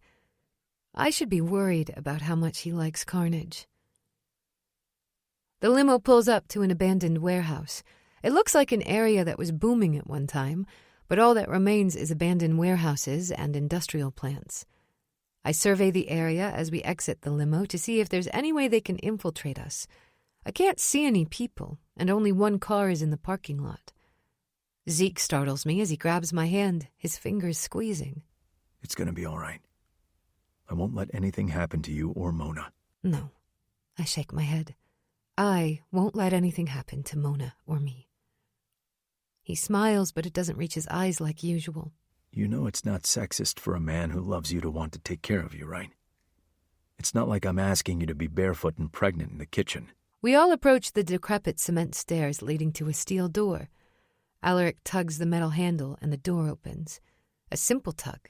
No security, no codes. I shiver as the stench of vomit and piss assaults me. Fear clutches at my throat, making it hard to breathe. This is where they've kept my sister? As the words leave my lips, I see all the blood. I don't want to pay these men and go on my merry way. I want them to suffer. Mona is privileged to pay to get out of this circumstance, but what about the other girls these monsters abduct? I squeeze Zeke's hand, and he lowers his ear to my mouth. He has to die. I don't know when I decided that death is an acceptable outcome for certain people. It sure wasn't from my mother, who firmly believed in tolerance. Even with all she went through, Nazreen Boron demonstrated the virtue of mercy. But I don't. Forgiveness is impossible for those who have no issue harming others. Men who rape, steal, torture, and kill can't change. All they can do is fake it until they're convinced they have society fooled. Men who use religion as a tool for corruption cannot be allowed to obtain power. Divinity becomes a weapon in their arsenal, powerful enough to brainwash the masses. Alaric halts at a large door. Two men with semi-automatics strapped to their backs talk into a walkie-talkie before opening the doors. Alaric, says a thin man with a goatee and greasy hair. He stands from his chair and raises his hand for Alaric to shake. Not sure if pleasantries are warranted, Marcus. Alaric sneers, refusing to shake the man's hand. You kidnapped someone important to me. I'm sure you realize that this altercation means the end of any business deals my organization has with yours. Marcus laughs. Dear Alaric, with the money I'll be gaining today, I could buy your organization 10 times over. Let's cut the bullshit. Lev says as he opens the briefcase. That's not the amount we agreed on. Marcus says in disgust. There is the rest of it. This is $250,000 at most. No suitcase in the world could house that amount of paper bills. We have your Cayman account, and we'll wire the rest of the money once the girl is returned to us safely. Levinston Cartwright, I assume. Your parents threw wonderful events with the best party favors. Such a shame you didn't continue their legacy. Lev's back stiffens and his eyes go blank. That same look he gets when he's touched. I want to jump in front of him and stab Marcus until his body goes limp and falls on the floor at Lev's feet. Lev looks away from Marcus and shuts the briefcase, regaining his composure. Yes, well, my parents' interests and mine differ drastically. Now, I suggest we forego discussions about the past and continue with our negotiations. Marcus laughs and pulls out his phone. Bring the girl in. A large man bursts through the door with my sister. She looks good and has no visible markings. Her eyes are alert and her hair and clothes are clean. I free myself from Zeke and run to her, wrapping my arms around her tight. Junam? Tears fall from Mona's eyes as she returns my hug. She keeps saying sorry in Persian. Motasafam. Shh, I've got you. There's nothing to be sorry about. I've got you. As you can see, Marcus says, the girl is fine. So how about you wire that money and we can all be on our way? I wrap my arm around Mona's shoulder and hand her to Zeke. Pulling my knife, I turn and throw it across the room. The blade lands in Marcus's throat. The big dude pulls a gun, but Lev is quicker and puts a bullet between the man's eyes, causing blood and brain matter to splatter Cyrus's black hoodie. Cyrus shrugs. It's cool. Everything washes out of black. The two guards barge in, but before they can do anything, Cyrus has one in a chokehold, while Zeke has the other pinned against the wall, his gun at his head. Looks like this turned into a party after all. Cyrus says as he pulls out his Zippo. The guy screams as Cyrus holds a flickering flame against his face and his flesh burns. Azadeh, what do you think about me starting a perfume business? There has to be a market for eau de burned flesh. He bends and sniffs the man's cheeks. Even this piece of shit now smells divine. My gaze moves from Cyrus to Zeke. He has a spoon held upright under the man's eyes. Shock takes over as I witness how ruthless my sweet Zeke can be. I always grasped that Cyrus was a bit unhinged, but seeing Zeke push a spoon into someone's flesh and scoop an eye out so effortlessly is a little jarring. Never in a million years did I think him capable of such brutality. The man has a hard time calling me a slut, and here he is, consumed with violence and gore. The room fills with the screams of the tortured men, so I barely hear Alaric. Ozade, get them under control. Alaric says, as he places a small device on the table. We gotta get out of here. In 5 minutes, the place will blow. We gotta go. My gaze flits between Zeke and Cyrus, unsure how I can calm their bloodlust. While I'm trying to figure it out, Lev solves the problem by putting a bullet between each guard's eyes. Dirty pool Lev. Cyrus growls. I was having a good time. We gotta go. Lev states. The 6 of us sprint out of the building and make it to the limo as the thunderous roar of the explosion echoes behind us, and searing heat licks at our backs, leaving us breathless and shaken, but alive. I'm still bitter. I can't smell the flesh. Cyrus whines. You owe me a burning carcass, Lev. I ignore everyone and everything except my sister as we pile into the limo. You okay? I am now. She moves closer and whispers. Did you know Zeke was so lethal? I shake my head. No. I had such a crush on him. I assumed you were stupid for years because you said he was your friend and not your boyfriend, Mona said, her mouth tipping up in a small smile. But I feel you, sis. Why settle for one when you can have 3? Bet you feel safe knowing they'd all kill for you. I sure do. I belly laughed and the men in the limo turned to look at me. Cyrus cocks an eyebrow. Care to share the joke with the class? I grin. I was thinking that you're all crazy, but I love you. Whoa, you better not be loving this guy over here, Cyrus says, pointing to Alaric. My self-esteem can't handle another pretty boy. Lev is already too much. I'm happily taken. Alaric interjects. I think 3 is more than I can handle, I say as I hug my sister. Will you stay? Mona asks, gazing up at me. I'd like to have my sister around for more than a few weeks at a time. If she had, you wouldn't have been in this mess. Lev mumbles. I turn to him and glare.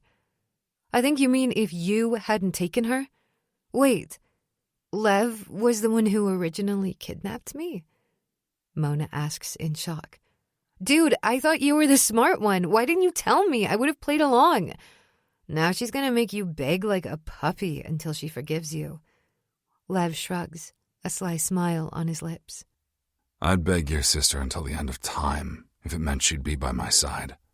Mona glances at me. Okay, that's some Romeo and Juliet shit. How the heck are you the one with all the luck? I'm lucky if a boy looks at me. I laugh and hug her closer. You sure you're okay? They didn't do anything to you? I'm fine, Mona says firmly. Other than shitty food and a disgusting toilet, nothing happened. But do you think I could take martial arts classes? Oh, yes, I say as relief floods me. I'll get you trained by the best. Chapter 26. Present Day. Cyrus, age 30. The Manor. So are we gonna fuck or not? I ask, because I'm getting jealous of soap suds over here. Azadeh laughs as she glides the loofah along her skin. It's been weeks since she's fucked any of us. Mona was home, and all she wanted to do was spend time with her sister. I love Mona, but that girl is a grade A cock blocker.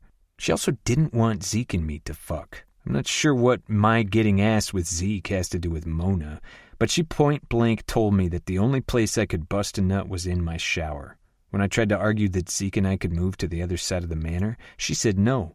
I would have broken her rules, but Zeke, the fucking goody-goody, can't tell a small white lie. Then again, why would Zeke put up a fight when she said he could still work on Lev's issues? That meant he was getting banged because Lev's issues were all about his aversion to physical touch. Listen, Oz, it's been 20 days. 20! I flex my forearms. My right one is substantially bigger than my left. It's your fault that I'm lopsided. She opens the glass shower door and pokes her head out. No one forced you to masturbate so much. I growl. I had no choice. You made me choose between my dick and balls falling off or my right arm looking like the Hulk, while the left one became Bruce Banner. She shrugs before turning her face to the cascading waterfall from overhead. Well, Mona is back at school, so you're welcome to fuck Zeke again. Oh, the little brat. I slide open the glass door and jump into the shower with her. Azadeh yelps as my hand circles her throat and I slam her against the wall. You know what happens to an animal when you starve it too long? I crush my lips to hers and kiss her passionately. Her lips open for me and our tongues tangle with desperation. I want her to comprehend how much I need her, not only sexually, but in every single way. You know how insane it is to want to consume someone? I now comprehend the unhinged passion of those crazy men in those dark romance books you used to read. The ones that literally eat the flesh of women they love. Fucking psychos. I want to fill myself with you. The hold you have over me has driven me mad. Azadeh smiles as the tips of her nails dig against the cotton of my shirt, desperate to get to my skin. Do you want to consume me, Cyrus? Bite into my flesh so we are one? A communion of sorts? I groan into her neck. How the fuck can someone be so sweet and so insane at the same time? The girl pushes me to the brink of madness and shelters me all at the same time. Azadeh is the sun, and we are planets turning in her orbit. Azadeh grips my shirt and tears it apart, exposing my bare chest. Her head dips, and she places gentle kisses along my burned-up flesh. I'm in awe of how easily she worships the ugliest parts of me. There's no hesitation, no moment of disgust for her. Those brutal burn marks are as beautiful as a blooming rose. Every time she doesn't see a beast on my flesh, I'm taken aback. Perhaps her inherent ability to look past what others ran from is what drew us all to Azadeh. She saw the men we longed to be, and not how the world perceived us. Azadeh brings forth our goodness and light, and banishes the darkness that burrows in our hearts. My love for you isn't a drop in the ocean, I whisper in her ear, shocked at how much I mean it. It's the whole damn universe. Azadeh's breathing speeds up as her fingers fumble with my belt. She struggles under the stream of water as she pulls the belt off and lowers my soaked jeans to the middle of my thighs. Azadeh grips my erect cock and lines it up to her entrance. If you mean that, then fuck me like an animal. Don't hold back. Don't be gentle. Just make me forget everything except the brutality of your love. My fingers intertwine with hers as I pull my belt from her hand. You want me to fuck you like you mean nothing, don't you? Need me to fuck you the way Zeke and Lev never could. You want me to make you feel worthless, used, disposable, don't you? Yes, she whispers. Why? I ask. Why do you make me degrade you? Because you're the only one who grasps the relief that comes with humiliation. You understand how degradation makes life's burdens and hardships weightless. You respect me as an equal and not as an untouchable. This is what you give me that no one else can. Azadeh gazes up at me. The water streams through her thick raven hair and frames her beautiful face. A droplet of water falls from her inky eyelashes and lands on her round cheek as I slide the leather behind her delicate neck. Azadeh beams at me as I secure the belt with the buckle. I place 2 fingers between the leather and her skin, ensuring it's not so tight that I could accidentally cut off circulation during play. We have our signs, her safe word, Azadi, the word freedom in Farsi, or the 2 taps on any part of my body or nearby surface. I grip the belt and yank it forward as my fingers dip down her body and part her lips. Azadeh's legs open and she shivers as the tip of my index finger flirts with her sensitive clit. That's it, Hellcat. Open those legs and let me know what a little slut you are. I tug the belt, forcing Azadeh to her knees. I fist my dick and aim it at her pretty mouth. I don't think you deserve to feel good. You've been a bad fucking whore by keeping your filthy fuckholes away from me. You're gonna have to earn your orgasm, slut. I slap her face, the tip of my cock pointing above her eyebrows. I drag my dick down until it's directly in front of her lips. Open up. Put your worthless mouth to good use. Show me why we should keep you around, slut. Azadeh covers my cock and swallows me whole. My hand hits the wall at the mind-blowing way she's sucking my dick. I have to rein myself in so I don't lose my shit and blow in her hot mouth before we even get started. Her dark eyes gaze up at me as she hollows her cheeks. Her head hits the wall as I thrust, and her ragged gagging drowns out the rainfall from the shower head. Well, what do we have here? I turn to see Zeke leaning against the doorframe. He's so fucking good-looking. Even with that pirate eye patch, his visible eye is a sapphire lure that calls to my soul. Fuck, how are these people turning me into a poetic sap? Well, when two people like each other, sometimes it makes their private parts tingle. I explain as if talking to a 5-year-old. Azadeh is elevating the accumulation of cum in my balls. Why don't you come out here and we can make it a real celebration? Zeke asks. Oh no, bro, I'm not sharing, I say, glaring at Zeke, annoyed at the interruption. Besides, you've been having fun with Lev. Now the two of you go off and do whatever weird shit you do while I make my girl choke on cum. Zeke bends, grabs a metal chain and yanks it. My eyes widen in shock as Lev stumbles head first into the bathroom. You interested now? Was I interested? My eyes moved from Azadeh gagging on my dick to Lev on his hands and knees like a dog. I always assumed Lev had a thing for degradation, but when I noticed Azadeh staring at him with lust, I knew there was only one option. A fucking orgy, full-blown balls to the walls. I rubbed the top of Azadeh's hair, bringing her gaze back to me. You want to go play with the other little puppy? She nods. I grip her head and hold her to the wall as I bang into her mouth. I think he'd enjoy you sharing your little treat. Visiting empty-handed is awfully rude, after all. Chapter 27. Lev, age 30. Present day. The manor. The brain is a fragile organ that holds our existence at a standstill, yet possesses the ability to push our lives forward. It can forge fortresses to protect us and break into a million fragmented pieces when something harms us. The complexities of the brain and the defense mechanisms it creates are something I've lived with since the tender age of 4. I've allowed myself brief moments of joy because submerging myself into the tremendous bounty of life opens me up to the ruthless truth that anything worthy also carries the earth-shattering weight of devastation. Over the years, I yearned to break free and to give and receive love, but my traumatic childhood blocked that path at every turn. If it hadn't been for Zeke, I'd never know the warmth of human touch. That man has stood by me time and again when I've given him every reason to walk away. I gaze up at him with pure love in my heart for staying by my side and for his patience, understanding, and compassion. I always thought Azadeh was the glue that held us all together.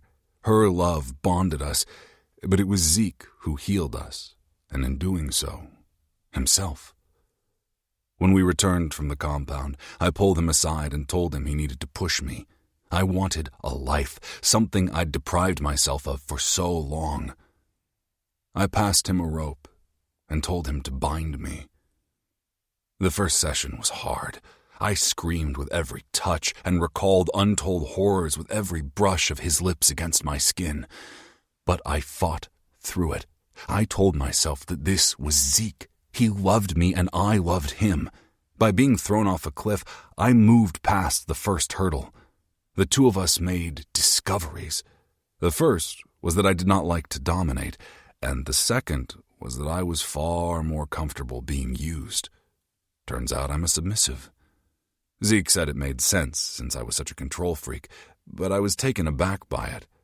But when Zeke told me what to do and took my options away, I felt my body relax. For Zeke, it was a triumph because it proved that my body instinctively trusted him, and now that the barrier of my mind had been broken, the obstacles weren't a blatant issue any longer. So Zeke strapped a collar on me and dragged me to Azadeh's bedroom. The final test. My gaze locks with Ozadeh as she chokes on Cyrus's penis. She's enthusiastic and he's forceful. All I can think about is how I wish I were between her lips and in her place. Zeke was a gentle top compared to Cyrus's brutality. Yet I wanted to know what it would be like to be controlled by Cy. I longed to be the object of his cruelty. Zeke lights a smoke as he leans against the doorframe, appreciating the show in the shower. The thick outline of his dick raged against the cotton of his gray sweatpants. His hand grips my leash as he twists the chain before tugging me forward until my face is directly on his feet. You think you can do what she's doing, pup? My cock throbs at the nickname, simultaneously degrading and affectionate. I nod my head. He laughs as his bare foot nudges my face. His big toe slides along my bottom lip. Be a good boy and kiss your master's feet. I gaze up at Zeke as my lips pucker, and I place a kiss on the pad of his toe. Good boy. I feel 10 feet tall as he praises me. The adoration is welcome and desperately wanted. Zeke tugs at the leash, forcing my body to move upright. I remain on my knees, and we look at the scene before us. Ozadeh has one hand on Cyrus's shaft, pumping up and down with the rhythm of her mouth. Her other hand grips his ass, her nails penetrating his skin. My gaze roams Cyrus's body. Half his frame is a black work of art with grooves and dents. What would it be like to lick those scars? What would they taste like? Take out my cock. Zeke demands. My back straightens, and I fumble with the elastic waistband of his pants before pulling them down. His dick springs forward, and my stomach flips with excitement. Zeke's dick is perfect. Smooth, with delicate veins decorating his shaft, the perfect crown with a drop of pre-cum pooled on the surface. I lean forward and lick the drop, relishing the salty flavor. Zeke affectionately rubs the top of my head as a puff of smoke shrouds me. Since he discovered that the act of smoking aroused both of us, he ensures he lights one before we partake in sexual activities. Zeke's hand moves to the back of my head. He fists a handful of my hair and yanks me back. He smiles down at me as he brings the filter of his cigarette to my lips. My mouth opens, and I inhale it, holding it in. Zeke brushes the tip of his dick to my mouth, spreading the pre-cum on my lips. A cloud of smoke engulfs his cock as I part for him. Zeke holds my head down, my nose brushing his skin. That's a good boy. Suck on that cock until you get your treat. I press my head against Zeke's hand, moving at the speed I know takes him over the edge. The suction of my mouth and flick of my tongue creates a masterpiece, a sexual sonata allegro.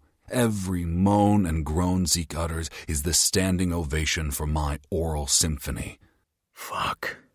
Zeke hisses as his hips move, desperate to reach his finale. That's it, my pretty little whore. Take it all.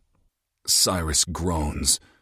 I tilt my head to the side as his body stiffens, his weight crushing Ozadeh to the wall. My view is quickly obstructed as Zeke grabs the sides of my head and forces me to the task at hand. Don't make me angry, pup. You know how much I like good boys. I want to make Zeke proud of me, to tell me how much of a good boy I am and how proud of me he is. I tune out the temptations and distractions around me and focus on giving the best blowjob in all eternity. I want him to come deep down my throat and know that no one will satisfy him like I can. Zeke brushes the tears that escape my eyes. He holds the wetness in the pad of his thumb before bringing it to his lips and sucking it clean. I gotta fuck this pretty mouth. I want to hear how much my baby boy cries for daddy when he's being choked. Zeke's degrading words encourage me and ignite my desire to prove my worthiness. I grab his ass and slide my finger between his cheeks. A low moan escapes Zeke's lips as I press the tip of my index finger against his puckered asshole. I slip it inside, slowly, and Zeke slaps the doorframe. A jolt of satisfaction goes through me as Zeke comes undone before me.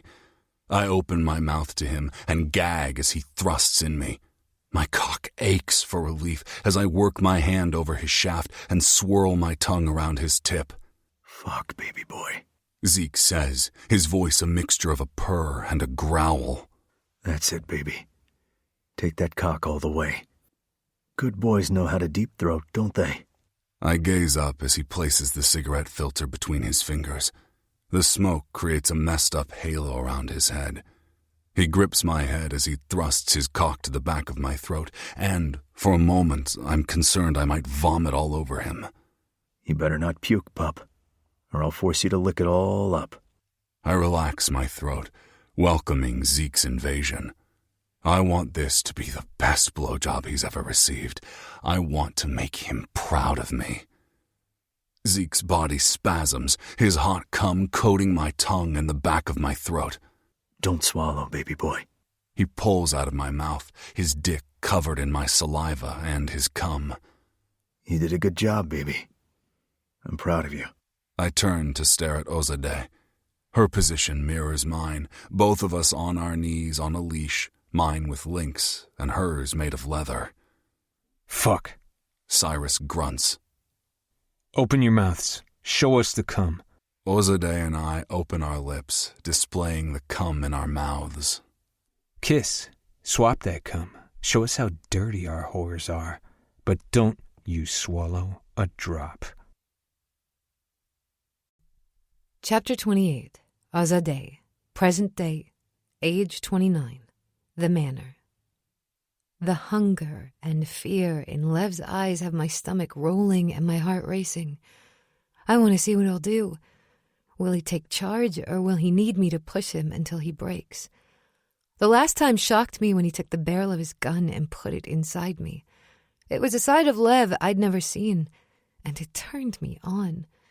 But unlike Cyrus and Zeke, it made me want to get the better of him. Lev leans toward me, and I can almost hear time ticking with anticipation and excruciating slowness. You can do it, pup.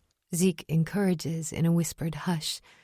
I can hear the hope and fear laced in his voice. Many emotions are present in Lev's luminous gray eyes as they lock with mine. Apprehension, excitement, fear, lust, and even love. I know he's searching within himself for the courage to do this. Exploring the sensation of touch with Zeke is one thing, but Cyrus and I are a whole new ballgame. Zeke steps forward and pets the top of Lev's head. Go on, pup. You're doing such a good job. I'm very proud of you. Lev nods and molds his hand to my nape. His touch singes my skin as he pulls me forward and tentatively brushes his lips to mine. My eyes flutter before closing, and I fall into the kiss. 10 years of craving this man and never being able to have him crash around me. I'm lost in the moment. Emotions collide, and I'm unsure what I feel from one second to the next. Passion, need, desperation, desire, and most of all, love.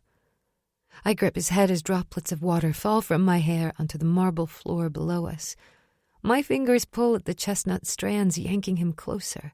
Our tongues dance as we push our spit, and the guys come back and forth. A frenzied need builds between us, limbs tangled as we finally experience the desire we've wanted for so long. That's it, pup. Zeke whispers. Show her how badly you want her. Let her see what a good boy you are. I look at Zeke as I push the cum back and forth from my mouth to Lev's. Cyrus is standing behind him, his hand on Zeke's thick shaft, pumping his cock, thickening it. I want him to fuck me. I want them all to fuck me. I want to be full of them as they grab me and they rip me apart before putting me back together. Give Ozadeh all the cum, pup. Zeke orders. Lev grips my head and leans me back before pouring the fluids from his mouth into mine. He pulls away, breathing heavily, eyes hooded. I loved you the moment I saw you. Scared and helpless, discarded and traumatized. The only emotion I knew was fear, and the only vision I saw was terror. Until you appeared, and it was like you hit me with a spell. I'm sorry it's taken me this long to touch you and be touched by you. Thank you for never turning your back on me, even when I deserved it. His words grab my heart in their grip and squeeze. I place my hands on his face and nod.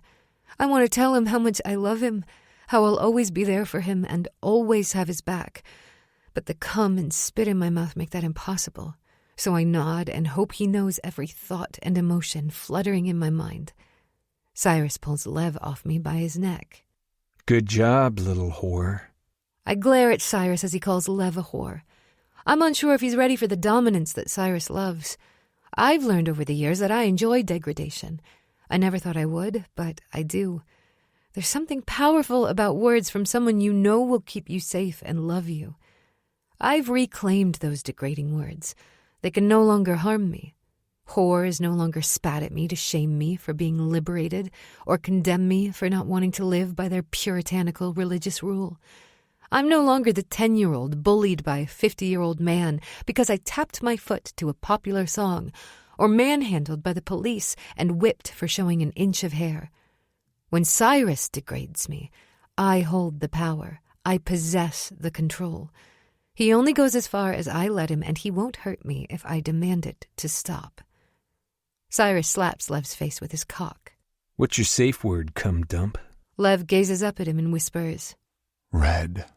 Ah, you went with a classic. Cyrus grunts as he slides the tip of his dick along Lev's lips. Azadeh's is Azadi, Zeke's is church, and mine is peace. Be a good little cum rag and make sure you remember that. Lev opens his mouth, and Cyrus thrusts his hips until his dick is nestled inside. Damn, Lev, who knew you'd be a world-class cock whore? You enjoying the show, Princess? Zeke asks as he yanks my head to look at him. I nod, still unable to speak. Zeke chuckles. I want everything you're holding in that pretty little mouth. Every single drop, baby. He presses his lips to mine, parting my lips with the tip of his hot tongue before swiping it inside to collect everything from my mouth. He leaves me on the floor as he walks to Cyrus. Cy smiles as he pulls Zeke toward him by the nape of his neck.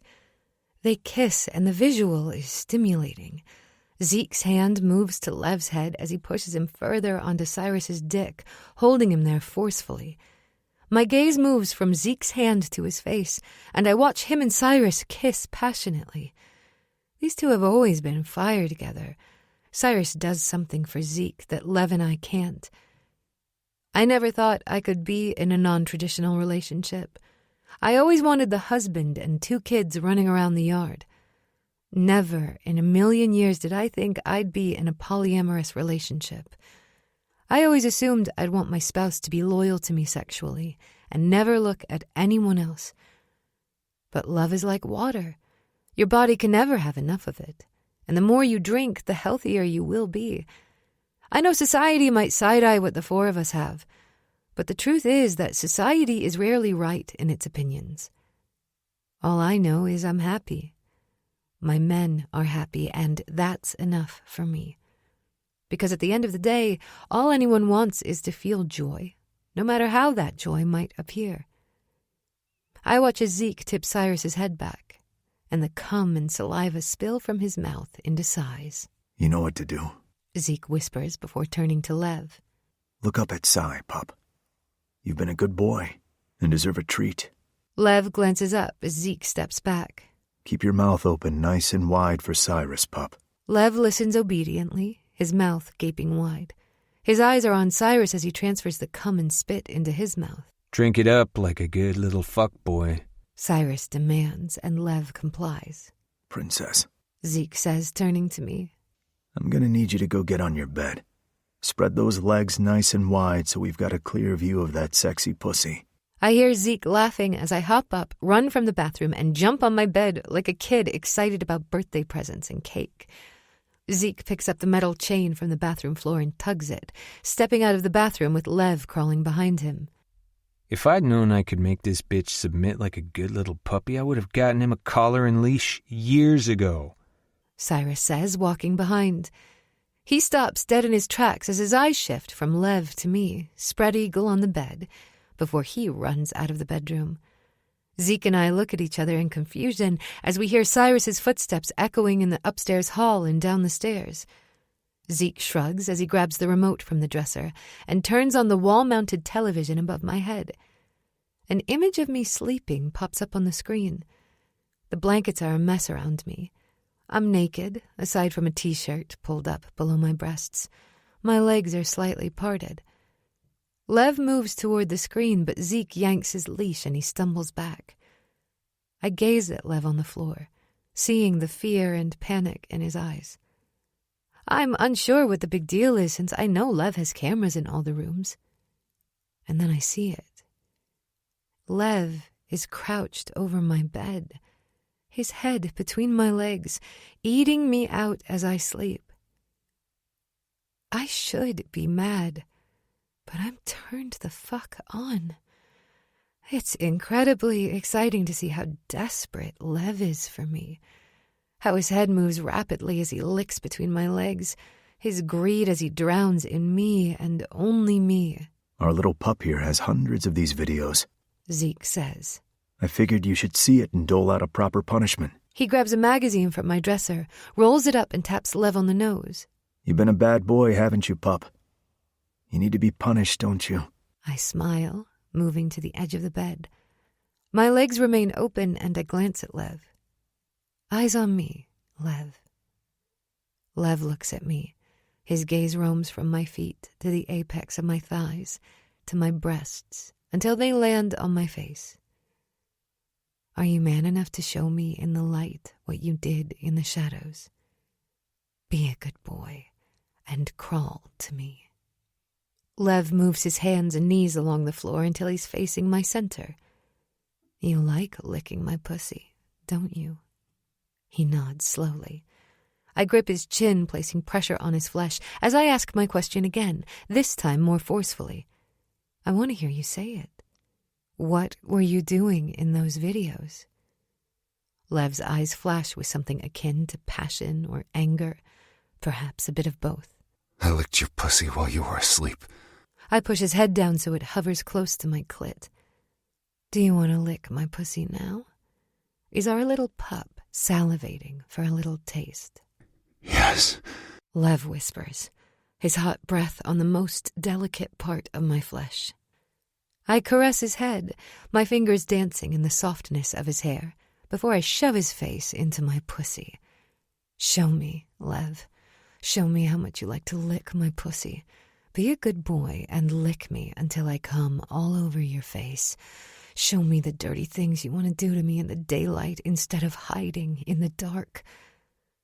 Lev growls as his nose moves up my slit, and his lips press against my clit, placing a kiss there. He isn't in a rush as his tongue protrudes, and he licks me slowly, working his way along my flesh in a teasing rhythm. Lev pushes a finger inside me before joining it with 2 more. 3 fingers pump, stretching me as his tongue focuses on my clit. He sucks me into his mouth, his teeth gentle against my flesh. That's it, Lev. You're such a good boy. I pant as my toes curl. I want to hold back and prolong the pleasure, but his skill is so phenomenal that I resist for much longer. You're so good at this, Lev. You make me feel amazing. Do a good job and I'll let you lick my pussy all night. Bet you'd like that. Oh, wouldn't you? To sleep between my legs and have a little snack every time you wake up. My little pussy-licking slut. My words incite Lev. It's as if he's desperate to prove that no one can pleasure me with his mouth like he can. That's it, baby boy. Show me how much you love to eat my pussy. Yes, use your tongue. You're so good at this. I'm going to come. I'm going to give my good boy a wet treat. Please. Lev begs. Please come on my face. Drench me. Please, Ozude. I'll be such a good boy. Anytime you want this pussy cleaned, I'll do it. I'll suck out all the cum. Use my tongue like toilet paper. I'll do anything to worship this pretty pink cunt. I hold Lev's head as I wrap my legs around his shoulders and hump his mouth. My breathing speeds up and my eyes shut as I'm taken to paradise. I'm going to come, Lev. Please drench me. He whimpers as he replaces his fingers with his mouth and drinks my orgasm. Fuck. I miss all the good stuff. Cyrus says, standing by the door holding a saffron rock candy stick. He walks over to Lev and yanks his head back by his hair. Cyrus dips the candy inside me a few times before pulling it out. He winks at me before sucking the candy and pulling it out with a pop. Fuck, I didn't think it was possible to make this shit sweeter. Cyrus gazes at Lev, whose face is soaked with my juices. Cy smiles as he rolls the yellow candy along Lev's face. You're gonna be the best little fuckboy slut, Lev. I can't wait to fucking cum in your tight little ass. Bet you'll lick up your ass cum when it drips onto the floor, won't you? I always knew you'd be at the bottom. A good little subby ready to do anything your masters demand. Lev purrs at Cyrus's taunts, relishing the humiliating and degrading words. Oz, remember when Lev fucked you with his gun? Cyrus asks. Yes, I whisper. Cyrus smiles. I think now is as good a time as any to fulfill the promise you made that day. Chapter 29. Zeke, age 29. Present day. The Manor.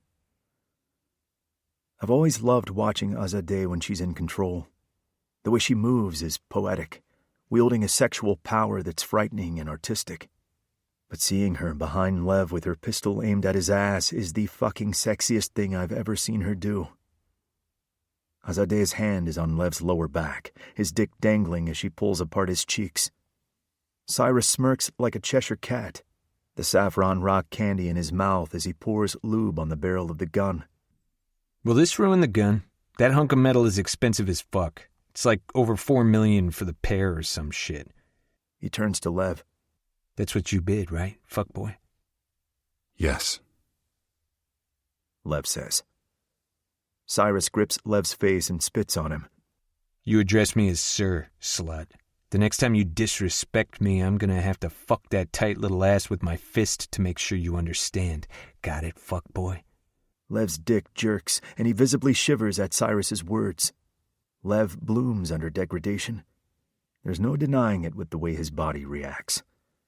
It took a long time to get here with Lev, and I'm so proud of his growth, how he's allowed people in, and his strength and control. He's been prepped, I say, as Azadeh grabs the lube. Be a good boy, Lev, and take the butt plug out of your ass. Lev reaches behind him and spreads his ass cheeks, displaying the black silicone butt plug. Tell them how you've been wearing it all day, baby boy. How you love getting your tight asshole stretched nice and wide, I demand. Zeke made me walk around all morning with the plug, Lev says. He fucked me and then plugged up his cum.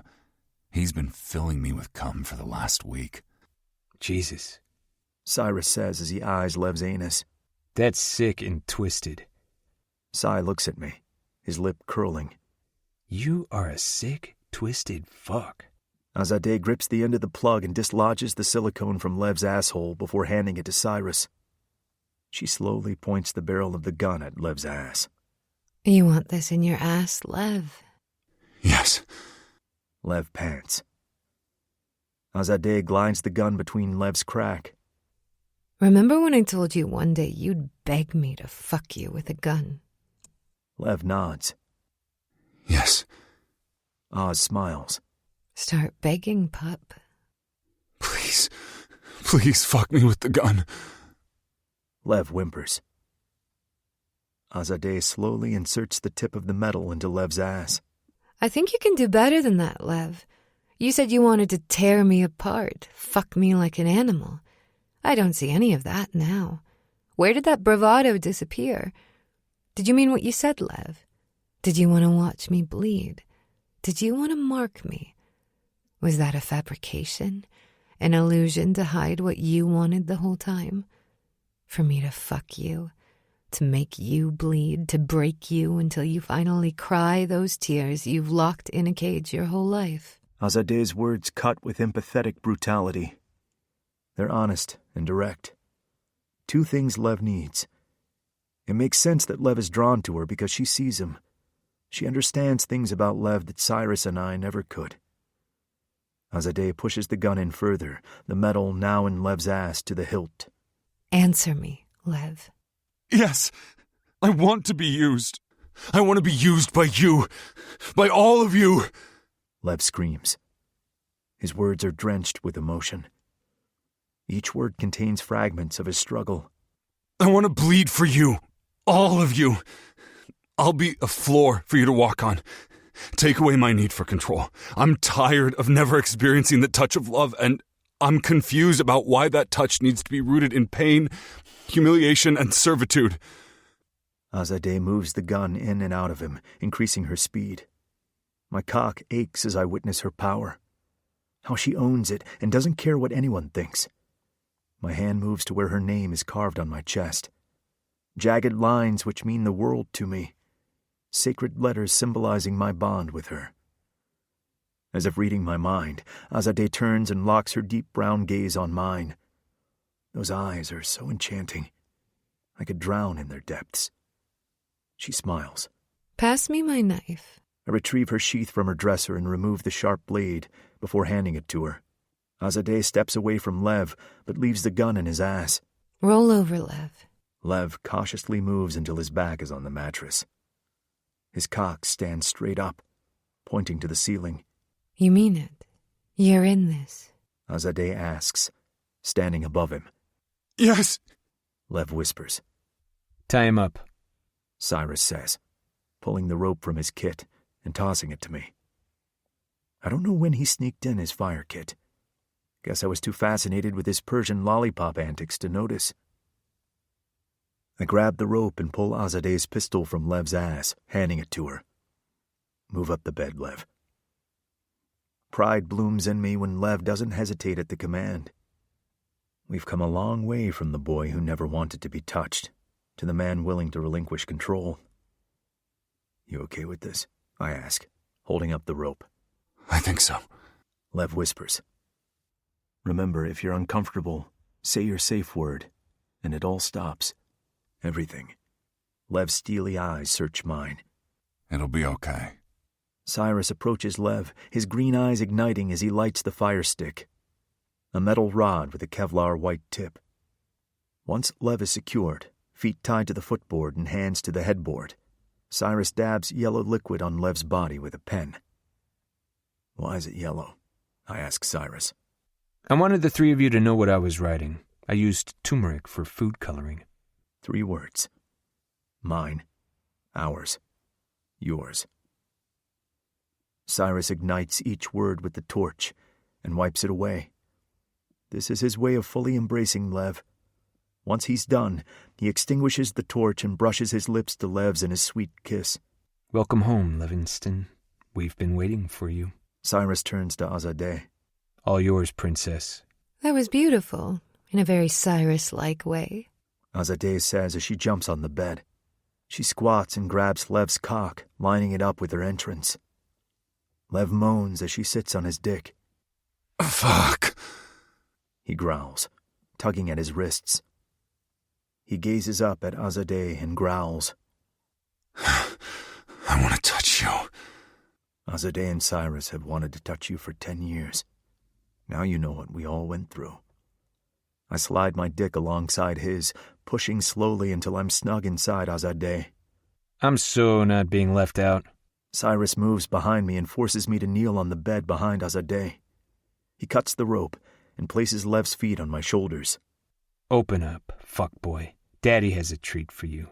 If you do a fantastic job and milk my cock nice and hard, it'll give you a creamy treat. The 3 of us fuck Lev as Azadeh pricks his skin with her knife.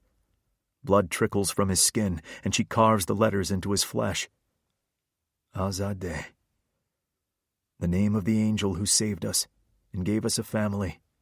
A mark all 3 of us now wear with pride and love. Azadeh lowers her head to lap at the blood. I love you. Lev whispers. I love all of you. We love you too, Lev. Azadeh says, touching him as if she can't get enough of him. No matter what, we'll always love you. I nip at Azadeh's ear, my teeth marring her delicate flesh. I wasn't kidding about those babies, princess. We're going to fuck this pretty cunt daily until you're pregnant. Every day, you'll walk around with our cum dripping out of this perfect cunt. When we tell you to get naked and spread your legs, you'll do it. We're going to fuck and breed you. That's all you're going to do from now on. No more running off. This is your place now. Our queen, our wife, our fucking life. I cup her breasts and twist her pert nipples, making her scream as I pull her large breasts from her body. Got it? Yes. Azadeh moans. I love fucking my pretty pussy with Lev. You're always tight, but this is something else. Fuck. This is the only woman who's ever driven me mad. The only woman I've ever loved and ever will love. I've loved you from the moment I saw you, Oz. I pebble kisses along her shoulder. You're going to be a good girl and be our free-use doll, aren't you, princess? Yes. Lev comes first. He groans, and I feel his cum spurt from the tip of his cock. That's it, Lev. Be a good boy and give her all that cum. Fuck, I can't hold off anymore. I'm gonna put a load in this hot ass. Shit, Lev, this fuckhole is nice and tight on my cock. I'm gonna have to fuck this ass daily. I'll put a load in Hellcat in the morning and you at night. I like the idea of you leaking my cum from this little ass. The bed shakes as Cyrus thrusts roughly into Lev. Take my dick, slut. Milk my cock like the good little ass slut you are. Azadeh bursts out laughing. Milk my cock like the good little ass slut you are? She pushes back against me and pulls my head down. Cyrus grabs Azadeh by the throat. You're talking too much, slut. Shut the fuck up and come. His hand on her throat ignites Azadeh's release, and she stiffens as her pussy clamps around our cocks. She doesn't stop bouncing up and down as we push in and out until the three of us scream our orgasm in unison. Pull out of her, Zeke, Cyrus demands. I want to watch that cum drip into my new fuck toy's mouth. Azadeh rises to stand over Lev's face as I reluctantly pull out of her. Open that pathetic mouth, Lev. Nice and wide. I want to make sure you catch every drop. Cyrus kneels behind Lev and lowers his head to his ass. Clean up our girls' holes while I lick your ass clean. I'm surprised when my cock rises as I witness the cum drip from Azadeh's pussy and asshole into Lev's waiting mouth, while Cyrus's tongue delves into Lev's ass and sucks out all the cum he's emptied there. Cyrus turns to me and smirks. You can lube up my ass, Daddy. I think I'd like to see Lev take another load in his mouth. I smirk as I grab the lube, pouring it on my cock before I grip Cyrus's ass and pound into him. I told you I was the top and you were the bottom. How does it feel to know you'll always be a nice wet cunt for me to fuck? Cyrus laughs. Usually I'd have you on the floor for that, but I'm feeling pretty fucking high on life right now. Once we're finished and everyone has come multiple times, I turn on the shower, and the four of us load into it. Unlike the dirty nature of our fucking, these touches are kind, caring, and full of compassion. Cyrus has Lev pinned against the wall, a cloth moving gently on his cock and asshole, while he kisses Lev and whispers how much he loves him. I thread my hands through Azadeh's hair, massaging the conditioner in her silky black locks. I wasn't joking about the babies, I whisper. I want them. She wraps her arms around my neck. And I want to give them to you. Epilogue. Azadeh, 10 years later. I sit in the gazebo built for me many years ago as the kids run like wild animals in the yard, chased by two men who are just as wild. The four of us married 9 years ago in a makeshift civil ceremony. Obviously, it wasn't legally binding, but we wanted something symbolic to show the world our commitment to each other. We started weekly therapy sessions to work out our trauma. I was adamant about not bringing children into this world until we had a better coping mechanism to deal with our issues than sex. The guys agreed, and we've been attending weekly therapy sessions since, as a family. Our daughter, Nazreen, was born 2 years later, followed by our twin boys, 2 after that. I gave up my journeys around the globe, but Lev set up a nonprofit that I run, which helps girls who need to escape bad situations. We've saved 5,000 girls from dire conditions in the 8 years it's been running. I never thought this place would be my refuge. Lev says, wrapping his arms around me and rubbing my pregnant belly. Our next child is due in a month. Never thought the place of nightmares would become the place of perfect dreams. We have a good life, Lev, I say, bringing his left hand to my lips. His wedding band shines in the sunlight. Lev kisses my cheek, watching our 2 men and 3 kids play. We sure do. We hope you enjoyed listening to Feral, written by Mila Crawford, performed in duet. The role of Ozadeh and all other female characters is performed by Samantha Brentmore, and The role of Zeke is performed by J.F. Harding, and The role of Cyrus is performed by Teddy Hamilton, and The role of Lev and all other male characters is performed by James Cassidy. text copyright 2024 by Mila Crawford. Production copyright 2025 by Mila Crawford. All rights reserved.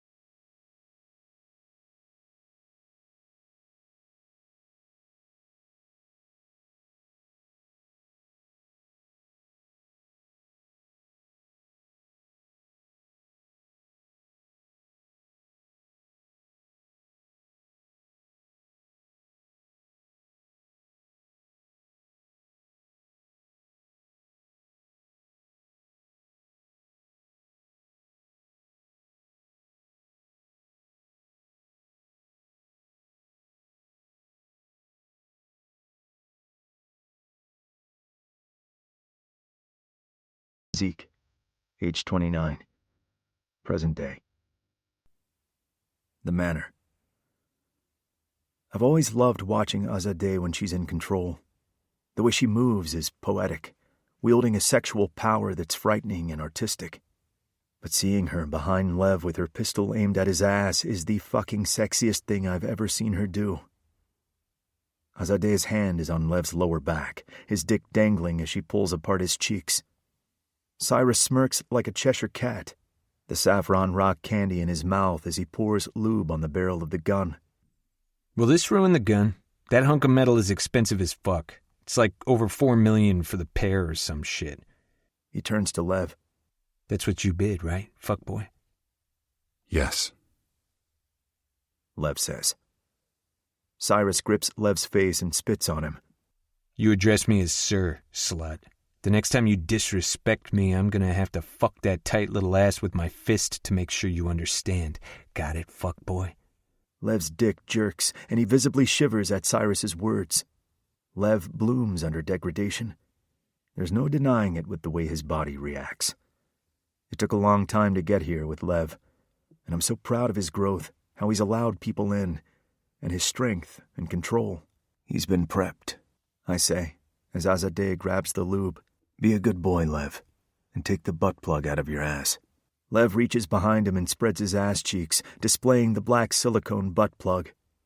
Tell them how you've been wearing it all day, baby boy. How you love getting your tight asshole stretched nice and wide, I demand.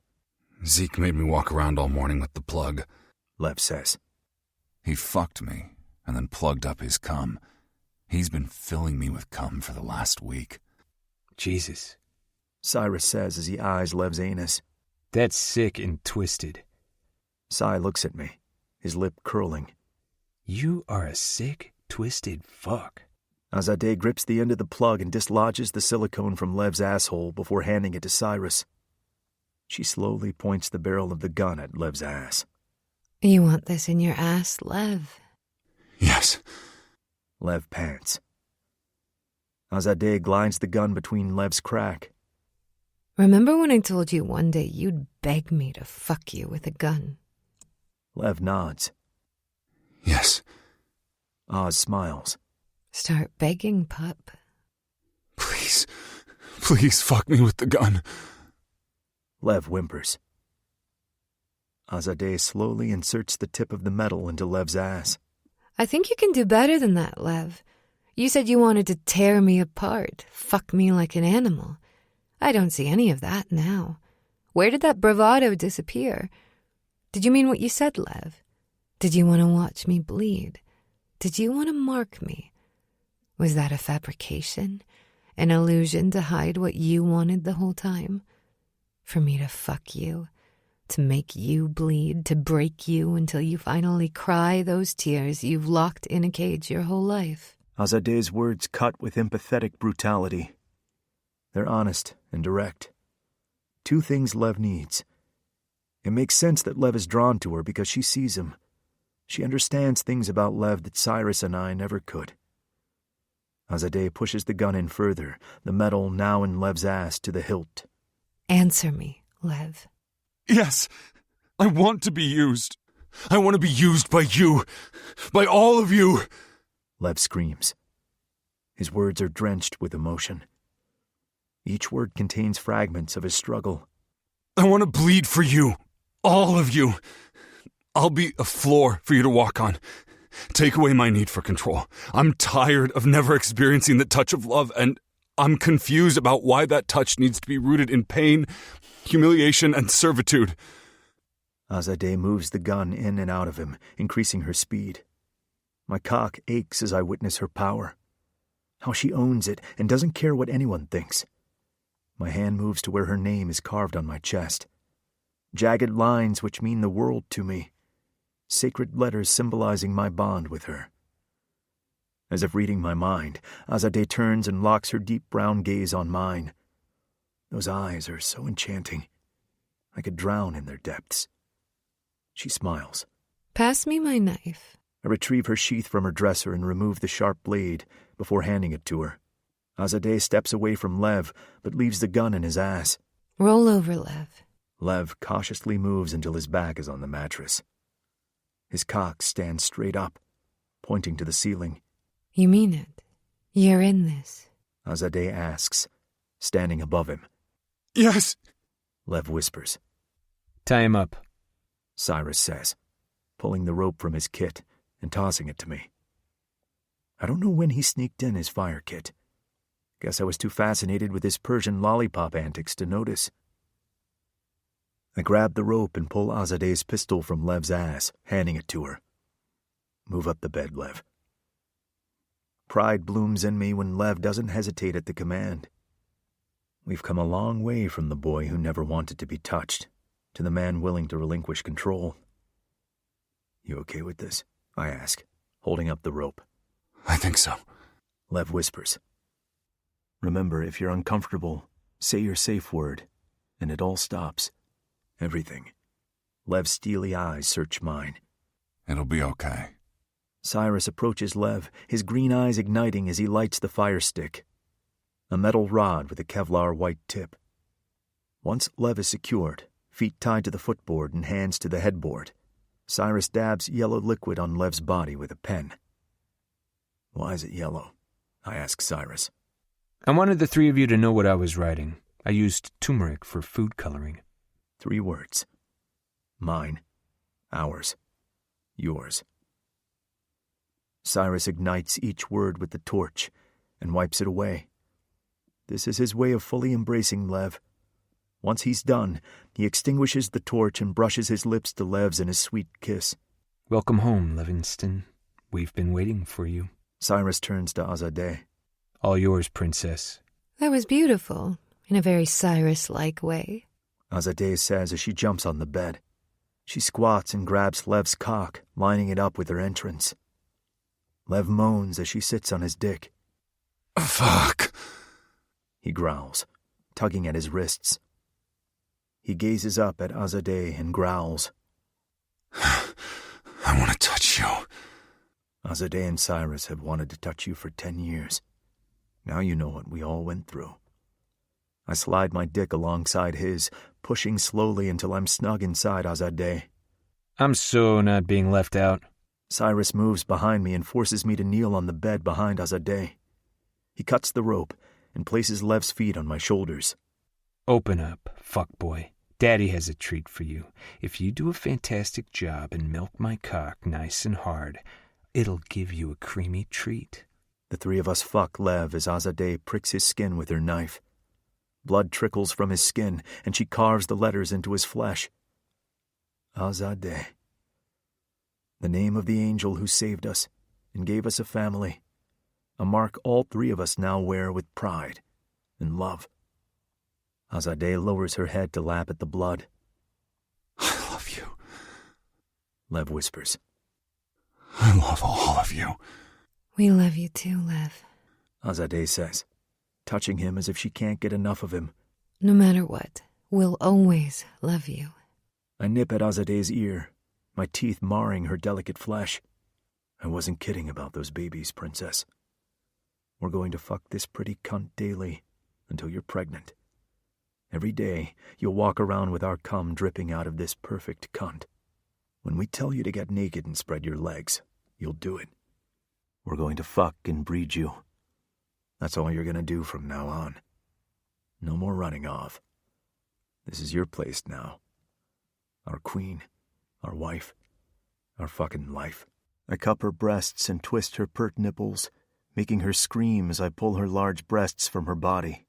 Got it? Yes. Azadeh moans. I love fucking my pretty pussy with Lev. You're always tight, but this is something else. Fuck. This is the only woman who's ever driven me mad. The only woman I've ever loved and ever will love. I've loved you from the moment I saw you, Az. I pebble kisses along her shoulder. You're going to be a good girl and be our free-use doll, aren't you, princess? Yes. Lev comes first. He groans, and I feel his cum spurt from the tip of his cock. That's it, Lev. Be a good boy and give her all that cum. Fuck, I can't hold off anymore. I'm gonna put a load in this hot ass. Shit, Lev, this fuckhole is nice and tight on my cock. I'm gonna have to fuck this ass daily. I'll put a load in Hellcat in the morning and you at night. I like the idea of you leaking my cum from this little ass.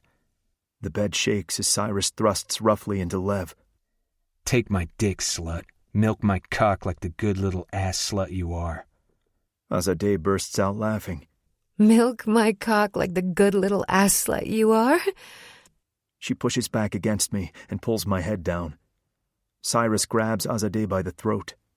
You're talking too much, slut. Shut the fuck up and come. His hand on her throat ignites Azadeh's release, and she stiffens as her pussy clamps around our cocks. She doesn't stop bouncing up and down as we push in and out until the three of us scream our orgasm in unison. Pull out of her, Zeke, Cyrus demands. I want to watch that cum drip into my new fuck toy's mouth. Azadeh rises to stand over Lev's face as I reluctantly pull out of her. Open that pathetic mouth, Lev, nice and wide. I want to make sure you catch every drop. Cyrus kneels behind Lev and lowers his head to his ass. Clean up our girls' holes while I lick your ass clean. I'm surprised when my cock rises as I witness the cum drip from Azadeh's pussy and asshole into Lev's waiting mouth, while Cyrus's tongue delves into Lev's ass and sucks out all the cum he's emptied there. Cyrus turns to me and smirks. You can lube up my ass, Daddy. I think I'd like to see Lev take another load in his mouth. I smirk as I grab the lube, pouring it on my cock before I grip Cyrus's ass and pound into him. I told you I was the top and you were the bottom. How does it feel to know you'll always be a nice, wet cunt for me to fuck? Cyrus laughs. Usually I'd have you on the floor for that, but I'm feeling pretty fucking high on life right now. Once we're finished and everyone has come multiple times, I turn on the shower, and the four of us load into it. Unlike the dirty nature of our fucking, these touches are kind, caring, and full of compassion. Cyrus has Lev pinned against the wall, a cloth moving gently on his cock and asshole, while he kisses Lev and whispers how much he loves him. I thread my hands through Azadeh's hair, massaging the conditioner in her silky black locks. I wasn't joking about the babies, I whisper. I want them. She wraps her arms around my neck. And I want to give them to you. Epilogue. Azadeh, 10 years later. I sit in the gazebo built for me many years ago as the kids run like wild animals in the yard, chased by two men who are just as wild. The four of us married 9 years ago in a makeshift civil ceremony.